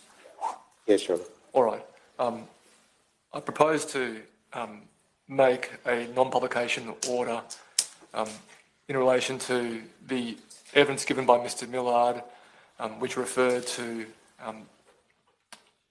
the mental health of Melinda Burns. That order of non-publication is made under Section 74(1)(b) of the Coroners Act. I'm of the view that it would be in the public interest to make such an order on the basis that the evidence touches upon a matter of a personal nature to Ms. Burns, and which is a matter that is not central to the issues which the inquest is examining. So I'll make that order. All right, Mr. Buchan. Thank you, Your Honour. The next witness is Miss Dr. Bradley Forsman. Thank you.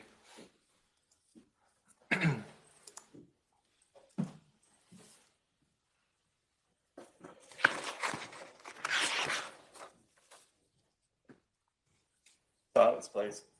Do you solemnly and sincerely declare and affirm that the evidence you shall give be the truth, the whole truth, and nothing but the truth? If so, please say I do. I do. Thank you, Doctor. Please have a seat. Dr. Forsman, if you're comfortable with this, you can remove your mask to give evidence. Thank you. Your name is Dr. Bradley Forsman. That's right. Your surname is spelled F-O-R-S-S-M-A-N. Dr. Forsman, you provided a statement on the 2nd of August of this year in relation to this inquest, correct? Yes. Your Honour, I tender the statement of Dr. Forsman dated 2 August 2022.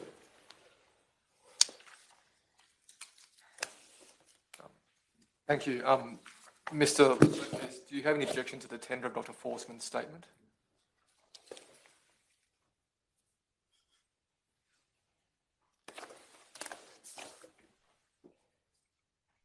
Mr. Lopez, are you still on the connection?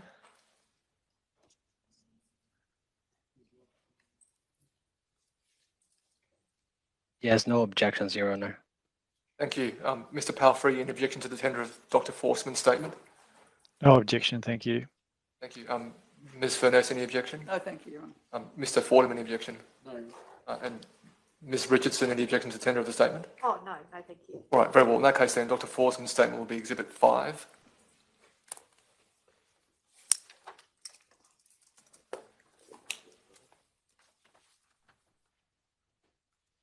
We have a copy to Thank you very tender much. if Your Honour wishes to receive it. Thank you.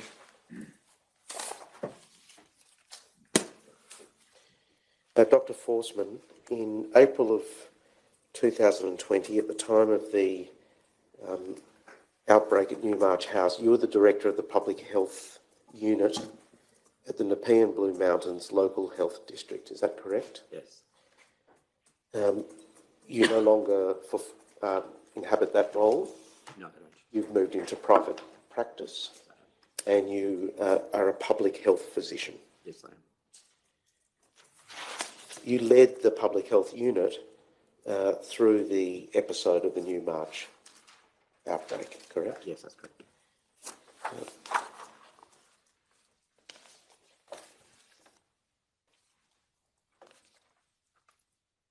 You've set out in your statement what role the public health unit performs in the context of an outbreak like the one that happened.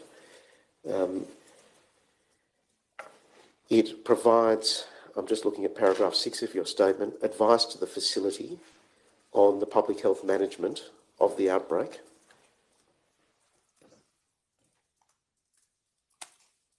That did not involve making decisions about whether residents of the facility should be transferred to hospital. You've said that in your statement.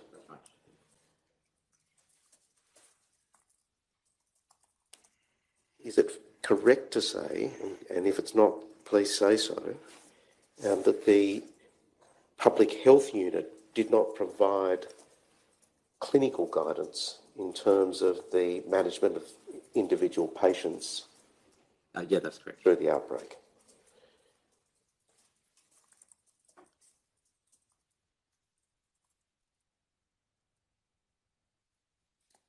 When you refer to provide advice on public health management, what issues are bound up in that description? It's issues around prevention of transmission of the virus within the facility. So we provide advice. So we provide advice around, for example, cohorting of residents, some infection control issues, at a more basic level. When you say infection control issues, does that mean that the granular detail of what is happening at the facility in terms of wearing PPE and... More, yeah, but in general advice, rather than the actual... You referred specifically to cohorting. Does that issue, or does that relevant concern on the part of the public health unit extend to both internal cohorting within the facility as well as decanting, that's a word that's used, decanting of residents from the facility to other locations? No, the public health unit would only provide advice around cohorting within the facility. Within the facility. So that issue about moving residents potentially out of the facility, that doesn't fall within the purview of the PHU. Correct. Is there a reason for that, given that it would appear to have a public health aspect to it? So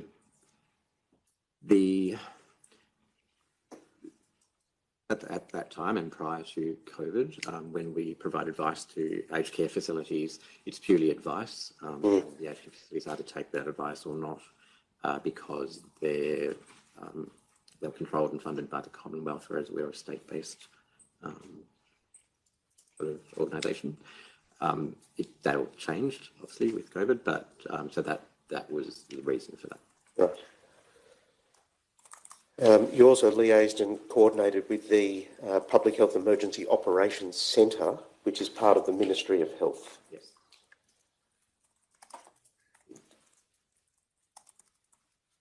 Do you remember whether that section of the Ministry of Health had particular individuals involved in relation to the Newmarch outbreak? Yes, it did. I can't remember who those individuals were, but there were definitely individuals involved.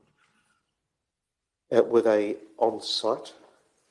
No, They were working back from the ministry and providing guidance or yes, directives from that location.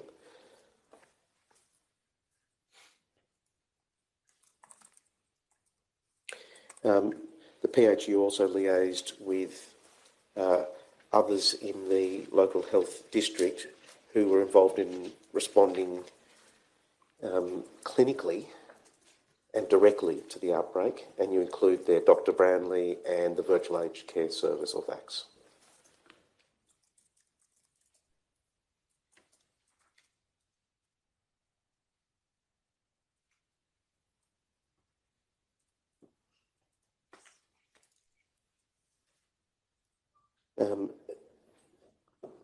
You go on to say that the PHU briefs and advises the local health district executive on public health issues. That's just another level of communication about those issues. Reviewing information that was contained within the daily line listings. That's how you kept an eye on what was happening through that source. That was the source of information for that. that's correct. Answering inquiries regarding the outbreak of a public health nature, answering any inquiries, I should say, which has a public health aspect to it. And then, of course, contact tracing. Yes.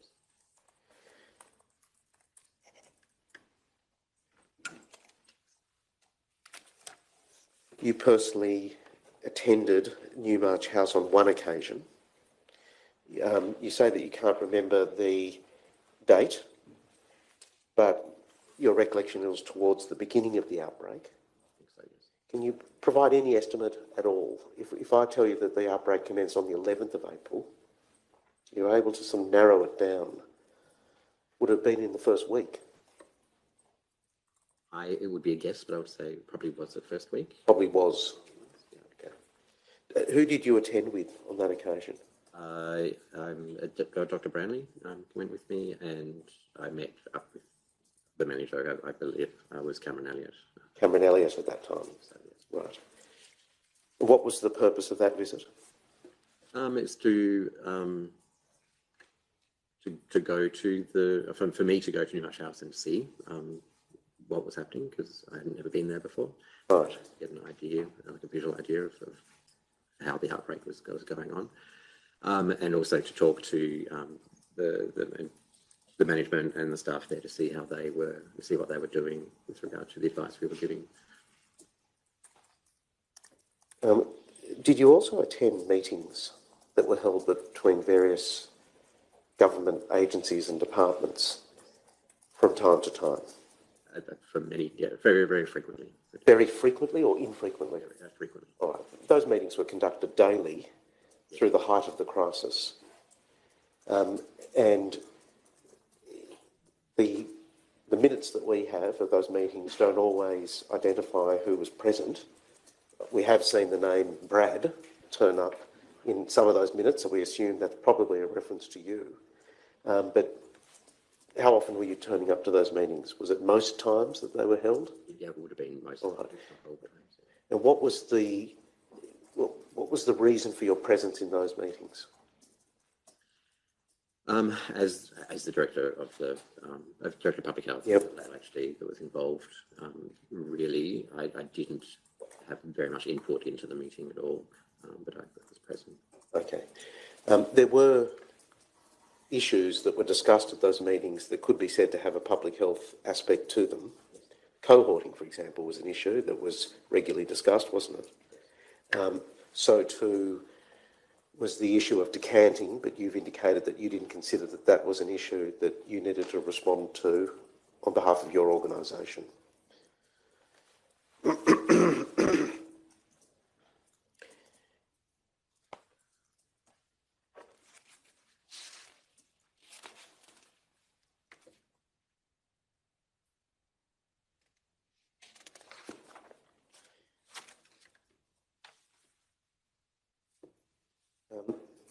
You were asked specifically in preparing this statement about bed allocation for COVID patients at Nepean Hospital.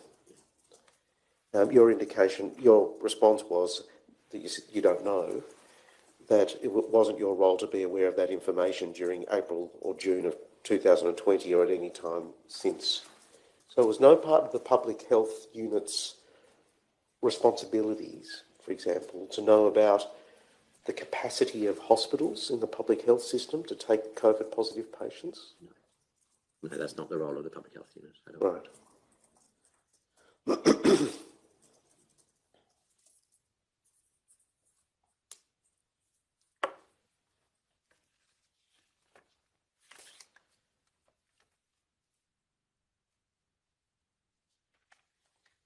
If you needed to obtain information of that kind, who would you have turned to at the time? Who did you think had responsibility for that type of information? Probably the planning or the hospital executive of whichever hospital I was looking at, finding out about. But do you also expect that Dr. Branley would have that information to hand? He may not have it to hand, but he would know where to find it. Know where to find it.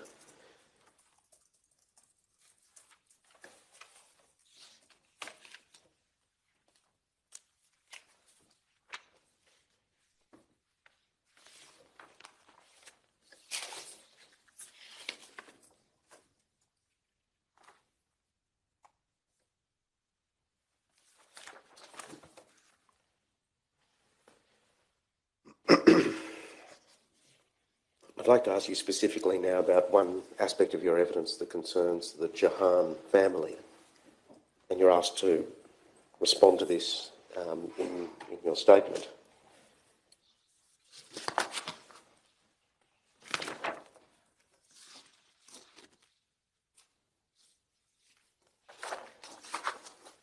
Do you recall from your presence at the meetings that the whole question about whether residents would be permitted to leave the home was a matter that was being given consideration at various points in time? I don't recall the specifics, but I do remember that there were discussions around that at some of the meetings, yes. Hmm.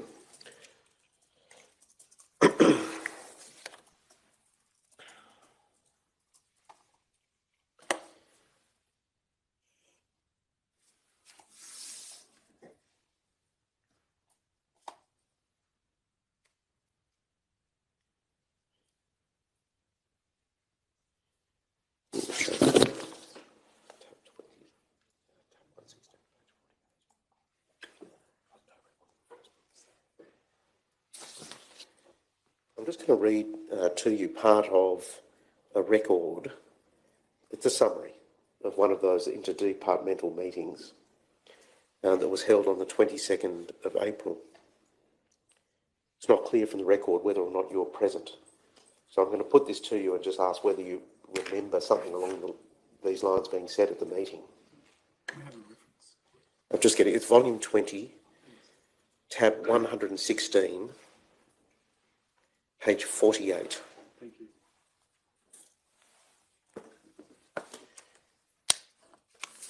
And what it says, the service being Newmarch House, is working on ensuring that all advanced care directions and advanced care plans are up to date. There is confusion in the service on appropriate management of requests from families who wish to remove COVID negative residents. All Commonwealth and state government representatives agreed that families should be advised of the potential risks around removing the resident in terms of ability to provide appropriate care and care arrangements in the event that the resident becomes COVID positive. However, the final decision rests with families and residents. Do you recall that being discussed? I don't know. All right. You accept it was possible that you're present at a meeting when something along those lines was discussed? It's possible, yes. But your memory is just, you can't remember the content of these meetings that were held so frequently back in. Yeah, amongst the the other time. meetings. Sorry, I just missed what you said. Sorry, just amongst lots of other meetings not related to Newmarch.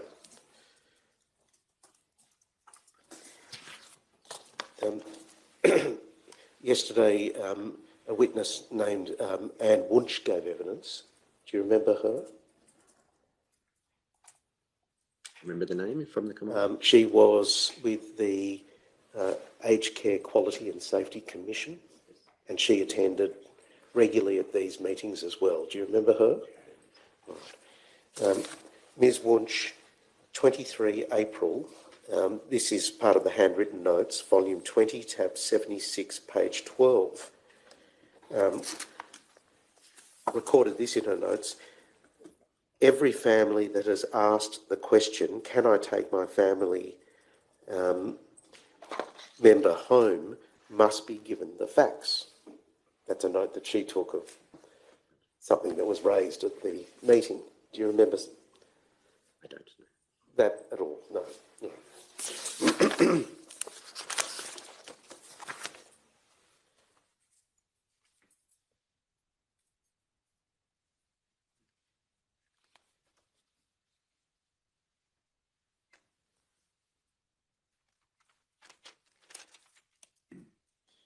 Now, just by way of background, before we get to some emails that you've attached to your statement, do you understand that as at 19 April,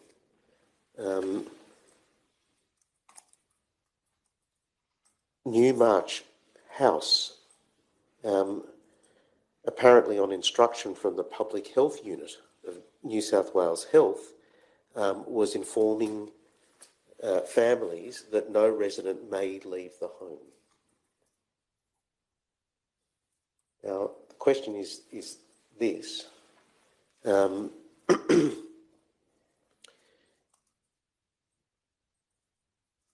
Were you aware, as at that time, 19 April, that's just after a week into the outbreak at Newmarch House, that instructions had been provided to Newmarch House to that effect? I can't remember. All right. Would you have been the person who gave that instruction as director of the PHU? I would have been responsible for that to be given. I may not have actually given it. My staff may have. Does it surprise you to hear that Newmarch House would be, or representatives of Anglicare would be communicating to residents that on the instruction to us from the Public Health Unit is that no resident may leave the home? I object to that question. Yes. I think I should do this in the absence of a witness. All right. Dr. Forson, sorry, I'm going to ask you if you wouldn't mind waiting outside just for a short time. We'll bring you in back as soon as possible.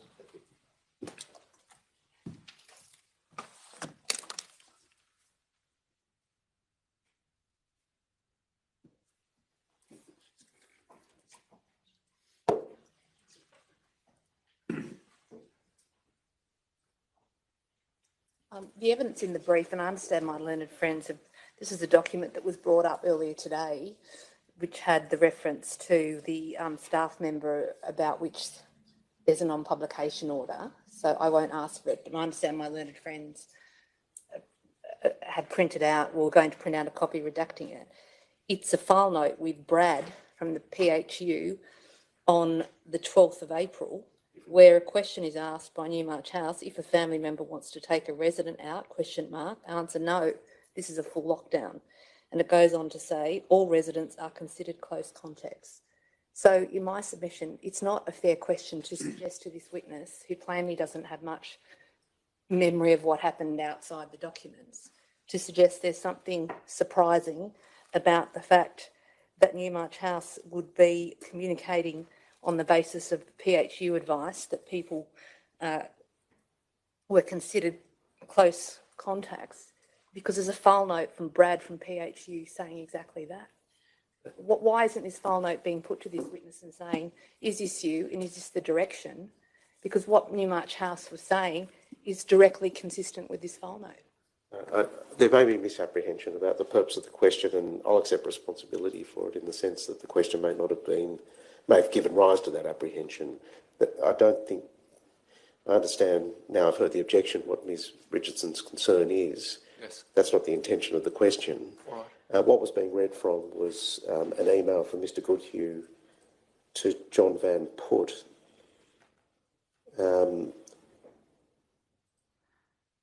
And actually the purpose of the question was to find out what the Public Health Unit said to Newmarch to give rise to that communication.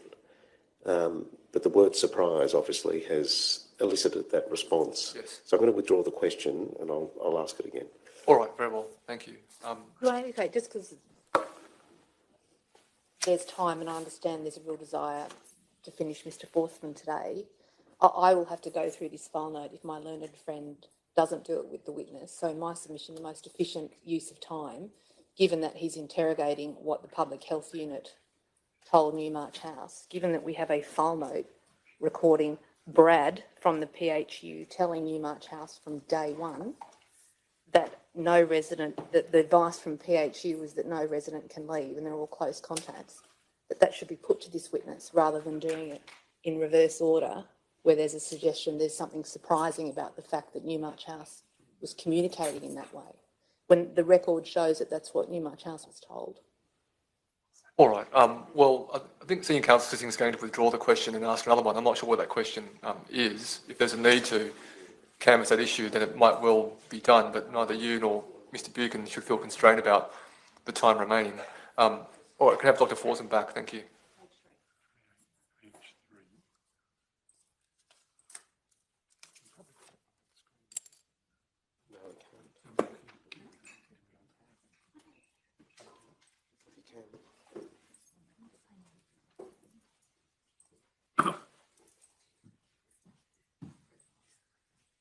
Thank you, Dr Forsman. Sorry for that delay.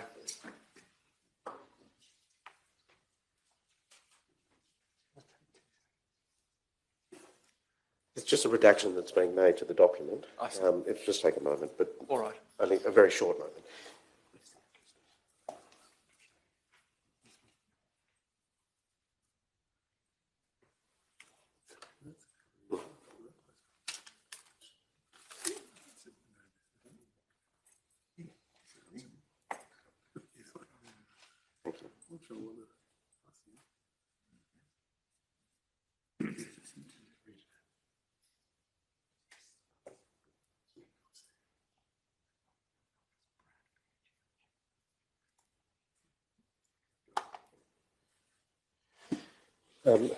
Dr Forsman, I'm going to bring a document up on screen just to assist you in recalling a particular meeting. This is tab 28 of volume 22 at page 2. 3. You see that this is a public health conference call, that's how it's described, 10:30 a.m. to 11 o'clock on the 12th of April. Yes. Right. And you see there the names are Ellie from the Ministry of Health, Brad, PHU. Is it safe to assume that's you? And Sheila from PHU. And what is her surname? Sheila, I can't remember, sorry. Do you remember, do you recall having a public health conference call at around this time? Or not? I don't recall. Okay. Just looking at the note, just look at it.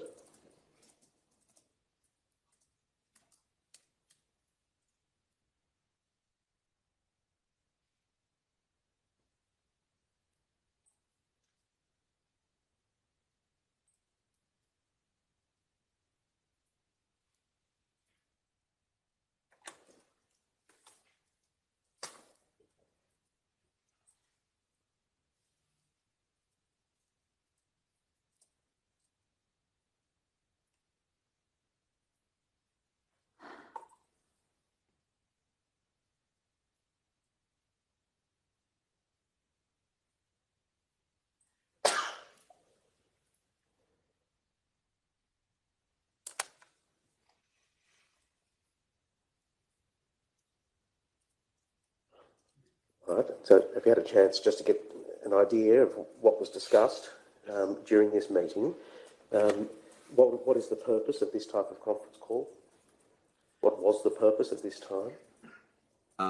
I imagine that was when we first found out that there was a case of COVID at Newmarch House, and we were letting the Ministry of Health know. So this was an early discussion amongst health officials about matters of interest to those working in the field of public health. All right. Now, do you see? This document is in an Anglicare document, Anglicare folder. So the tenor is these are notes taken by Anglicare of a call that they had. Right. Okay. There's another piece of information that you've been provided with. This is part of a communication with Anglicare. So does that suggest that this was an occasion on which you're able to obtain information about what was happening, but also to give public health advice about the situation that was unfolding? Does that explain the context of this note? Yes. Right. Is there anything else you'd want to say about the context of this note? Or is that an adequate explanation of it? I don't remember that note, but I would imagine that that's inadequate. All right. You see about 10 lines down, the end of the third and the large paragraph, there's this text: if a family member wants to take a resident out, question mark. No, this is a full lockdown with full PPE in the home. Right. Now, it appears from that someone has posed a question to the effect of, what happens if a family member wants to take a resident out? All right. Do you remember that question being asked? Are you prepared to accept that the likelihood is that that question was posed by someone from Anglicare, from their side? Yes. The answer that was given is no, this is a full lockdown with full PPE in the home. Do you remember that answer being given? I don't remember it. Do you remember that view being held by the Ministry of Health at that time? That would be the usual advice we'd give to an aged care facility during an infectious disease outbreak. I think this is what I was getting at when I asked you earlier, whether you were surprised that Newmarch House would then convey an instruction of that kind to people, to its residents and their families. This was the advice that you expect would have been given by New South Wales Health at this time, correct? And you accept that view was conveyed to Anglicare? Yes. Right. Just returning to the communication to the resident that I took you to in those earlier questions before the objection started, and the reference is that correct? Volume 8, tab AC at page 24. It's an email from Mr. Goodhue to John Van Put on the 19th of April at 7:58 p.m. First, the instruction to us from the Public Health Unit of New South Wales Health is that no resident may leave the home. So is that consistent with the sort of advice that you expect the Public Health Unit would be giving at this time? Yes, that would be the advice we'd give. Yes.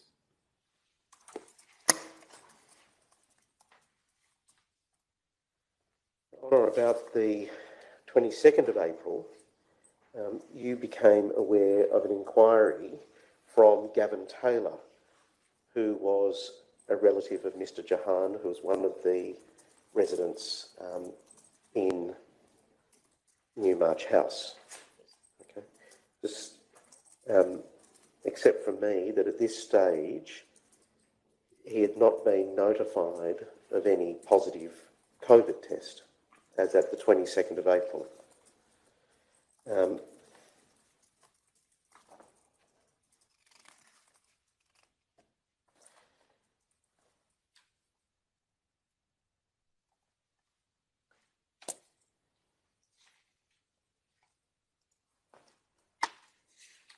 But you can't recall how it was that this particular inquiry came to your attention. Is that correct? That's correct.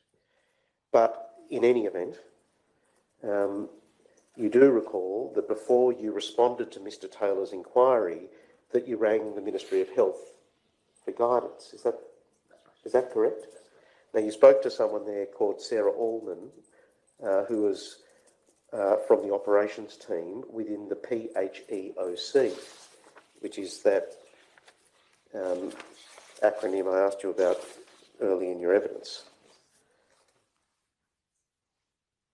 What then happened is that Ms. Allman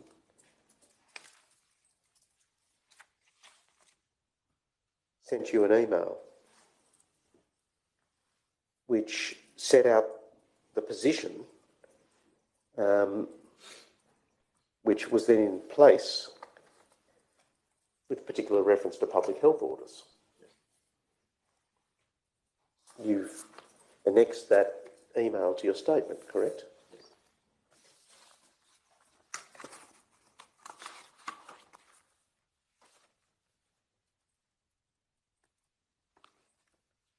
She informed you, she double-checked, there is no broad public health order that relates to close contacts. So did you take that to mean there was no particular order in place that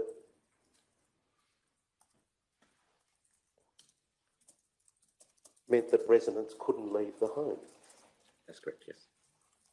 But she went on to add that under the Public Health Act, New South Wales Health could issue an order on an individual if they are a contact.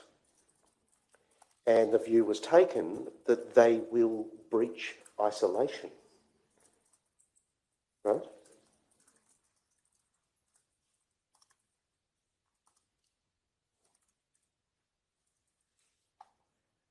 And then she went on to set out the consequences that might be visited upon someone who was to breach such an order. If they were to breach this order, the penalties would apply, in brackets $11,000 for an individual or 6 months imprisonment. She went on to provide a rationale for that position, and this is what she said. Close contacts must remain where they are isolated, except, it says expect for, but I imagine it should say except for medical care or emergencies. As you noted, there is a risk of transmission to the family members if they were to drive the family member to their home and possibly within the home. So first of all, that suggests that you had provided some information about a risk of transmission. Yes, yes. Right? As you noted, there is a risk of transmission to the family members if they were to drive the family member to their home. Does that ring a bell, that you would have said something along those lines? Yeah, I think she was referring just to my conversation we had about... the circumstances? Yeah, about the circumstances of what was requested. And then she goes on to say, the situation has arisen in other aged care facilities with outbreaks, and we give this same advice to the families in those situations. Right? Now, what you then did is you sought permission from Ms. Alland to forward the substance of that email to Mr. Taylor.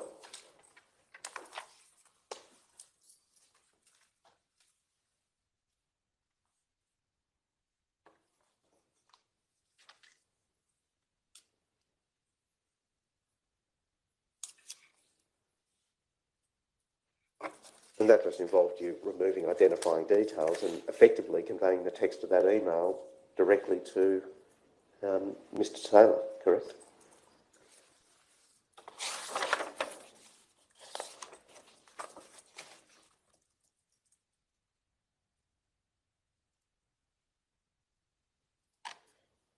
In fact, it's word for word because the spelling mistake has been carried over.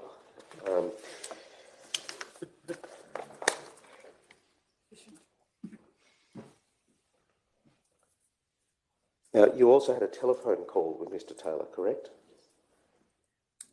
What's your recollection of the sequence? Email first, then telephone call, or the other way around? The other way around. So, You spoke to him first? sorry, I spoke to Sarah Allen first. Yes. Then I spoke to Mr. Taylor?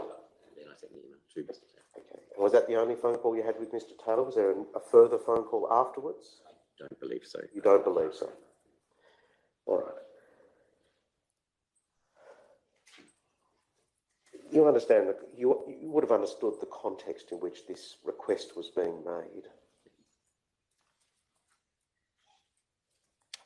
That is an anxious family member with a relative inside a facility where a COVID outbreak was on foot.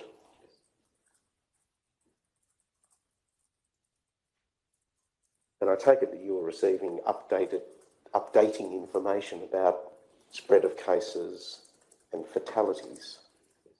As at the 22nd of April, you would have been aware that there'd been a number of deaths at the facilities. So I take it you would have well appreciated the level of anxiety that would have gone into this request. Absolutely.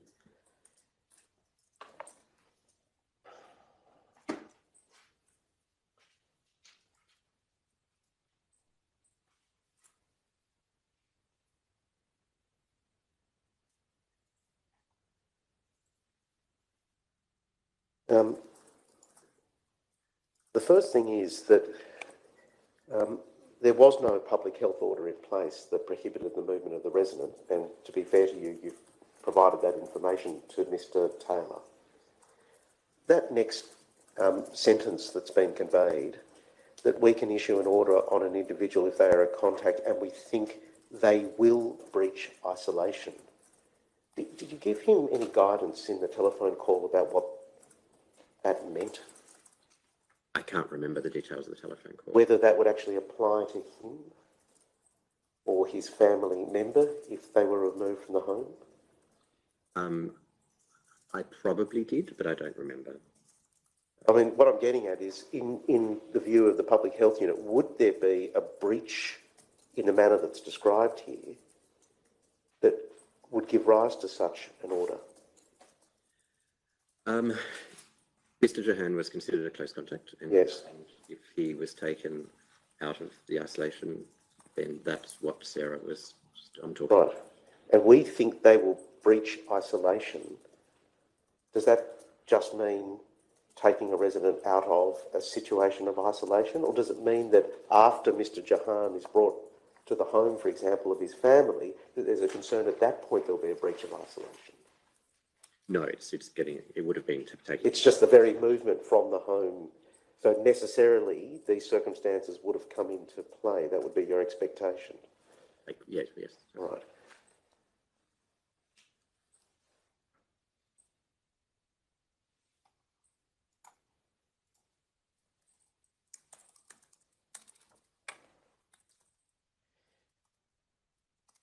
Did you appreciate that at Newmarch House the contagion was spreading?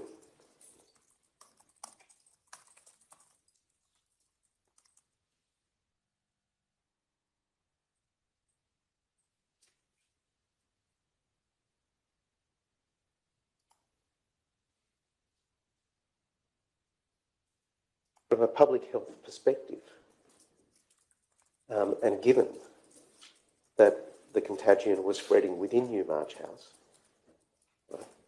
and I'll add one more assumption there, it would have been well understood that elderly people were a particularly vulnerable population. From a public health perspective, did you have any concerns about the content of this email? In light of the request that was being made, taking a particular resident who had not tested positive at that point out of that environment.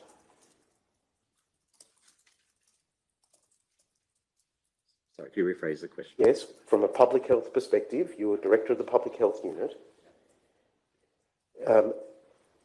Did you have a concern about the content of this particular email and the advice that was being given to Mr. Jahan in light of the assumptions that I've just put to you? No, not at that time. You didn't hold any concerns. I guess just going to the issue directly, you thought there was a reasonable rationale or basis for taking this particular approach, that is, not permitting residents to leave the home. This particular resident. Yes, at the time, yes. And does that fundamentally reduce to limiting the risk of transmission of the illness outside of the home? Right.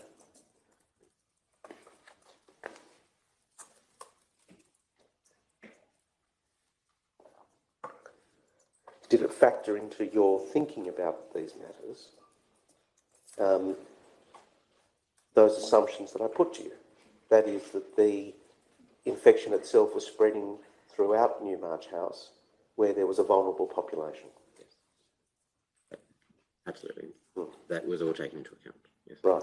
But still, the view was that if one balances up the risks to those particular individuals who are in Newmarch House against the risks involved in a wider transmission outside of the home, from a public health perspective or from the perspective of the public health unit, the approach to be taken was to contain.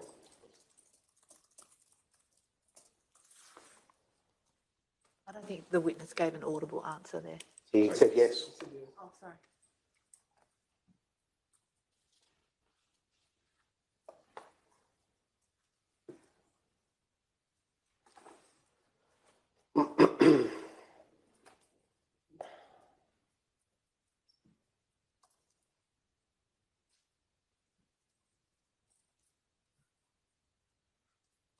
Did you, in considering that particular issue, was it a relevant consideration for you whether there were effective infection control practices in place at Newmarch House?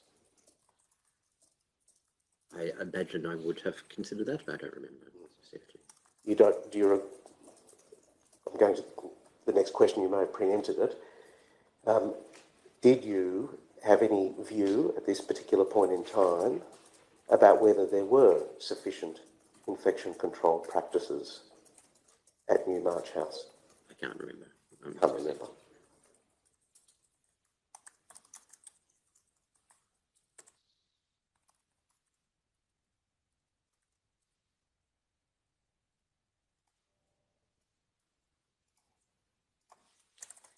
I just want you to assume, for the purpose of this question, the following. There's been a deal of evidence called on the issue of infection control, and ultimately His Honour will have to make findings about what the state of affairs was. But just for the purpose of this question, just assume that there were significant lapses in infection control at Newmarch House at this point in time. Just want you to assume that. Would that have caused you to reconsider sending an email in these terms? I object to that question. I object to the premise of the question. There's evidence of significant lapses in infection control. I object to the factual premise of the question.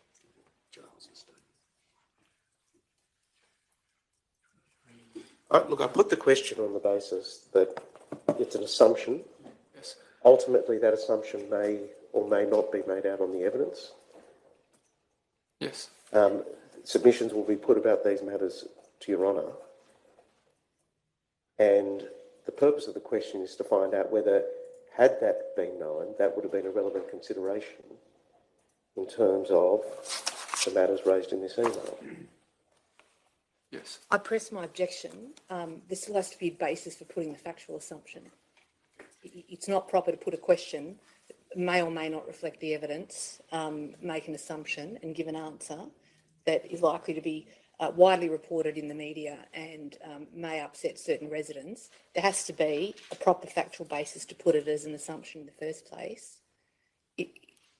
Evidence about the fact that, PPE should have been in one place or another, or things could have been done better, is quite different to the factual assumption of this question, is that there were specific lapses in care, in infection control, that would lead to a difference in decision making. If that's truly put, where that is in the evidence ought to be identified and put with particularity. It can't be done at that level of generality in my submission. All right, Mr. Buchan. I'm going to ask the question in a slightly different way. Very well. There's evidence in this inquest, reading from the statement of Ms. Giles, which is volume 23, tab 5.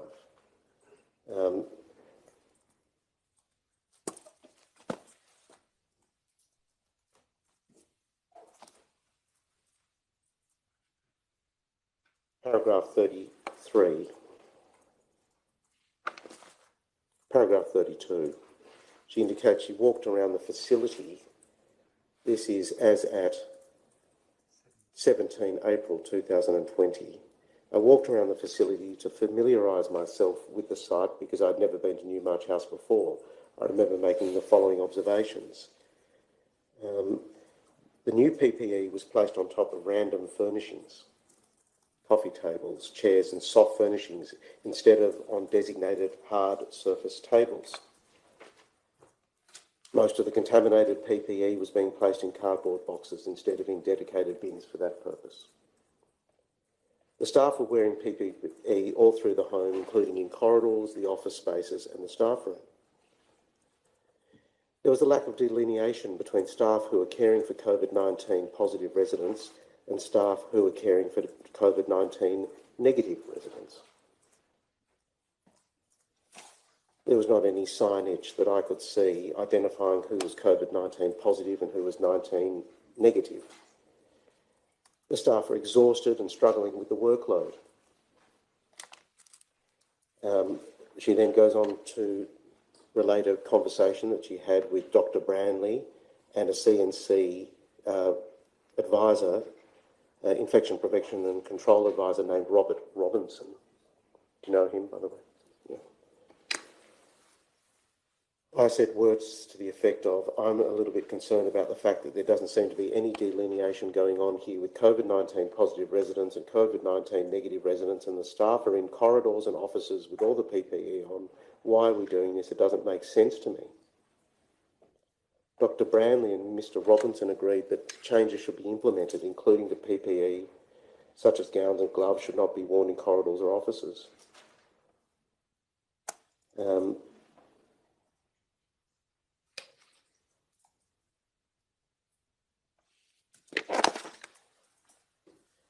At the end of the paragraph, she relates her concern that staff were moving between areas with COVID-19 positive and negative residents and not disposing the clinical waste properly. So that was the background to the assumption that I put to you. Well, sorry, I object to that because the witness goes on to say that it was fixed shortly thereafter. So if my learned friend is going down this pathway, he can't isolate parts of the witness statement and not take this witness to the fact that those matters were addressed the following day, which is about 5 days before this witness sent an email. So if he's really going down this path, it should be done in a manner that's fair and details the fact that these things were addressed shortly thereafter. So I'm just going to, let me ask this question. All right. Just in terms of those issues that are described there, are they the sorts of factors that would be relevant to whether an email of this kind should be sent? I object to that. It's an email sent on a particular day, 5 days later. My learned friend is putting some factual matters and declining to put others. It's not a fair way to put this issue to this witness. Well, I think it's permissible to draw attention to the matters that senior counsel sitting has and ask Dr. Forsman about whether or not they have some relevance to the email that was subsequently sent. I'm not sure whether or not there are going to be other questions regarding the matters that you've raised, Ms. Richardson, but I don't think the question's objectionable on that basis. Go ahead, Mr. Buchan. those types of considerations, were they relevant to whether an email of this kind should be sent? Yes, in a sense, those sorts of considerations would go to the risk of transmission of COVID to other residents in the facility, and also, therefore, the risk that they will be positive even if they haven't tested positive yet. Right. And therefore, we would still need to want to not move those people because there'll be a risk to transmit outside the home. So what you're saying is, notwithstanding, if those matters existed, notwithstanding that fact, it would still be the position of the PHU that containment should be pursued and residents should not be permitted to leave the home. The advice is that residents should not leave the home. Right.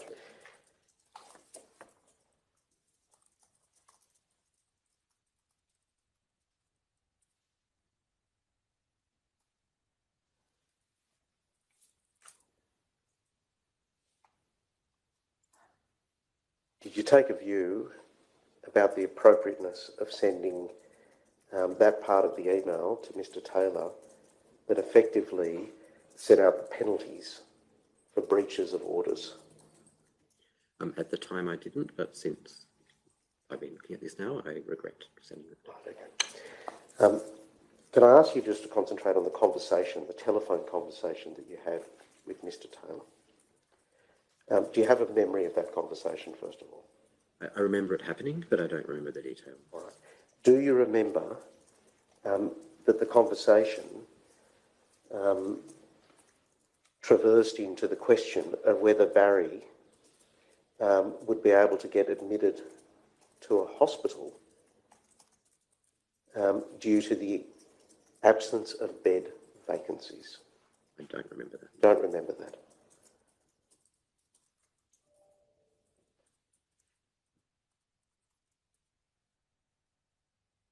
Mr. Taylor's put on a statement in this inquest, and he's given an account of the telephone call and this particular interaction.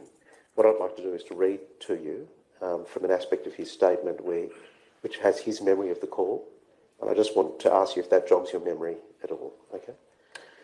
From this phone call with Associate Professor Bradley Forsman, I really got the impression that New South Wales Health did not want any resident leaving the nursing home as they felt it was too much of a risk to the public to allow them to leave and potentially spread the virus. That seems to be an accurate impression of what the PHU's position was. He then goes on to say this: I also felt confused by his comments that if required Barry, there's a typo, may not get admitted to hospital due to no bed vacancies. Sorry, I've misread that. I also felt confused by his comments that if required, Barry may not get admitted to hospital due to no bed vacancies, as media reports at the time indicated that there are only around 50 persons hospitalised nationally. Right? You've heard those words. He seems to recall that comments were made that Barry may miss out on being admitted to hospital because there weren't bed vacancies at the time. Do you recall saying anything like that to him? I don't. Right. Do you think you might have said something like that to him? I would say something like that. Right. Your evidence is that you think he's mistaken about this aspect of the conversation? I don't recall that conversation. Okay. Did you have any particular information at that time about whether hospitals were under strain? Not specific information. Any information we would have had would have been from the media. Right. There was no assumption on the part of the public health unit, for example, that there were a shortage of beds at Nepean Hospital. It's not something we ever... But you're aware of, or that you've been told, or that was operating on your mind at that time?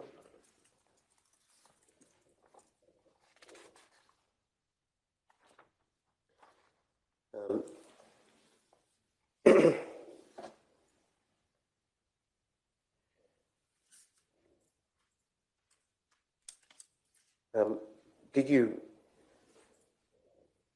At the time that you sent this email to Mr. Taylor, did you make any inquiry with Dr. Branley or anyone else who had an understanding of what was happening on site about what the state of affairs was at Newmarch House at that time? Not that I recall specifically. That situation. Okay. But you were attending those daily meetings, or at least a good portion of them. So from those meetings, you would have had an understanding of or some information about what was happening on the ground. Correct, yes. And also we're having the line listings sent to us. Right. When they were. Yes. Excuse me for a moment. Thank you. That's it. That's all my questions. Thank you. Dr. Forsman, I'm just going to check with the other legal representatives whether they have any questions for you, if you wouldn't mind just waiting for a moment. Mr. Lopez, do you have any questions for Dr. Forsman? No questions, Your Honour. Thank you. Mr. Palfrey, do you have any questions? No, thank you, Your Honour. Ms. Furness, any questions? No. Thank you. Ms. Richardson, any questions? This is a couple of questions, Your Honour. Could tab 22, sorry, volume 22, tab 28, please be brought up at page 3, which is the file note.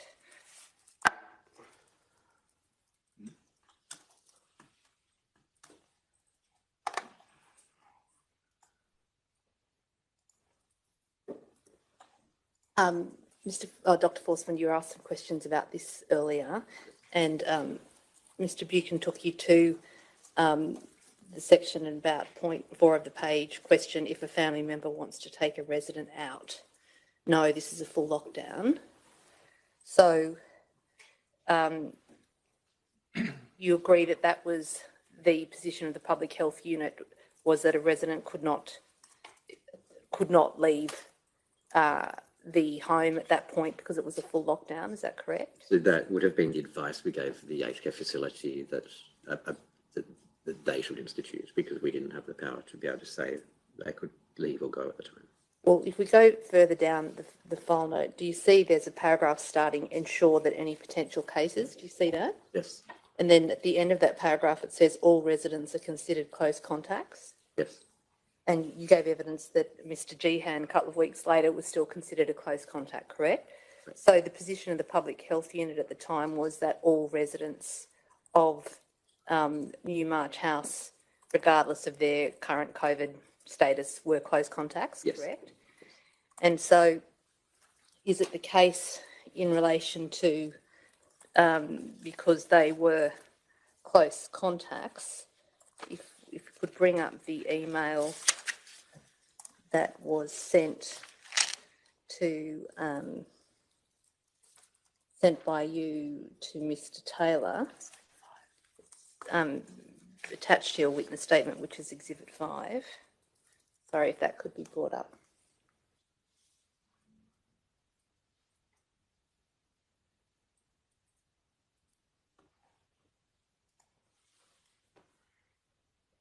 And you describe there in the second paragraph, however, under the Public Health Act, we can issue an order on an individual if they are a contact and we think they'll breach isolation. Do you see that? Yes. So the position of the public health order was that all residents of Newmarch House were close contacts, correct? Correct. And as such, that they were required to be in isolation at Newmarch House? At that time, yes. And that there was a power under the public health order to issue an order on an individual if health thought that they might breach that isolation, correct? So yes, so there was a power under the Public Health Act that an order could be issued if the health decided to do. And if that order that was issued, you set out in the email, there'd be serious penalties, well, financial and other penalties if a person breached an order were it to be issued. Yes. Correct? Correct, yes. And so, can I just ask you, sorry, if the operator could please bring up volume 26, tab 14.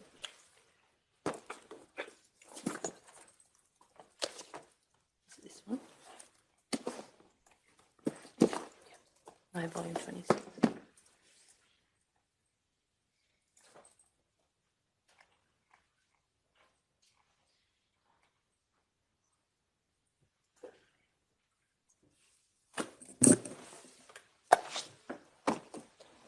Do you see that outbreak management plan? Yes. That's something that you assisted in preparing, correct? Yes, I had input into that. And if we see in the third row, in the PM Blue Mountains Public Health Unit, and Yes. on the right-hand side, you're listed as the contact. Yes. And in the middle column, lead the public health response, including various matters, including contract tracing. Yes. So, but in terms of contact tracing at Newmarch House, the public health unit had directed that all of the residents were close contacts, correct? Yes. And if we go over to the next page of that, please. Sorry, if we could go to the third page.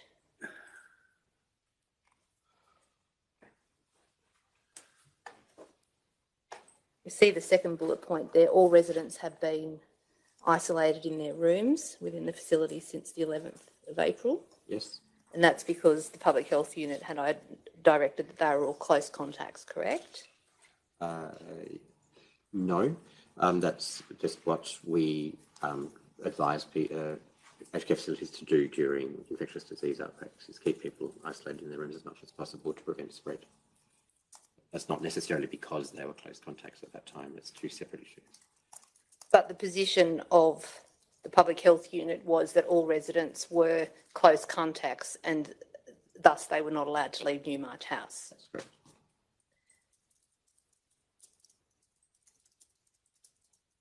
And then if we look, the fifth bullet point starts, if residents require hospitalisation, Newmarch House must give advance notice, and we see that.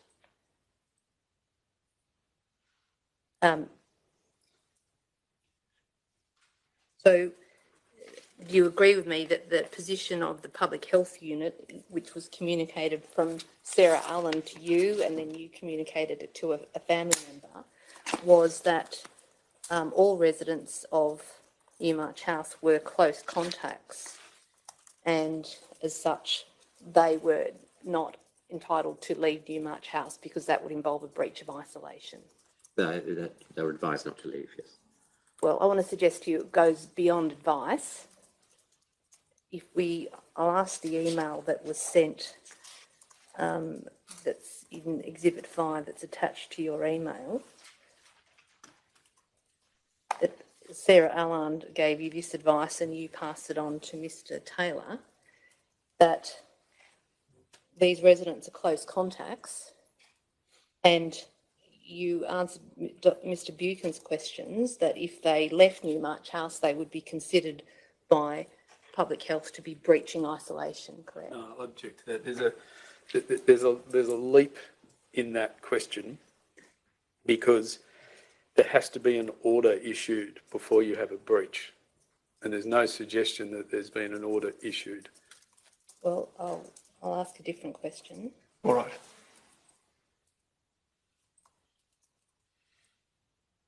You accept that the position of the public health unit was that all residents of Newmarch House were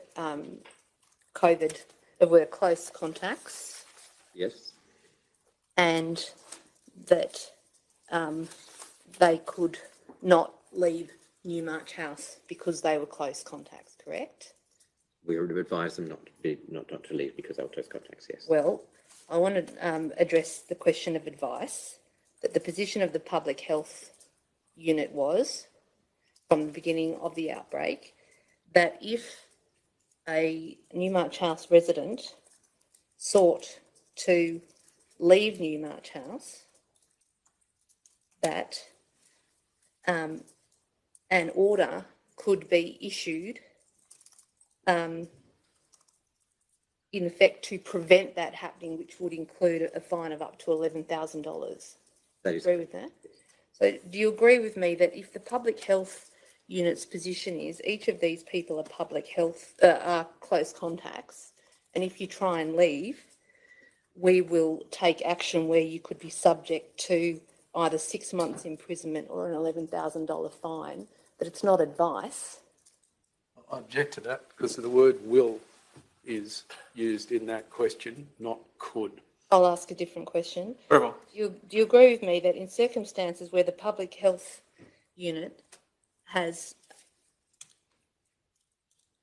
identified that every Newmarch House resident is a close contact and has identified that if a Newmarch House resident seeks to leave the facility as a close contact, that there's a power that New South Wales Health may issue an order which could lead to penalties of 6 months imprisonment and an $11,000 fine, that you were not merely giving advice, the position was that these residents could not leave.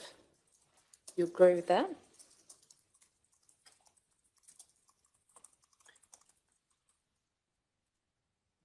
They could leave. But no, I don't agree with that. We just preferred them not to leave. Well, But they could leave, but they might be subject to an All order. right, just want to, sorry, Dr. Forsman, you can finish your answer. If they did leave, there is a possibility that there could be an order and the fines put upon them, but that would depend on the situation, what happened around that particular resident. So it would be a blanket thing, and it'd be the up the chain sort of decision as to what would happen.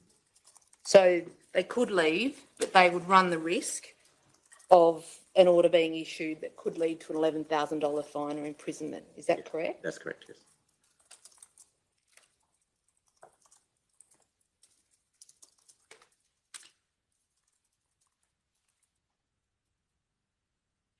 And in fact, that was a risk in contemplation because you specifically communicated that to a family member, Mr. Taylor, correct? Correct.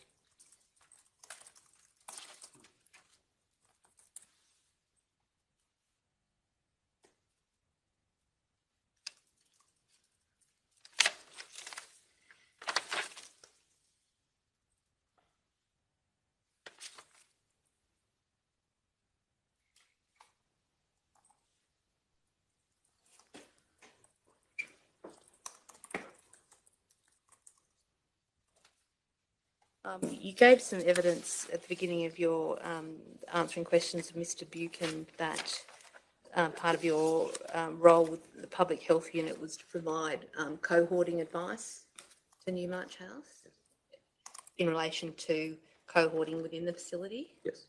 And you gave such advice to Newmarch House, is that correct? Yes. And to your understanding, Newmarch House followed your advice? I believe so. I can't recall this. I think they did, yes. Those are my questions, thank you. Thank you.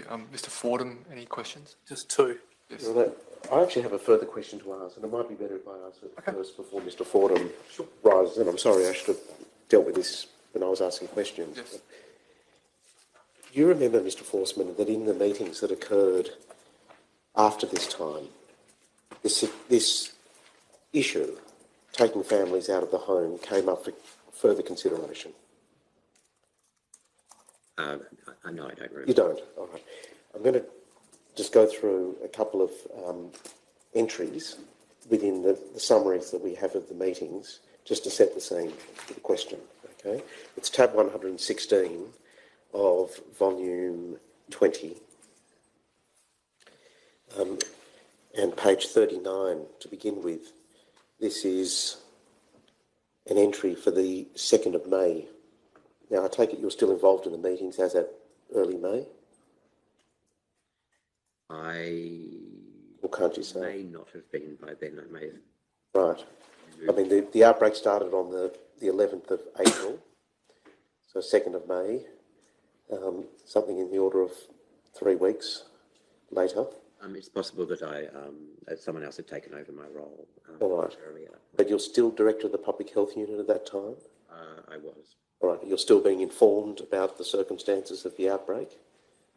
I may not have been at that point. Right. Did you cease looking at Newmarch altogether at that time, you think? All right, around well, that time. Okay. let me just put this to you and tell me if this rings any bells. 2nd of May, there are currently 5 families who wish to remove their resident from the service. The service is having discussions with families in relation to risks for residents and advice from the Nepean Public Health Unit around requirements for families caring for residents to quarantine for 14 days. Do you remember discussions on those, along those lines occurring?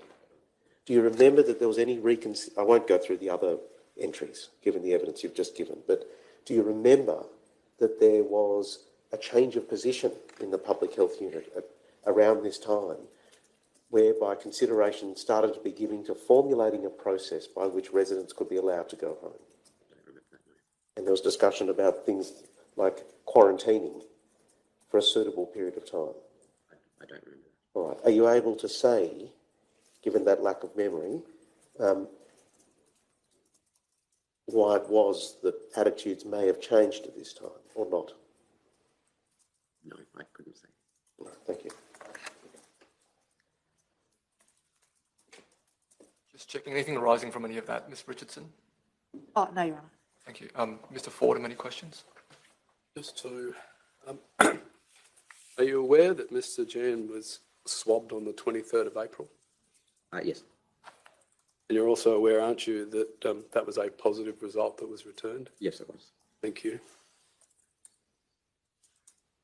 Anything arising, Mr Buchan? No, you're not. Very well.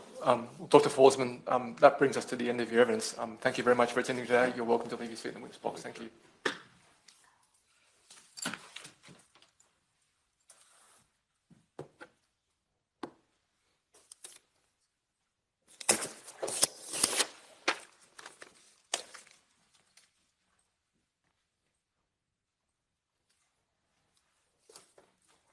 Gather that's all for today.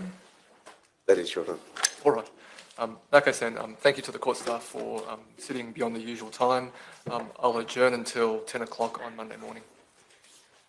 Please all stand. This Coroners Court is now adjourned.